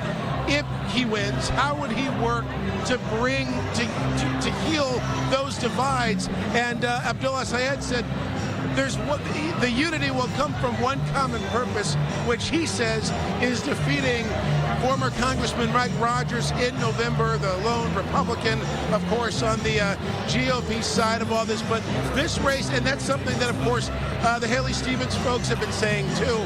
This race has tightened significantly. Again, 49.6% right now. Abdul El-Sayed, 404,320 votes for her, and 380,100 for him, excuse me, and 380,103 for Haley Stevens. So 404,320 for Abdul El-Sayed, 380,103 for Haley Stevens, and it's about a just about a 4-point matchup right here, spread between the two, with about 54% of the ballots in right now. So everybody watching closely. Okay, so there's a national graphic of the same stats, basically. So there's cheers, but they're not as loud right now at the Abdul El-Sayed camp. Back to you. Well, Dave, clearly, if you still have so many votes to be counted and the race is this tight, the folks behind you may be there for a while tonight. Yeah, and that's really the mood in this room. You know, most people here, they're having some adult beverages. They're catching up with some old friends, making some new friends. It's a mix of elected officials. The mayor of Dearborn's here. State Senator Stephanie Chang is here. There's a lot of other local officials and local grassroots organizers here. Just catching up, if nothing else, because life is busy outside of campaigning, probably so. Many have conversations to be had while NI apparently looks at the TV screens to see if there's any updates that brings their candidate further away from Haley Stevens. All right, Dave Kinchin, First Live, working hard tonight, waiting for these results to come in. And as you see, it is such a tight race right now with just 4 points separating these two contenders. Thanks so much, Dave. We'll talk to you soon. Let's check in with Fox News' Dave Spencer. He's live from a watch party for Congresswoman Haley Stevens. The mood is tense at both camps, I imagine, as they kind of wait to see how this is going to shake out tonight, Dave. Yeah, this is a stamina check at this point. We'll see how long this crowd can last. They're just kind of hanging on every vote that's being tabulated at this point. As you mentioned, it kind of stays within that 4% range every time Haley Stevens seems to close the gap in terms of getting a little bit closer. The results come in and they put Abdul El-Sayed a little bit ahead again. So it's kind of been that ebb and flow throughout the evening. In fact, most of the people that were gathered here at 10 o'clock have either migrated back into the room or called it a night, knowing that they've got a busy day starting tomorrow, whatever the case may be. In there in that other room are where the TVs are, where they can watch the results come in, and that's also where the open bar is. So you can imagine that they're probably having some drinks as they kind of wait for the people to address the supporters that have been here. We're expecting to possibly hear from Haley Stevens within the hour. That's kind of the rumor that's spreading around. There's been no confirmation of that. So hopefully that is the case, and the supporters can at least hear from them before they call it a night. It's hard to believe, though, that we'll have a winner called within the next half hour, as we still have a long way to go in terms of getting all those results in. And with the race this close, you just don't want to make any false assumptions at this point. So as we kind of enter that waiting pattern, we just kind of wonder, as the Democratic Party does behind me, how well they'll consolidate their efforts behind the one winner that emerges either tonight or tomorrow morning, whatever the case may be. Again, Mike Rogers is also waiting that answer, as he kind of yet to start his race, as he ran unopposed and got the nomination on the Republican side. So it's a lot of unanswered questions here as we kind of wait at the St. Regis Hotel in Detroit. Hopefully those answers will come within the next half hour. I'm not optimistic that they will, but hopefully at least we'll get to hear from the candidates and get their perspective on what they think the direction might be and where they might go from here. Reporting live in Detroit, Dave Spencer. I'll send it back to you, Roop. Yeah, Dave, I mean, anyone out there who is looking at the latest poll and was preaching that poll, talking about a 15% lead for Abdul El-Sayed, wouldn't have read the room correctly to know that in this purple region, this purple state, things would be a lot tighter than that close to midnight here.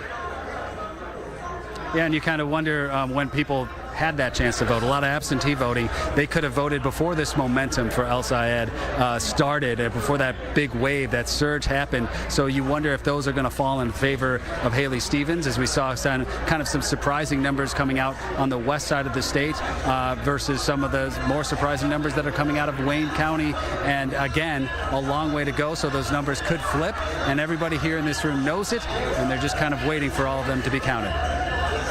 We're talking about a 3% difference now, just above 3% between these two. This is a fascinating race, one that we'll continue to cover, of course, right here. Dave Spencer, Force Live tonight. Dave, thank you. Plenty more primary coverage ahead. We break down today's key races when we come back with our expert analysts. You're watching The Pulse on Fox 2.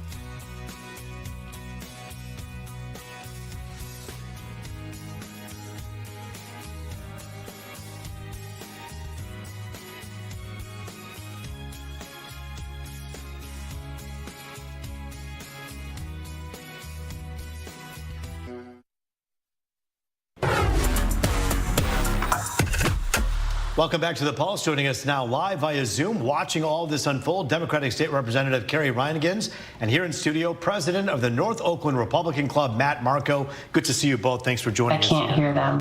We do have some new numbers. I want to get to these right now. Representative, Wayne County right now has 44% of the votes counted. We had something like 20-something before, and we just got 44%. And it appears as though Congresswoman Haley Stevens has 54% of the vote, with Dr. Al-Sayed at 42%. Any surprises for you there in Wayne County?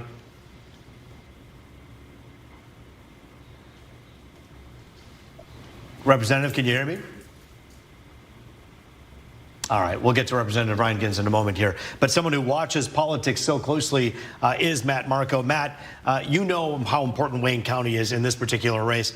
As a Republican, but even as someone who watches politics so closely, where is it that you think things stand right now? 44% of the vote counted, 54% going to Haley Stevens. Any surprises there?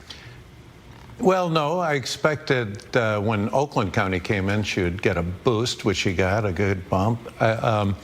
So Wayne County, I guess that's where you'd have Dearborn. Hamtramck, Detroit.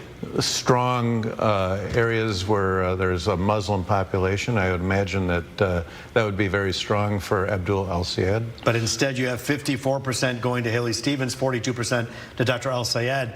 Speaking again of not perhaps like a dangerous fracture, but definitely a break in the Democratic Party between a progressive wing and a more moderate wing, the establishment. And this is really a kind of a battle between the two in many ways, between these two candidates, isn't it? Right. Well, another thing to take into consideration in Michigan, you can cross over. And I actually did have a person, a Democrat, trying to talk me into voting in the Democrat primary. Did it work?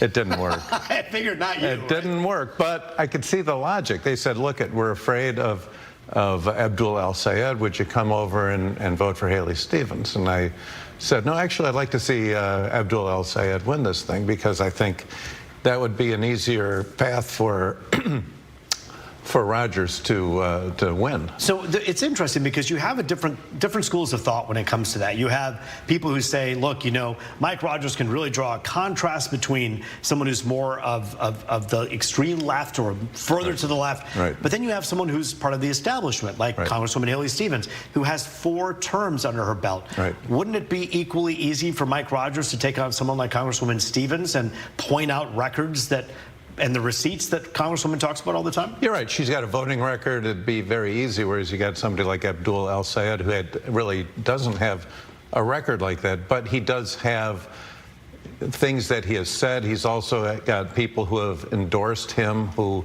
are very far to the left, and you've got people, well, you've got AOC, you've got Bernie Sanders, on the very far left of the whole spectrum of the socialist side of the Democrat Party. Sure. So it's that association, and this Piker gentleman at the pool Hassan party. Piker. But, you know, on the phone right now, I have Representative Reinekens because we couldn't get the Zoom to work. Okay. But I have you on the phone. Representative, we're talking about the race. I wanted to ask you your take right now on what you're seeing in Wayne County. Any surprises there with Haley Stevens leading 54 to 42 with 40+% of the vote counted?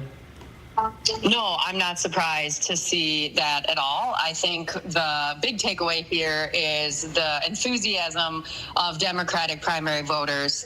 I hear all across the state. I was poll watching in Ann Arbor today, and it sounds like in Detroit there was huge turnout, just like in other corners of the state. So I think that's really the biggest story from what I'm hearing today.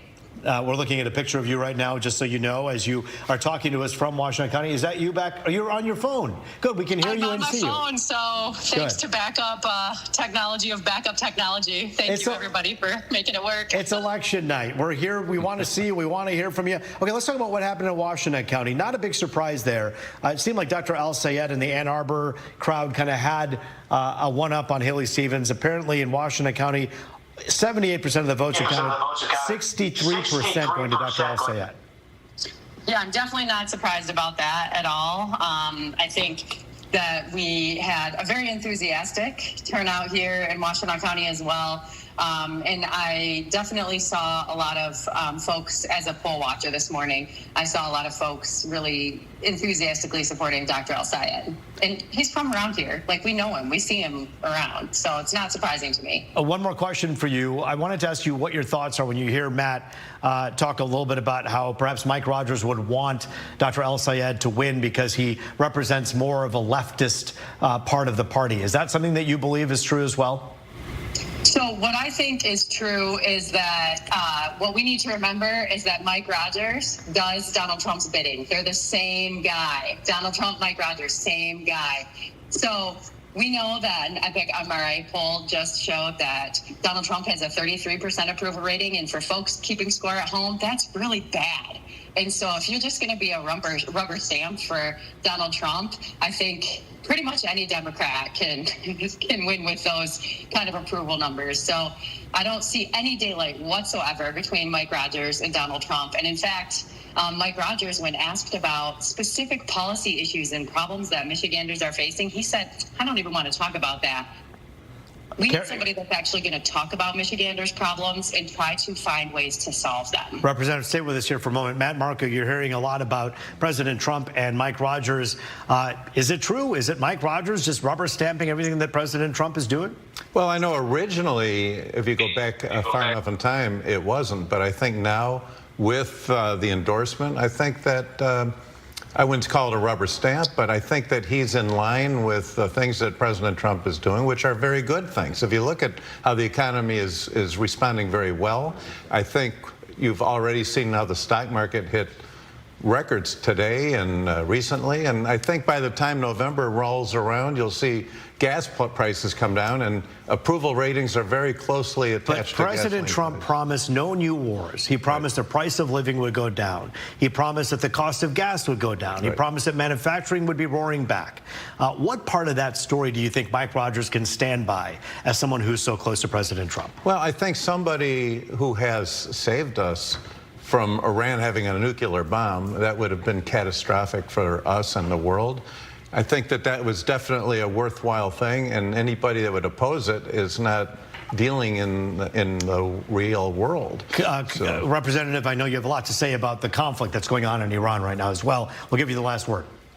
Sure. So, the Iran deal that President Obama worked out actually did prevent Iran from having a nuclear bomb. So that was, I'm glad you agree with us that is a great deal that was worked out, and in fact was ripped apart in the first Trump administration when Mike Rogers was in lockstep with President Trump. So I think what we need to remember, and that what Michiganders will remember as they go to the polls in November, is that we're tired of the chaos of Donald Trump. Michiganders cannot afford Donald Trump, and Michiganders cannot afford Mike Rogers. We are going to continue our conversation with both of you in a moment. If you're just joining us, 60% of the votes are counted right now. And between Dr. Abdul El-Sayed and Congresswoman Haley Stevens, there's still only a 3-point difference between the two. 49.8 to Dr. Sayed and 46.5 to Congresswoman Haley Stevens. More coverage of today's Michigan primary with Kerry Reinigen's representative and Matt Marco coming up after this. But first, here's a look at some of the results rolling into Fox 2 tonight on this historic.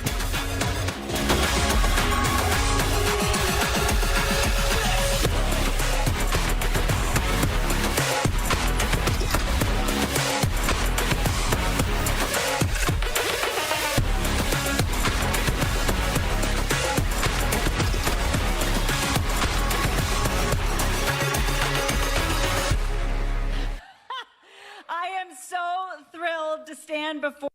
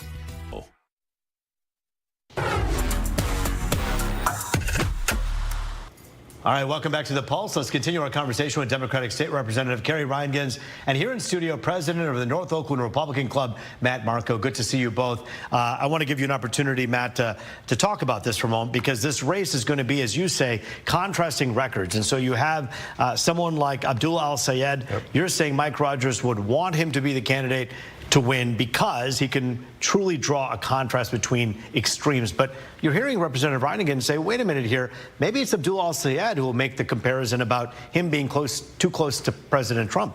Well, I think being close to President Trump is good, because what President Trump has been doing is very good for Michigan with the tariffs, is bringing production back to Michigan. You're seeing the auto companies bringing production out of Mexico and other places to Michigan.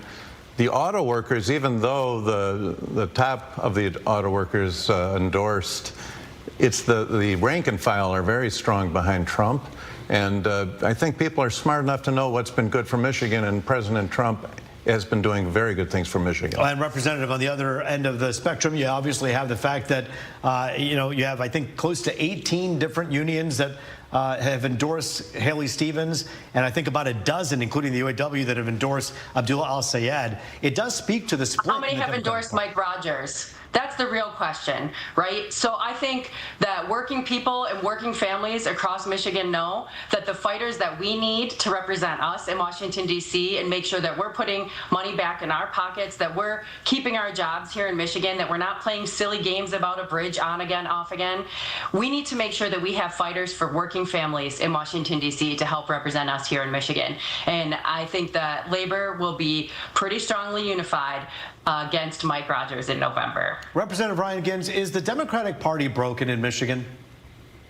Of course not. The Democratic Party actually stops, listens to our constituents, hears the problems they're talking about, and then discusses how do we solve those problems. When Mike Rogers was asked about the problems Michiganders face, he said, I don't even want to talk about that. How is that a person that's going to represent us and help us make our lives better? You know, Mike Rogers, when he left Congress, what did he do? He worked for the very companies that he used to regulate, and he made himself rich and got a nice little vacation house in Florida. Well, Michiganders can't afford a nice little vacation house in Florida anymore because of all of the money that is being shipped over to overseas in these stupid wars that we never asked for, all the money that is being paid to corporations that had to pay tariffs. They're not giving that money to us, the people who bought the products that had the tariffs on it. We cannot afford the cost and chaos of Donald Trump and Mike Rogers. And I want to talk to Matt about the fact that you do have these contrasts that are going to be drawn here. Haley Stevens said, I'm the only one running in the Senate race that's not a millionaire. Do people in this race relate, both Republicans and Democrats, to the common man who lives in Waterford and Troy and Waterford, all these areas, Highland Park? I mean, do these folks really understand what's at stake for the people who don't have 401ks, who don't watch the stock market? Well, I think that when you are bringing production, resourcing it back from overseas, which was basically sent there because of Democrat policies, and what President Trump is doing with Mike Rogers, his backing, bringing that back to Michigan is very compelling, and people know where their paychecks or the money for it is coming from. Matt Marco, thank you for your time today. Yes. Representative Reingans, thank you very much for joining us. It's been a busy day for everyone, and we thank you for taking the time to share your perspective. This race is still too close to call right now. We're talking about a split of just a difference of 3 points, with 62% of the votes counted. And so, yes, we will continue to watch this one online on fox2detroit.com and Fox Local. And, of course, our first newscast begins at 4 a.m. That is the Pulse for tonight. I'm Rup Raj. As always, it was good to be with you.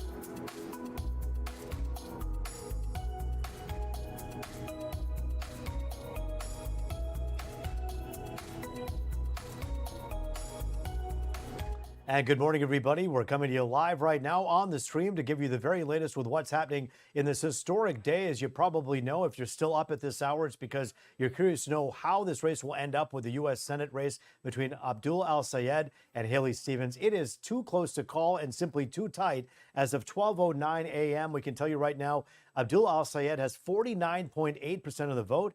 Haley Stevens with 46.4%. I want you to look at the numbers here, because you're talking about 65% of the votes counted, and Abdullah al-Sayed with 483,000 votes. And when you look at Stevens, 452,000, now 65%. So you're talking about a 3-point game, a 4-point game right now, and it continues to be that. Now think for a moment about what was expected. It was polled at last check as of a day and a half ago that Abdullah al-Sayed was up by 15 percentage points. People were saying things like it's going to be a blowout. And we continuously reported on Fox 2 that you just don't know.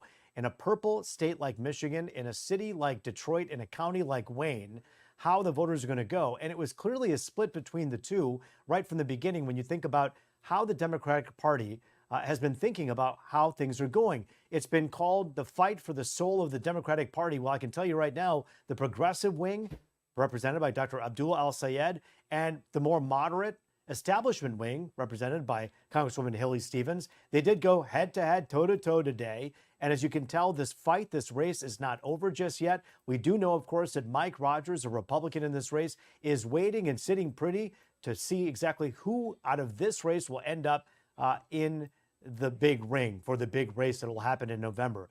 Look, this is the epicenter of politics in Michigan right now, because the entire country is trying to figure out exactly what happens in a purple state. It's easy to say when you had Andrew Cuomo and Mamdani running in New York for the city's mayoral race there, that in a coastal city like New York, that it went to the progressive wing. It can't be said that Michigan is the same as New York. We've heard that over and over again tonight. So many of our analysts have simply said the bottom line right now, we don't know where this is going to go. And this purple state right now at this hour, still undecided. Again, 49% compared to Haley Stevens' 46%. So as we continue to watch this very carefully, you better believe we're going to be here nonstop. We have a reporter that is standing by at Abdullah al-Sayed's camp. We understand he won't be speaking after 1 a.m. So if he's going to speak today, it won't be until it'll be between now and 1 a.m. So let's see if we actually have a speech from Dr. Abdullah al-Sayed. As of the Stevens team, I just texted one of our comms folks, and they say, look, we're standing by right now.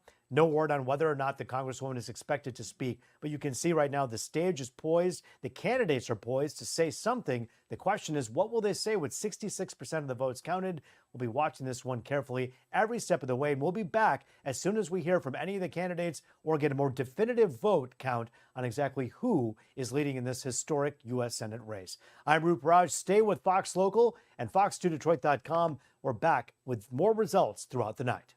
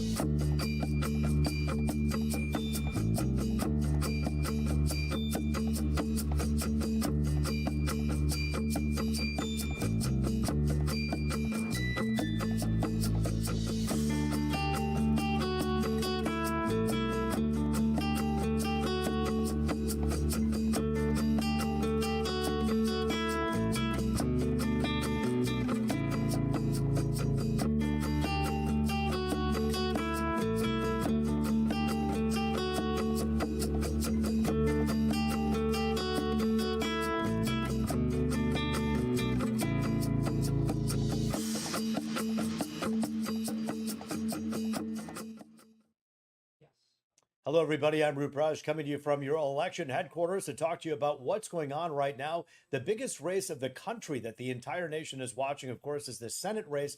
And right now, it is simply too close to call. We're talking about a 3-point difference. And by the way, that 3-point spread has really been what it's stood at for the last hour and a half or so, kind of gone back and forth until it finally settled into this 49% for Dr. Abdul Al-Sayed, 46% for Haley Stevens. We understand Congresswoman Haley Stevens may be talking in the next 15 minutes. Let's get live to Fox 2's Dave Spencer. He's live at the headquarters with a look at what she may be able to say. And Dave, we only have 70% of the votes counted. I say only. That's actually a pretty significant amount, but it's such a small margin.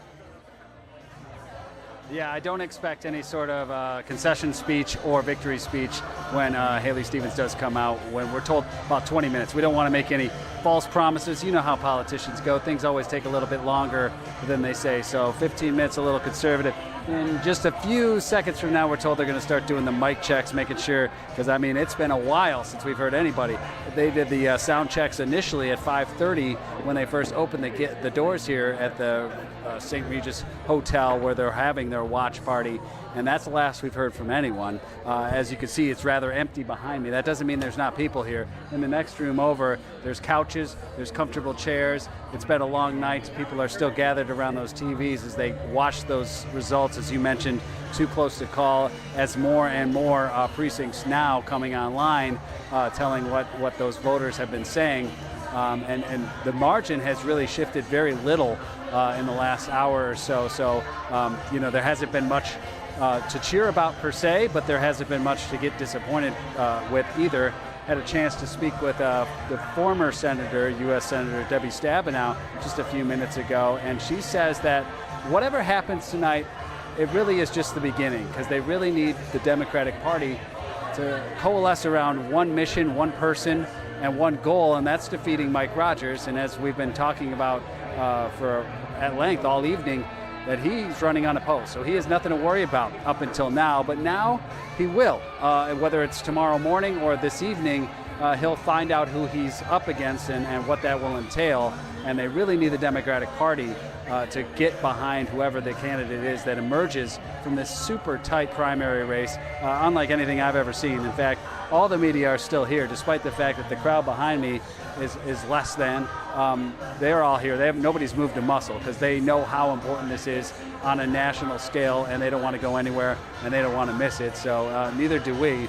Hopefully that she comes out before, it's too late, and we have some sort of messaging. I asked the people who are kind of her team how long they have this room for, and they said we got it until we need it. So it could be a long night into an early morning. I know I have an early morning shoot that I scheduled for myself, foolishly, so I won't get much sleep, but that's okay. This is what you sign up for, right, Roop? No, it is. And listen, right now, it's going to be a lot of red eyes tomorrow as people are trying to kind of make sense of what happened overnight. And we're now into that kind of hum of the overnight hour as we approach the 12:30 mark here. But we're really talking about 35,000 votes separating the two of them, with 70% of the vote reported. For a moment there, think about that. In a state of 11 million people, of whom not everyone is going to vote, but still 35,000 votes. Now, in fact, it's even shifted even more.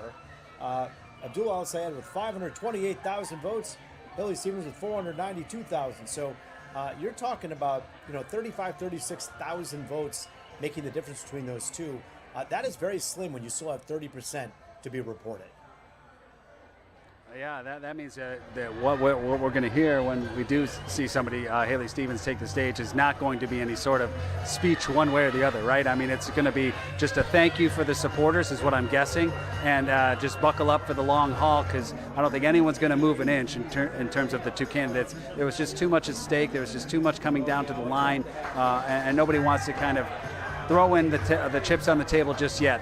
This is just an assumption I'm making on my part. We have not been given that sort of indication from anyone on the team, other than she's going to come out and speak within the next 15, 20 minutes here. So that's why people are kind of scrambling back into position. And as you can see behind me, the crowds have been told to get back out of those rooms, get out of their chairs, get back in position as they kind of wait. Yeah, so here they come. So that tells me that things are moving, things are in motion, and that Haley Stevens will soon be talking to this crowd. I imagine the speech will be what we've heard in some of the presidential races, when you have someone come out when the race is too close to call, and they essentially say, hey, thank you all for being here tonight. Rah, rah, rah, yeah. We're not done yet. This is a fight till the finish. And really kind of do a pep rally, which is what candidates are supposed to do with supporters who put in so much blood, sweat, and tears into a campaign. Yeah, and they're going to have this opportunity to have this stage and have all the media here. So probably some message of unity, no matter what, saying, because all these supporters are not going to be here likely in the morning when we do have those final results. So she'll want to kind of give that sort of speech that says, if things go one way, you all need to do this, and if things go another, please stay with me, and we're gonna take the supporters of El Sayed and run with it. So that's what I'm anticipating hearing, much like you were alluding to just seconds ago there.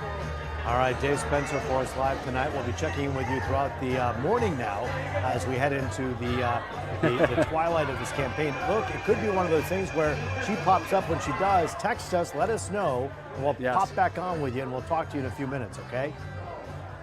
Yeah, something tells me it won't be too long now, so stay close. This could happen within a few minutes here. It'll be interesting to see what Congresswoman Hillary Stevens has to say about this race that is now at the 3-point spread. Our Dave Spencer for us live. I want to check in with the other Dave, so to speak. He's on the other side of the political aisle of this particular race. He's with the Al Sayed camp, and he joins us now live. And I do want to ask you about the mood behind you as they continue to watch cable news, looking at all the results rolling in. Yeah, Rip, I tell you, it's maybe a little bit more subdued, more calm right now. Not down, I would say, but just a bit more calm. I'll step out of the way maybe a little bit. We'll give you a lay of the land of what's happening here at the Majestic Theater on Woodward here as they watch national news. It's a lot of people catching up, talking about the campaign, talking about pretty much everything right now. Summer plans, maybe some people eating some pizza, getting some beverages in their system, some of those adult beverages, perhaps. A question for you. What does $80 million get you? Well, $80 million or so in the most expensive Democratic Senate primary ever gets you this, a race that is very, very tight. 49.8% supporting Dr. Abdullah al-Sayed, and 46.3% of the votes so far for Congresswoman Haley Stevens. This race is very tight. It has tightened significantly in the last couple of hours or so, 6% down to what it is now. So there is a mood of pretty much watching and waiting. We do know that Dr. Abdullah al-Sayed will be speaking around 1 o'clock, or we're told possibly before 1 o'clock. So it's about, it's 12:30 right now. So he's likely watching the same returns that we are. Wayne County, the Wayne County vote, Dearborn, Detroit, all of that being watched heavily as those tallies come in all of this.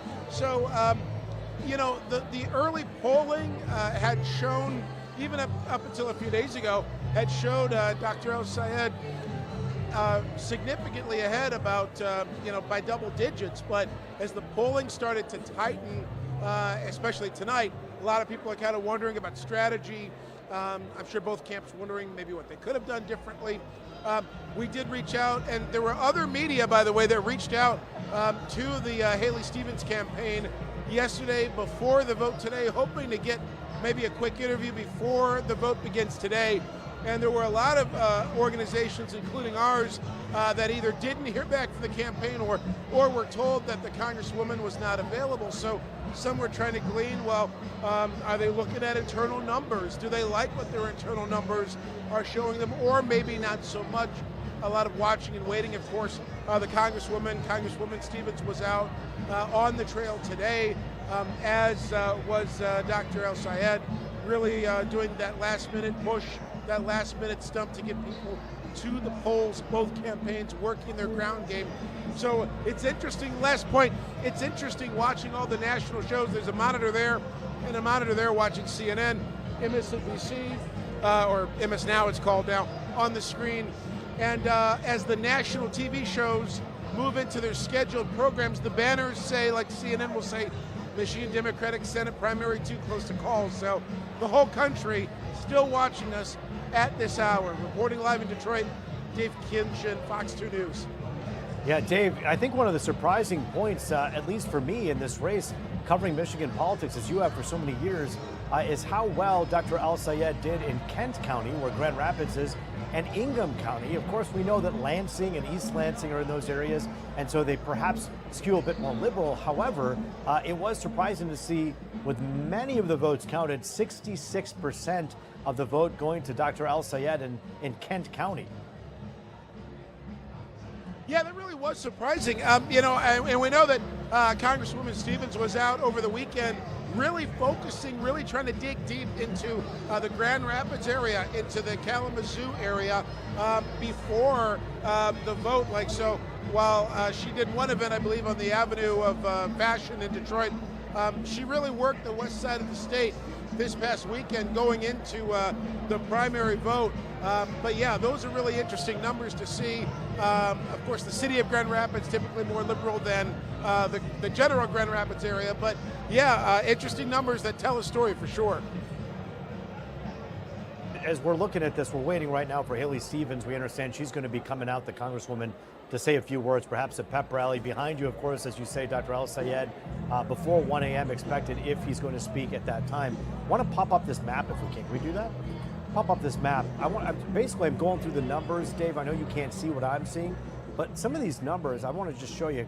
Kent County, Grand Rapids, 60% of the vote. Ingham County, 64% of the vote going to Dr. El-Sayed. But then you come over to Wayne County, and you can see over here, you're talking about 52% of the vote going to Haley Stevens and 44% going to Dr. Abdul El-Sayed. Dave, you've been covering this race for a long time. You know Dearborn Heights are right there in Wayne County. We also know that Detroit is there. And the Detroit vote was an interesting one because some of the older voters were set to go right to the establishment, the younger ones to the more progressive candidate, Dr. El-Sayed. Yeah, absolutely. And, you know, you kind of wonder, too, there's younger people moving into Detroit in the last 10 years. There's a lot of young professionals that generally may think and vote more progressively. So that was a big focus, I think, for Dr. El-Sayed's campaign. But like you said, you know, the older establishment folks, a lot of the people who know the old brass, or the old brass in Detroit political leadership, really connecting with Congresswoman Stevens' campaign. And that's been kind of the split there that you've seen. So, you know, a fracture, well, a break in the party, certainly you could call it, but interesting numbers that kind of fill in the gaps a little bit as well, as we're waiting for the rest of Wayne County, too. Hey, Dave, want to put up another map here. This one is an indicator of what's happening in Macomb County. This is fascinating as well. Half of the votes counted, Dave. And just to read this out loud, because I know you're standing there, you're not seeing what I'm seeing, and the people at home are seeing on their phones and their connected TVs. 53% of the vote in Macomb County has gone to Dr. Al-Sayed.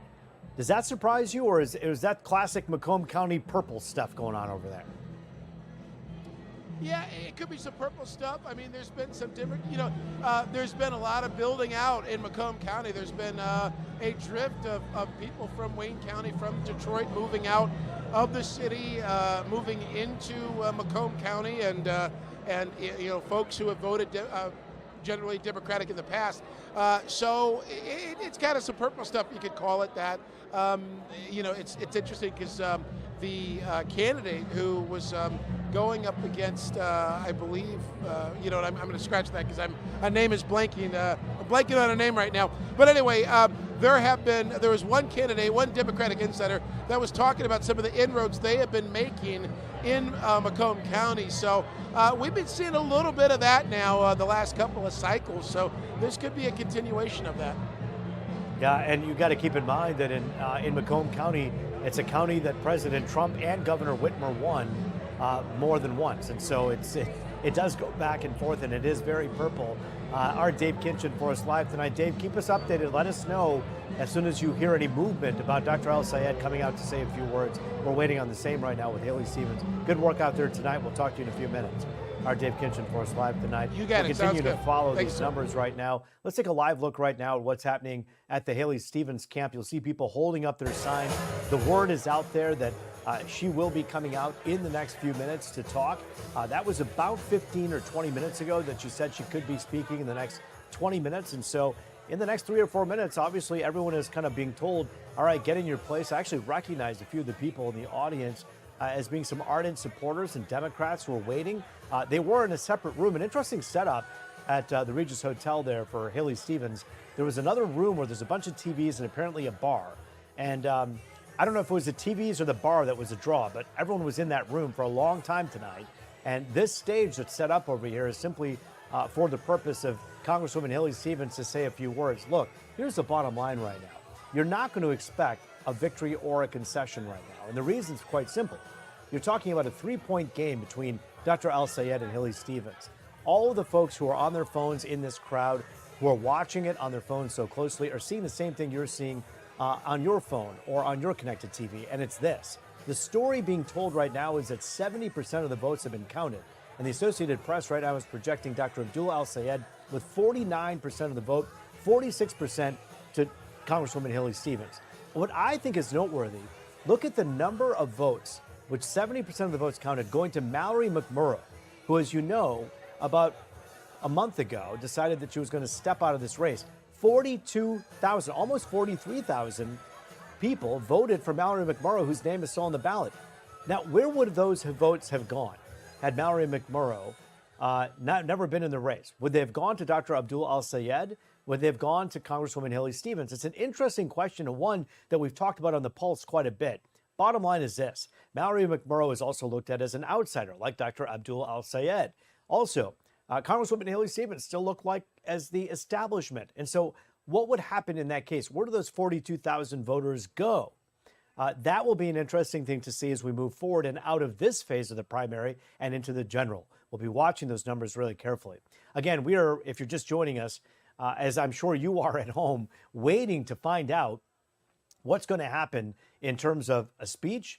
It certainly won't be a concession. It certainly won't be a victory speech this early.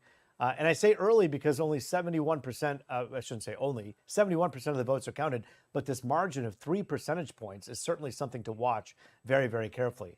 505,000 votes versus 542,000. As soon as Congresswoman Haley Stevens hits the stage, or Dr. Abdullah Al-Sayed, we're going to be joining you back here. Don't go away. Keep your connected TV or your phones right where it is. We'll keep these results up. You can keep updating it, and I'll be popping back on as soon as we hear one of the candidates is speaking. We're not going anywhere.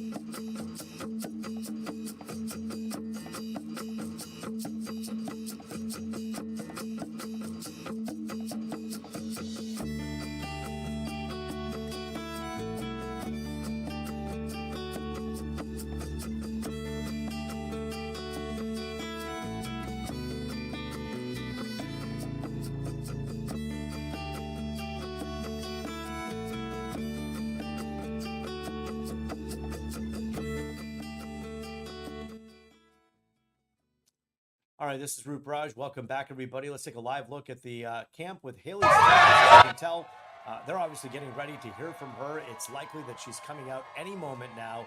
Again, this won't be, I don't think, a victory speech because it's very clear at this hour that with 75% of the votes, it's still, simply put, a 4-point game. 46% to 49% Abdul Al-Sayed.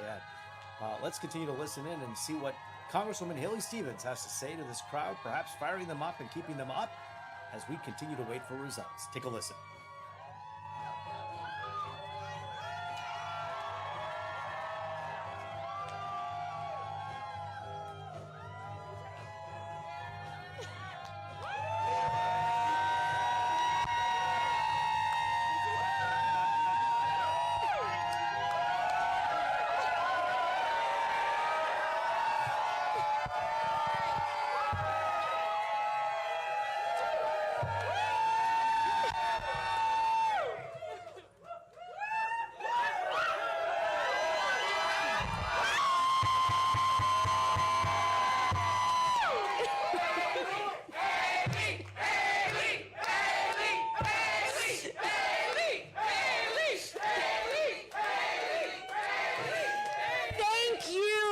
Thank you all. I know it's been an exciting night. I know it's been a long night because that's the Michigan way. But I want to give you all an update. All right, we knew that this was going to be a close race, and that's exactly what we've got. A close race. We are still waiting on results, and we might not know the results until early in the morning, maybe even later tomorrow. We are still waiting on results from Detroit.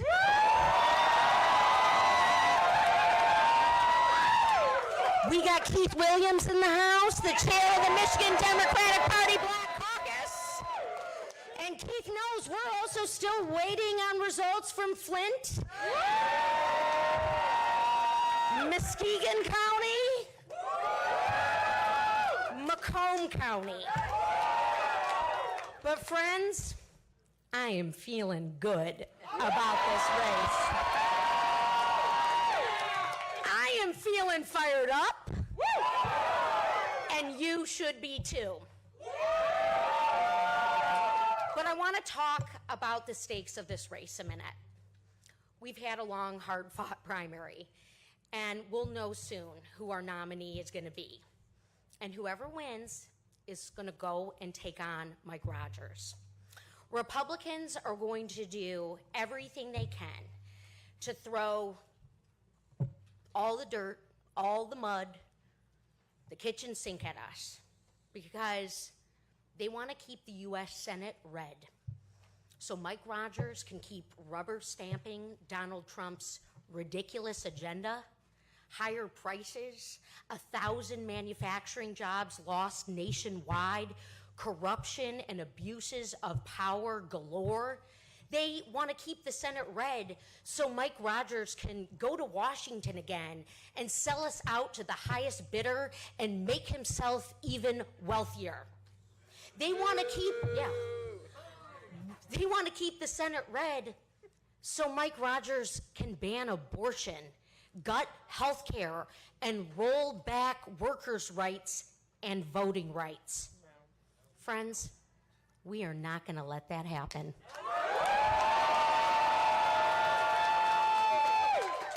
So, Michigan, we are not going to know the results for just a little while.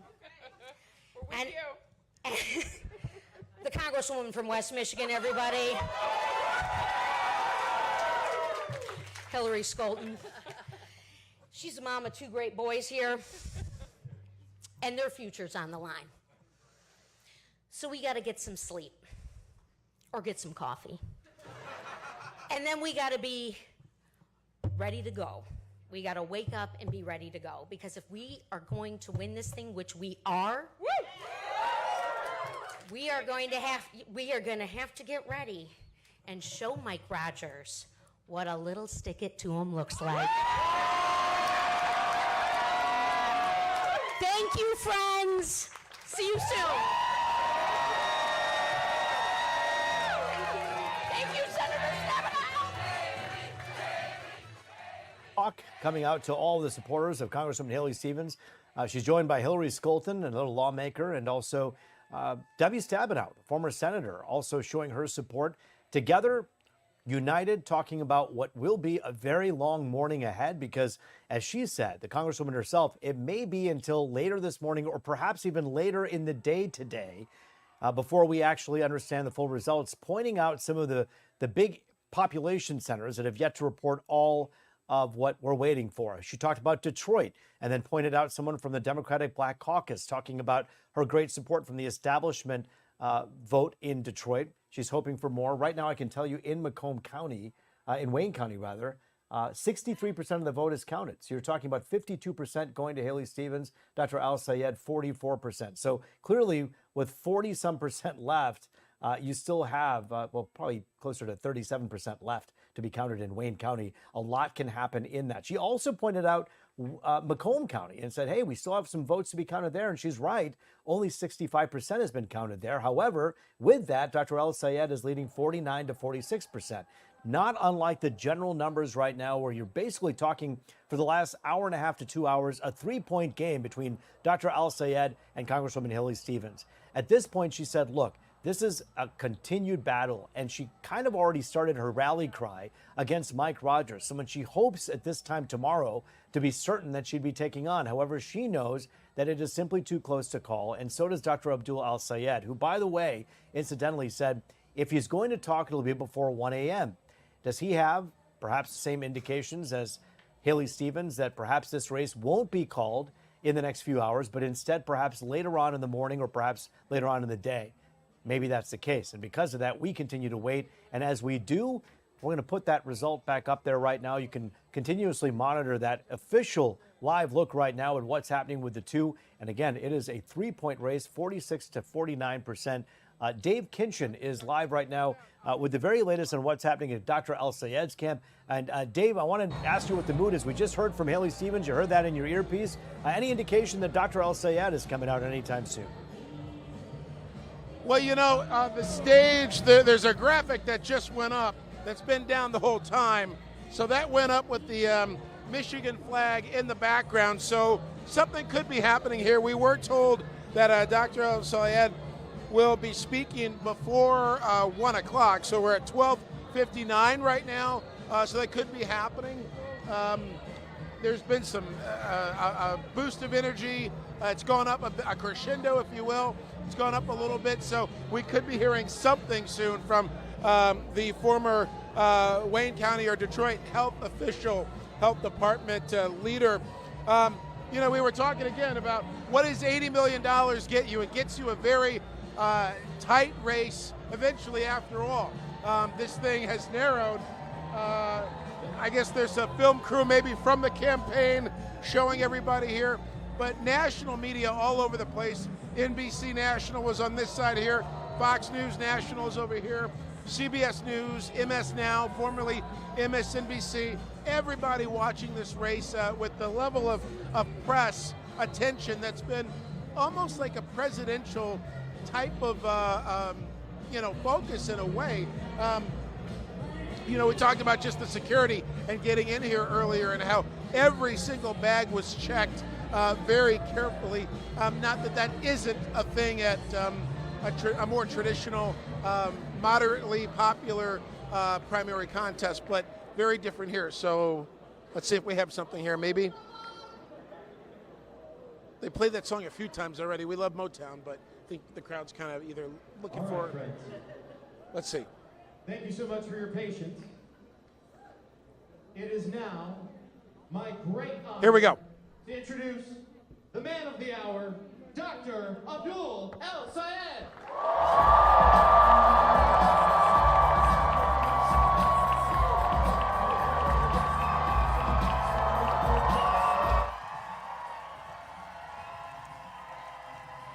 Thank you. Thank you.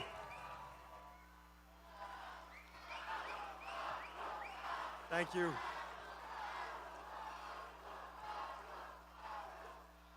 Thank you so much. Thank you. Thank you. All right, y'all. Money out of? Money in your? Medicare for? All right, y'all. Look, I wish I could tell you that I was declaring victory right about now. Turns out it takes a long time to count some votes in Michigan. It's a big state. But I will tell you this. I want you just to reflect on what that means. Right now, we are on track to vastly outvote the historical numbers that we should have expected. And that tells you about the kind of movement that we were able to inspire. A movement that kicked off 15 months ago, traveling this state up and down, spending time in churches in Detroit and living rooms in Lansing, VFW halls in Escanaba, backyards in Grand Rapids, sometimes in rooms of 2 or 3, sometimes in rooms of 2,000 or 3,000. And across that movement that we built, there was an inspiration in the idea that we could take our government back. Government of the people, by the people, and for the people, instead of government of the corporations, by the special interests, and for the billionaires. And because you had the audacity to believe in that, you know that the billionaires, the corporations, and the special interests, they weren't going to give up lightly. We all knew they were going to spend their money. We didn't know they were going to spend $70 million of their money. We didn't know that they were going to outspend us $11 to $1. And yet we're still standing.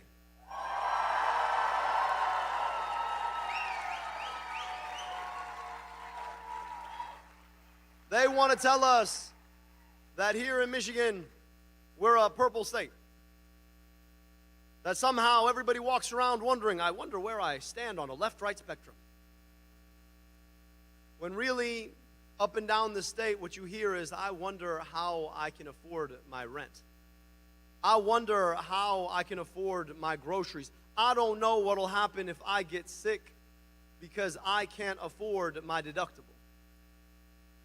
We are not a purple state. We are a state in need of a movement to take our politics back. And despite their spending, despite their lies told in ad after ad after ad after ad on TV, we're walking into the rest of this evening with a 3-point lead.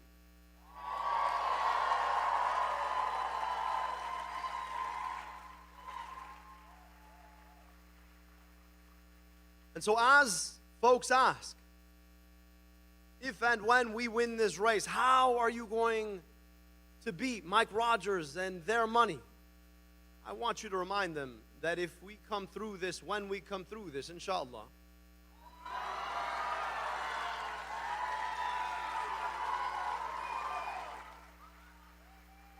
that we'll have taken $70 million on the chin and kept fighting back.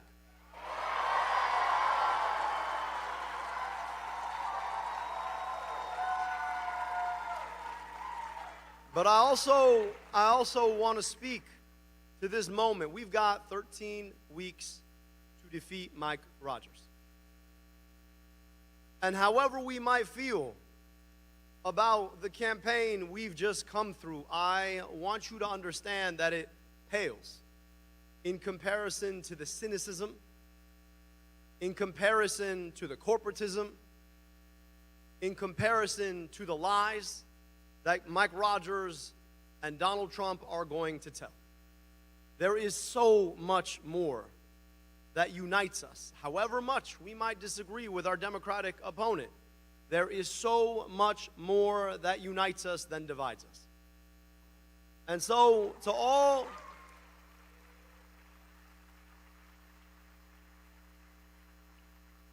And so to all of our supporters here tonight, watching on TV, tomorrow we begin to mend fences. Whatever happens tonight, we have a responsibility to assure that we unite to make sure that Mike Rogers never sees the inside of the U.S. Senate.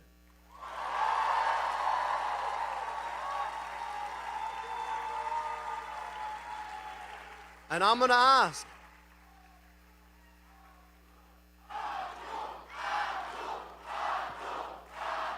thank you. Thank you. Thank you. And I'm going to ask all of us, as we think about where we go from here, always magnanimity in victory. So if your instinct is to be like, I told you, no. Let's come together to build a movement that's even bigger, that's even stronger, that's even more powerful, that reaches into the very depths of this state, that reminds us the best of who we are and who we can be. That is the commitment I want all of us to be making as we leave here tonight. And so, Mike, and I know you're listening, Mike, we are coming for you.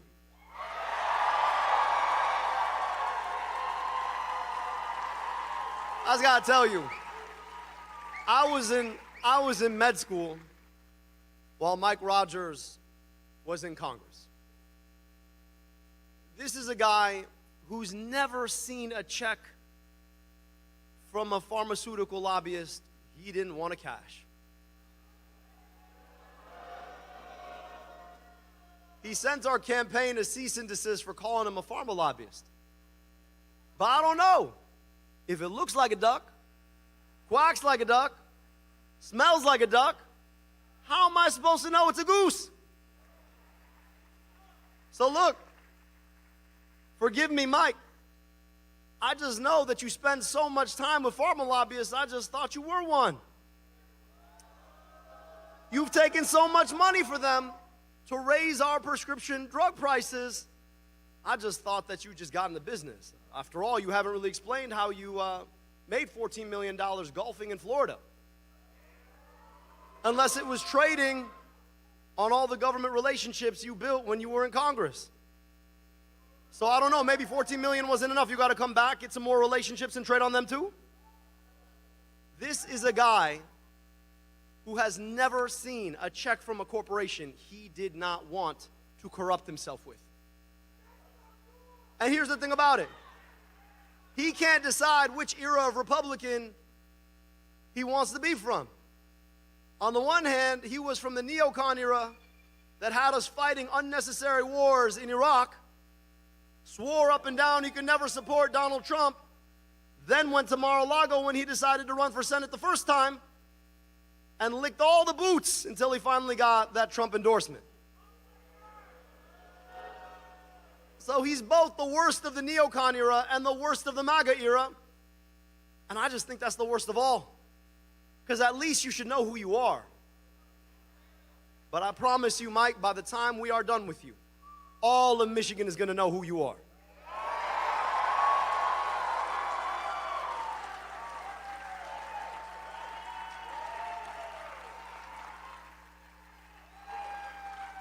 You are a corporate sellout who's not a pharma lobbyist, but really, really might want to be one someday,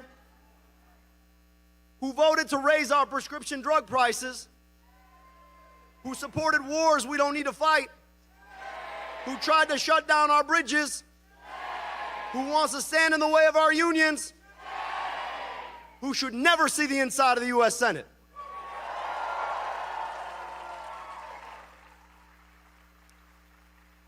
So friends, we're going to have to wait a little longer to see the outcome of this race. But as I look in front of me, I already see the outcome of this campaign. A community of people who came together around a set of ideals, built on the foundation of what this government was supposed to be in the first place. Government of the people, by the people, and for the people. And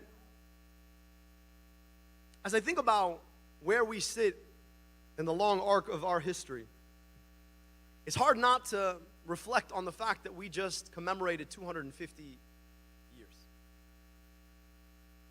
And we all know those 250 years weren't perfect.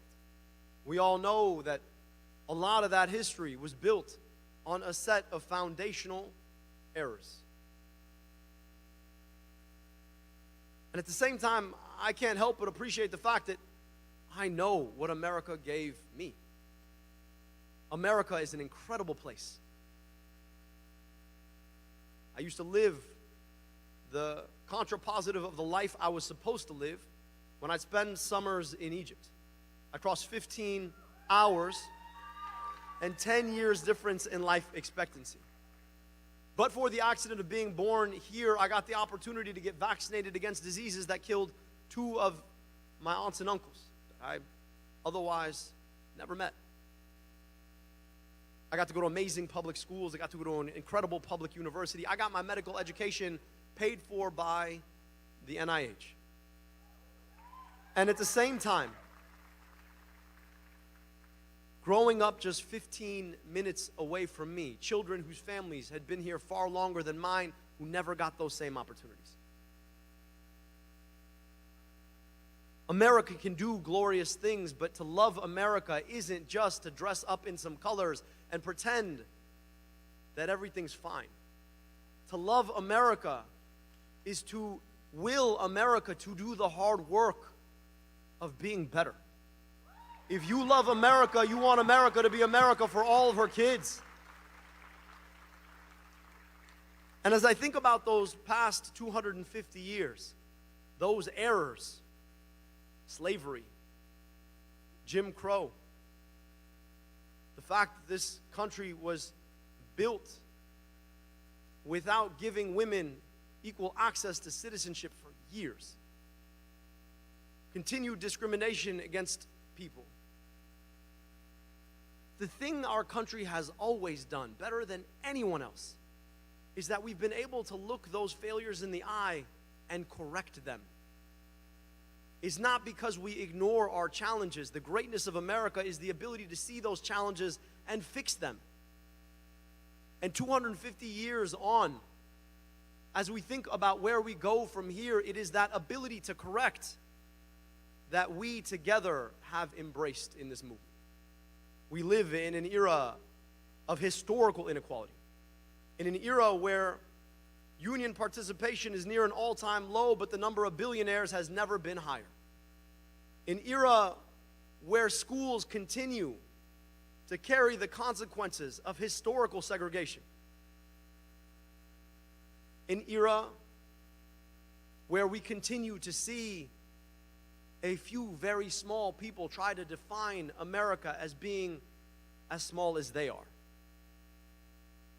We can't control the past 250 years. What we can do is build the next 250.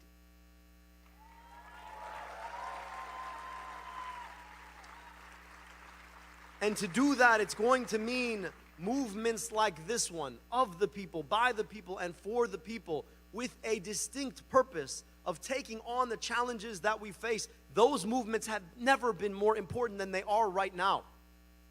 I look in front of me and I see all kinds of colors, all kinds of stories coming together around the idea that we can have nice things, we just can't do it alone.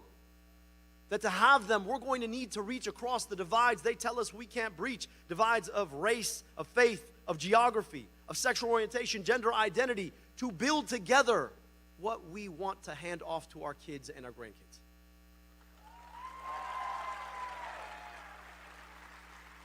And for the past 15 months, I've had the privilege of being a part of that movement with all of you. And so as we continue forward, for the next 13 weeks, I am asking you to put your shoulder in the work to make sure that we defeat Mike Rogers, we defeat and send a blow to Trumpism, and we do the work of building that next 250 years that all of us deserve, because at some point, whether you know them or you don't, the future will ask you, what did you do in this moment? For me, it looks like 2 little girls, ethnically half Indian like their mom, ethnically half Egyptian like me, 100% American.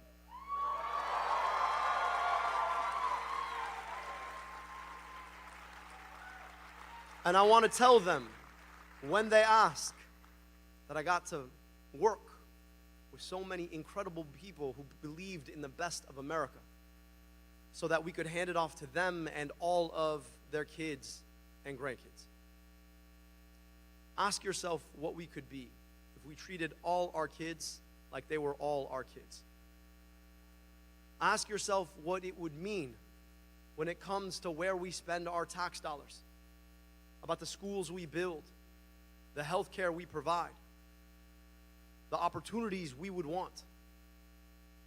And for the next 13 weeks and the next 6 years after that, I'm asking you to join me in helping to build that America.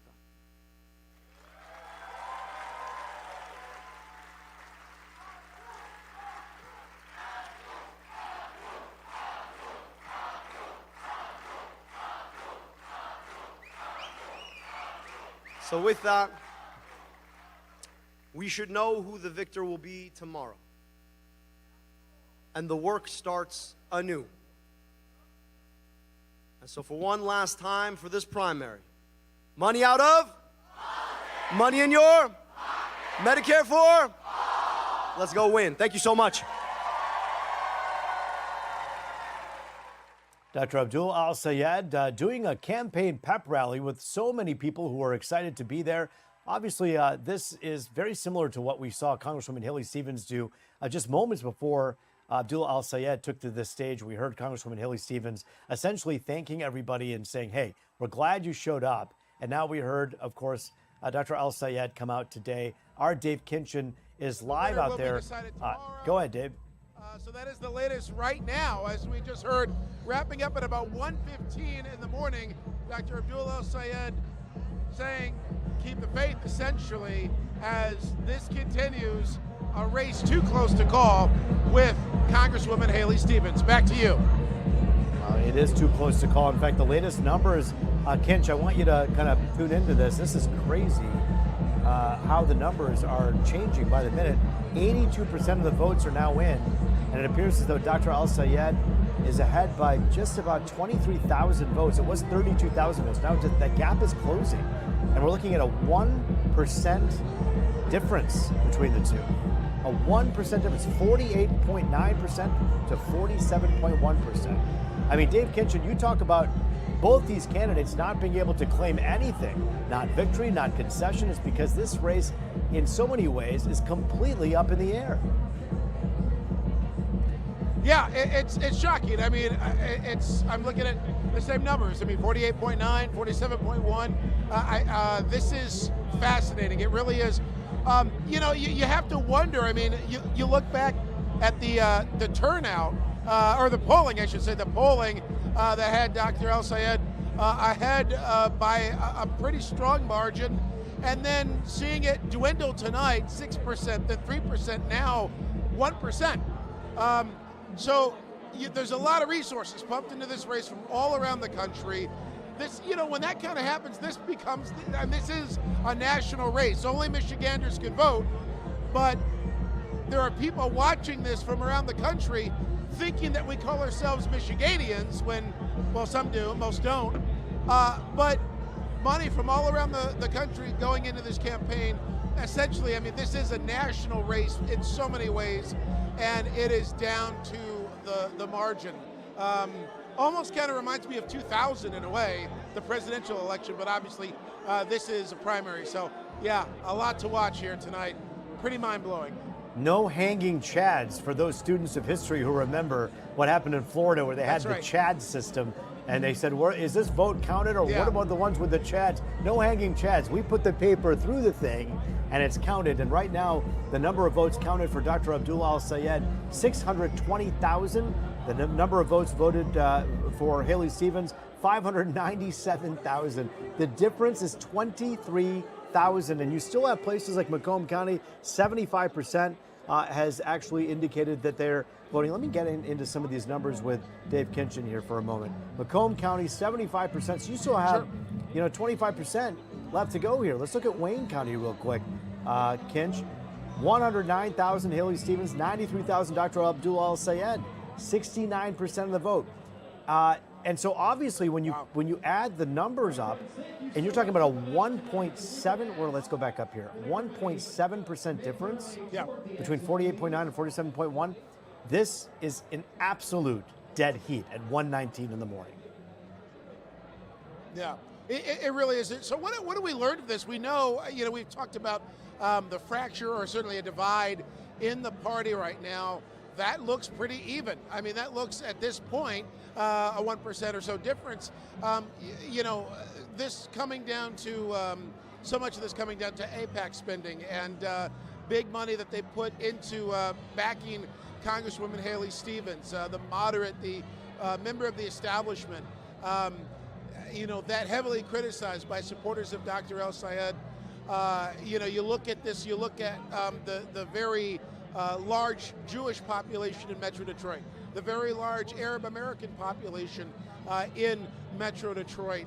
You look at the wars in the Middle East. You look at the Israel-Hamas war. You look at the war in Iran.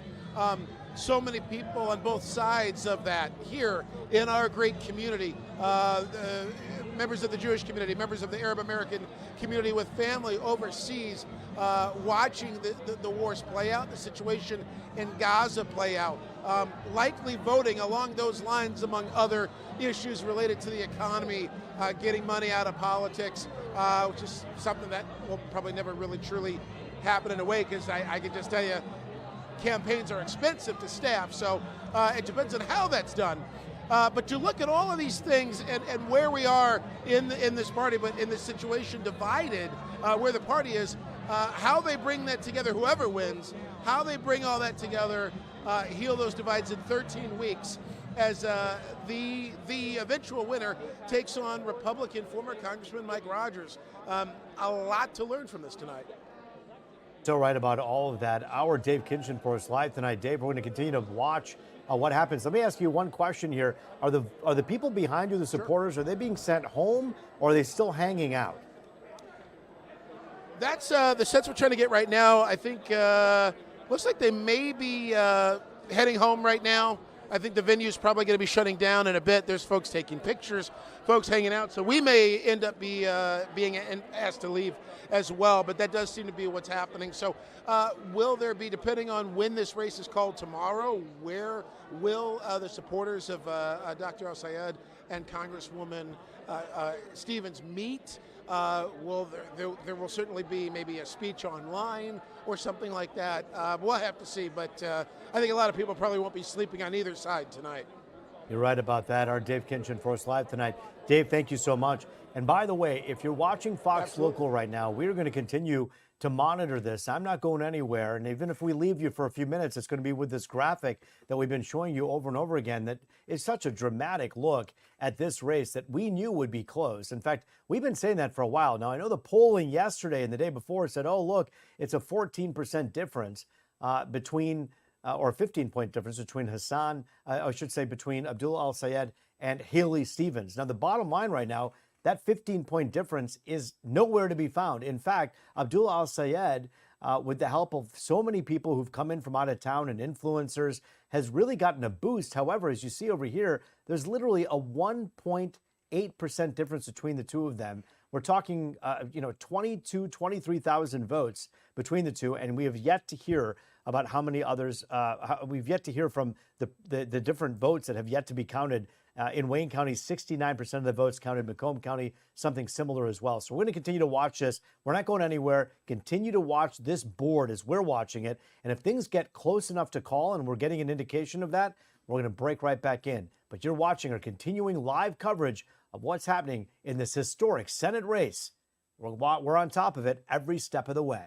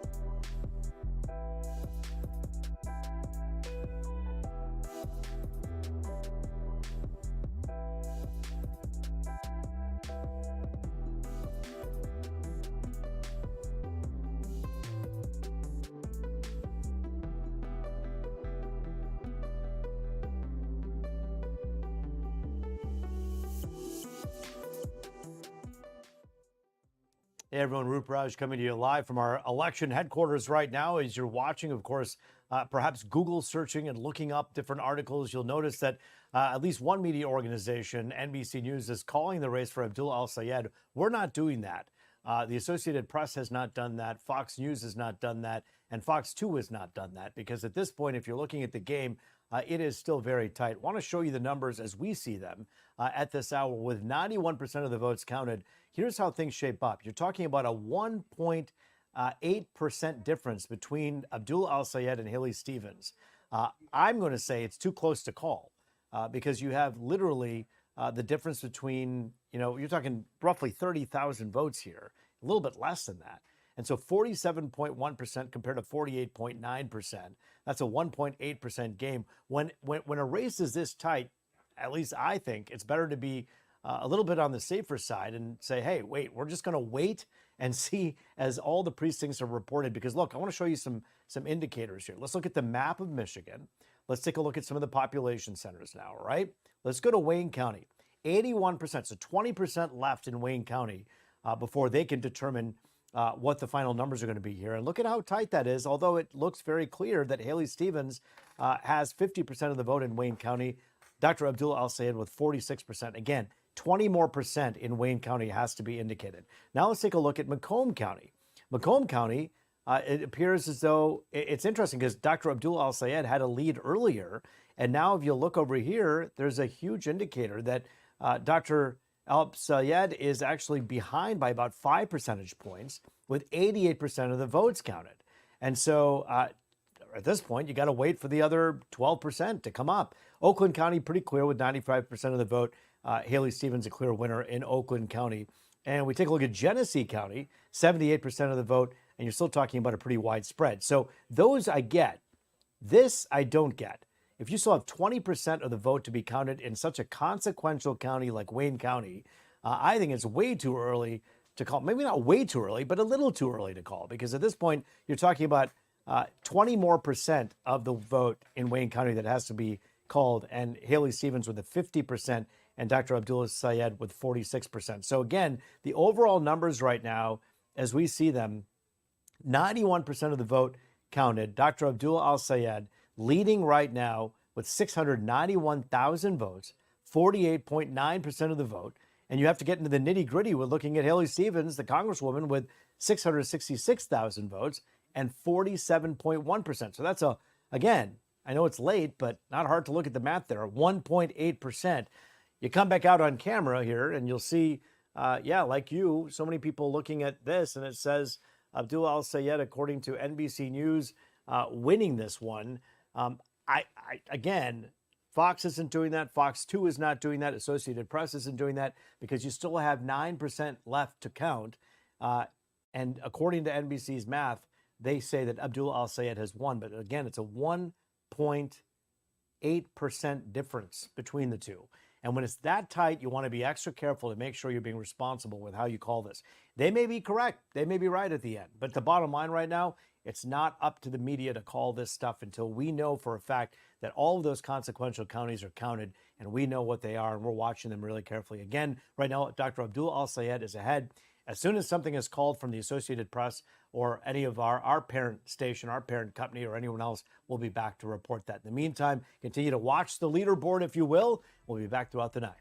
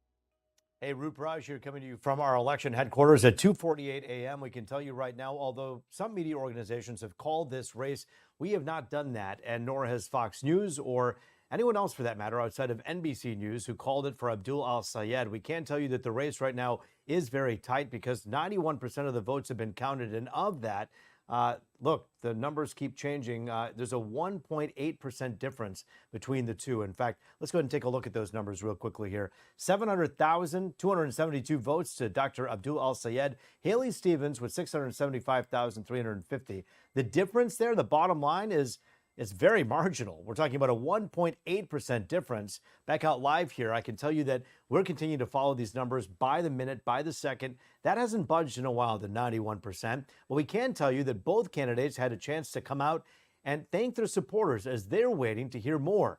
Here's a look at what Congresswoman Haley Stevens told her supporters a little over an hour and a half ago.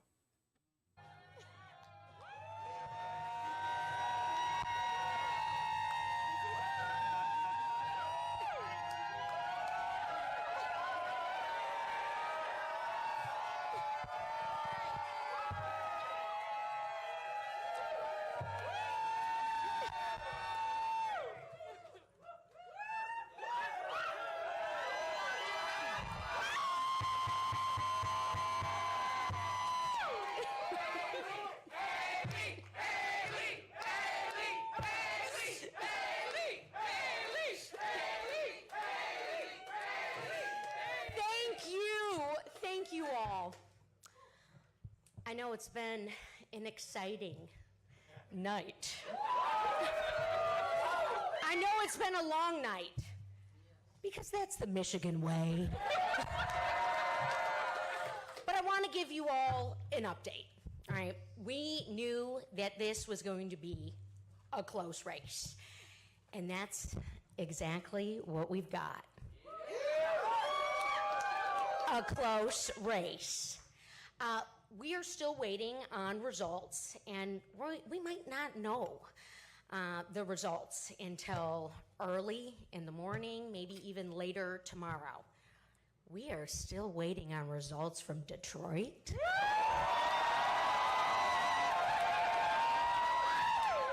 We got Keith Williams in the House, the chair of the Michigan Democratic Party Black Caucus.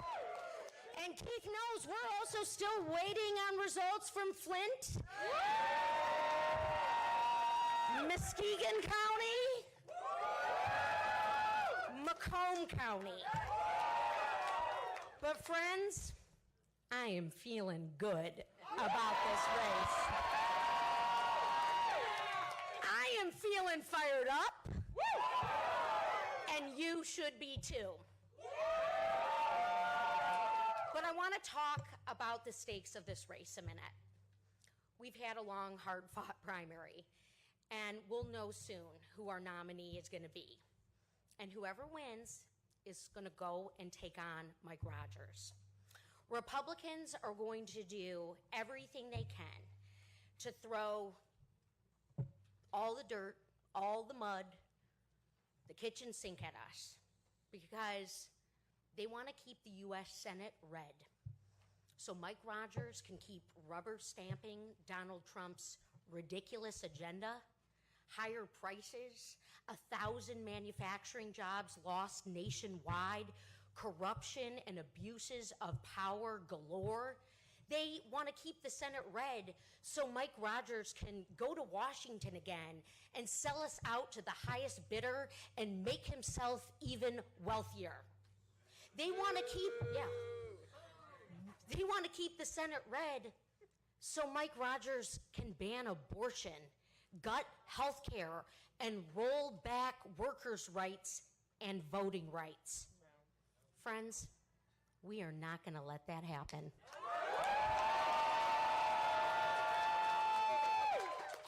So, Michigan, we are not going to know the results for just a little while. And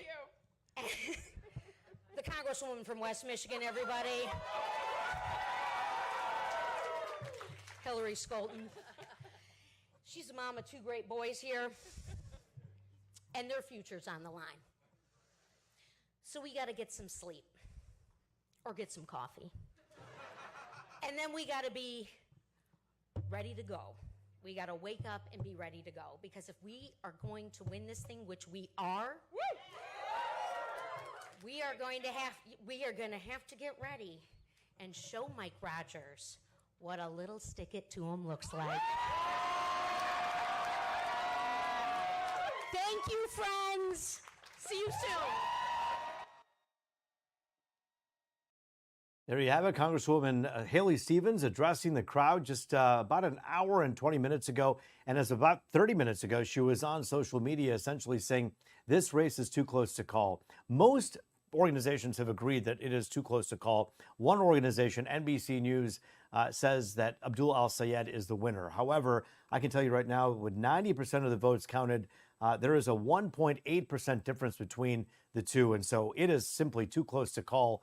For anyone who's been doing this a while, they know perhaps this is not something that you want to run in and call a winner on right now. But they have, NBC has, AP has not, Fox has not, CBS has not, ABC is not, no one else has. So we'll keep watching it. In the meantime, Dr. Abdul El-Sayed has not said anything about a victory, even though some people, including Mallory McMurrow, his former opponent, congratulated him on a victory. But again, no official victory from the Abdul camp. But he did have this to say just a little close to a few minutes after 1 o'clock. Take a listen. All right, y'all. Money out of? Money in your? Medicare for? All right, y'all. Look, I wish I could tell you that I was declaring victory right about now. Turns out it takes a long time to count some votes in Michigan. It's a big state. But I will tell you this. I want you just to reflect on what that means. Right now, we are on track to vastly outvote the historical numbers that we should have expected. And that tells you about the kind of movement that we were able to inspire. A movement that kicked off 15 months ago, traveling this state up and down, spending time in churches in Detroit and living rooms in Lansing, VFW halls in Escanaba, backyards in Grand Rapids, sometimes in rooms of 2 or 3, sometimes in rooms of 2,000 or 3,000. And across that movement that we built, there was an inspiration in the idea that we could take our government back. Government of the people, by the people, and for the people, instead of government of the corporations, by the special interests, and for the billionaires. And because you had the audacity to believe in that, you know that the billionaires, the corporations, and the special interests, they weren't going to give up lightly. We all knew they were going to spend their money. We didn't know they were going to spend $70 million of their money. We didn't know that they were going to outspend us $11 to $1. And yet we're still standing.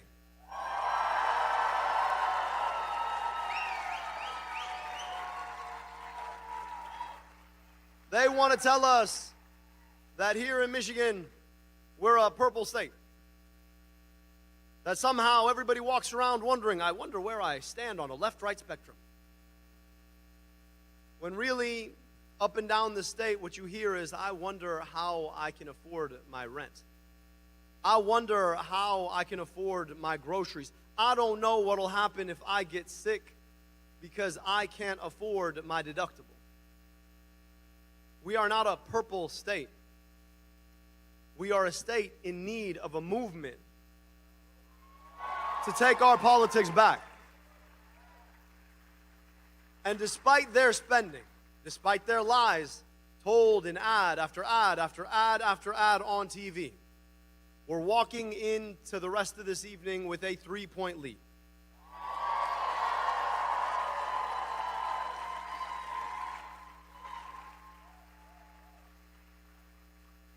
And so as folks ask, if and when we win this race, how are you going to beat Mike Rogers and their money? I want you to remind them that if we come through this, when we come through this, inshallah,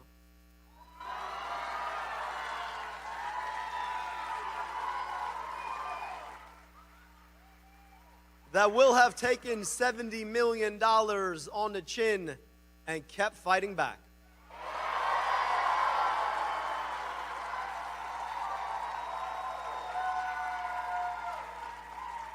But I also want to speak to this moment. We've got 13 weeks to defeat Mike Rogers.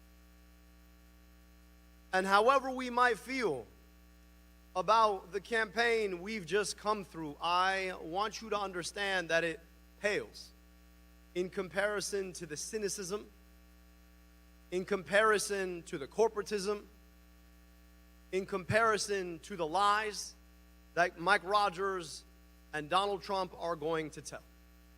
There is so much more that unites us. However much we might disagree with our Democratic opponent, there is so much more that unites us than divides us. And so to all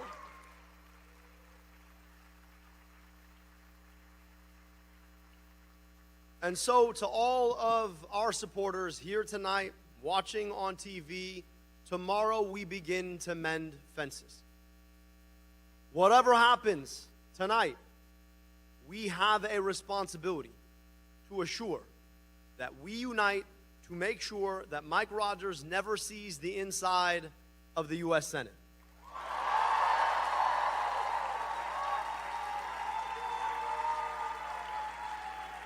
And I'm going to ask,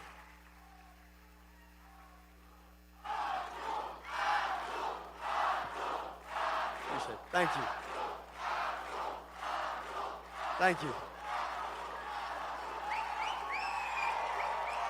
Thank you. And I'm going to ask all of us, as we think about where we go from here, always magnanimity in victory. So if your instinct is to be like, I told you, no. Let's come together to build a movement that's even bigger, that's even stronger, that's even more powerful, that reaches into the very depths of this state, that reminds us the best of who we are and who we can be. That is the commitment I want all of us to be making as we leave here tonight. And so, Mike, and I know you're listening, Mike, we are coming for you.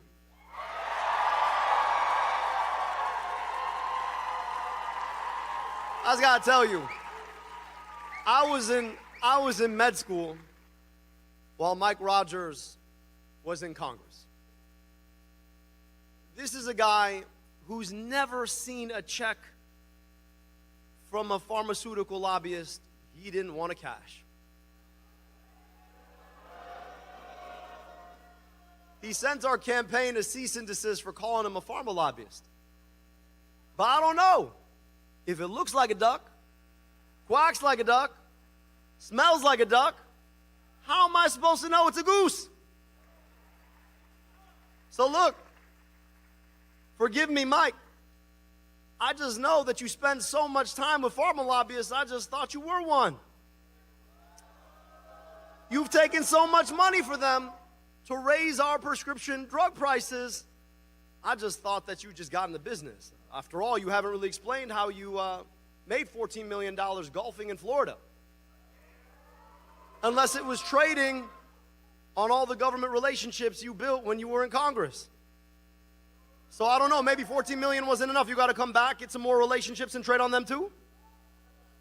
This is a guy who has never seen a check from a corporation he did not want to corrupt himself with. And here's the thing about it. He can't decide which era of Republican he wants to be from. On the one hand, he was from the neocon era that had us fighting unnecessary wars in Iraq, swore up and down he could never support Donald Trump, then went to Mar-a-Lago when he decided to run for Senate the first time, and licked all the boots until he finally got that Trump endorsement. So he's both the worst of the neocon era and the worst of the MAGA era, and I just think that's the worst of all. Because at least you should know who you are. But I promise you, Mike, by the time we are done with you, all of Michigan is going to know who you are.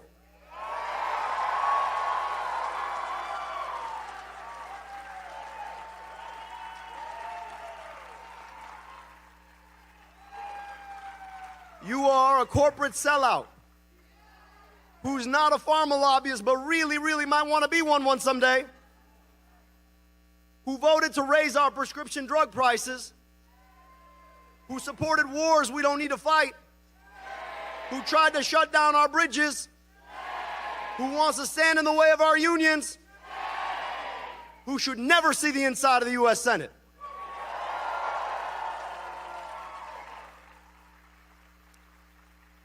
So friends, we're going to have to wait a little longer to see the outcome of this race. But as I look in front of me, I already see the outcome of this campaign. A community of people who came together around a set of ideals built on the foundation of what this government was supposed to be in the first place. Government of the people, by the people, and for the people. And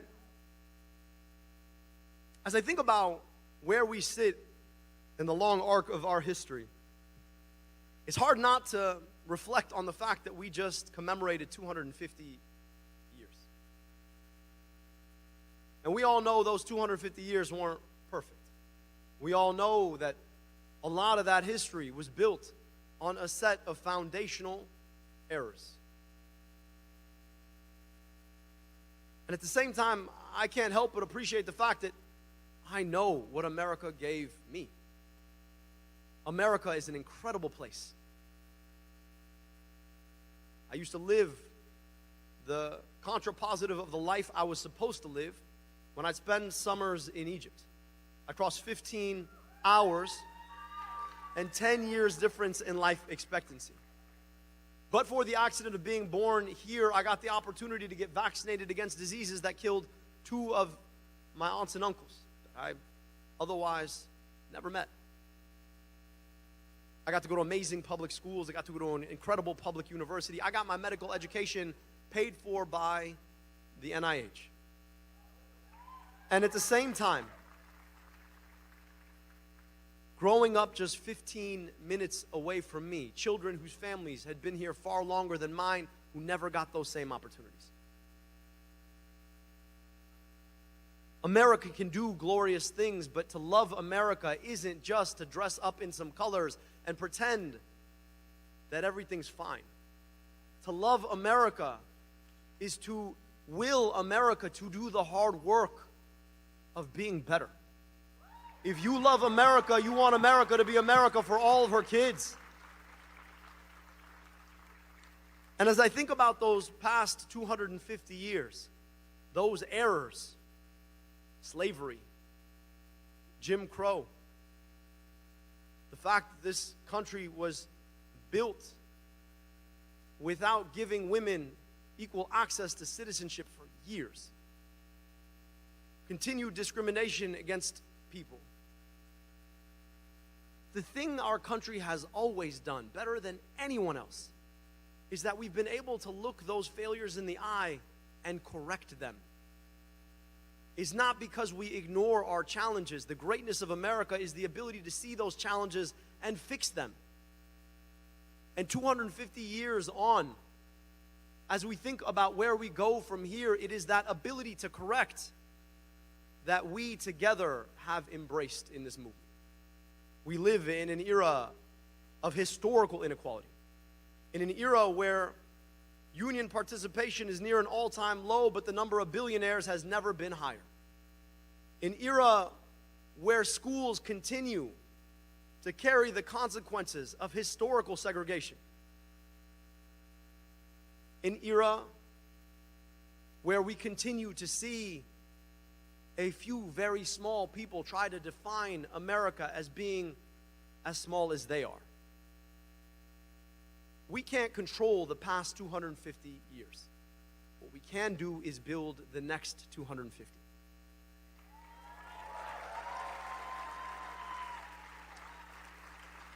And to do that, it's going to mean movements like this one, of the people, by the people, and for the people, with a distinct purpose of taking on the challenges that we face. Those movements have never been more important than they are right now. I look in front of me and I see all kinds of colors, all kinds of stories coming together around the idea that we can have nice things, we just can't do it alone. That to have them, we're going to need to reach across the divides they tell us we can't breach. Divides of race, of faith, of geography, of sexual orientation, gender identity, to build together what we want to hand off to our kids and our grandkids.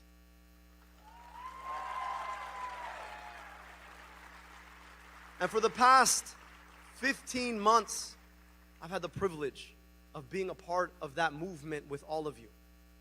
And so as we continue forward, for the next 13 weeks, I am asking you to put your shoulder in the work to make sure that we defeat Mike Rogers, we defeat and send a blow to Trumpism, and we do the work of building that next 250 years that all of us deserve, because at some point, whether you know them or you don't, the future will ask you, what did you do in this moment?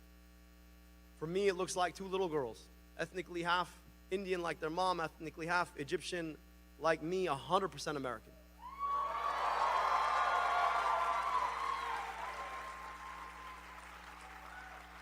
And I want to tell them, when they ask, that I got to work with so many incredible people who believed in the best of America, so that we could hand it off to them and all of their kids and grandkids. Ask yourself what we could be if we treated all our kids like they were all our kids. Ask yourself what it would mean when it comes to where we spend our tax dollars, about the schools we build, the health care we provide, the opportunities we would want. And for the next 13 weeks and the next 6 years after that, I'm asking you to join me in helping to build that America.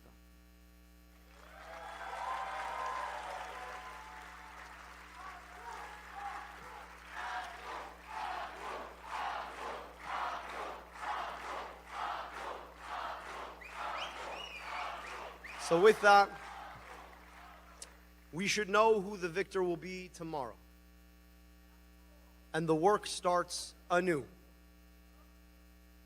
And so for one last time for this primary, money out of? Money in your? Medicare for? Let's go win. Thank you so much.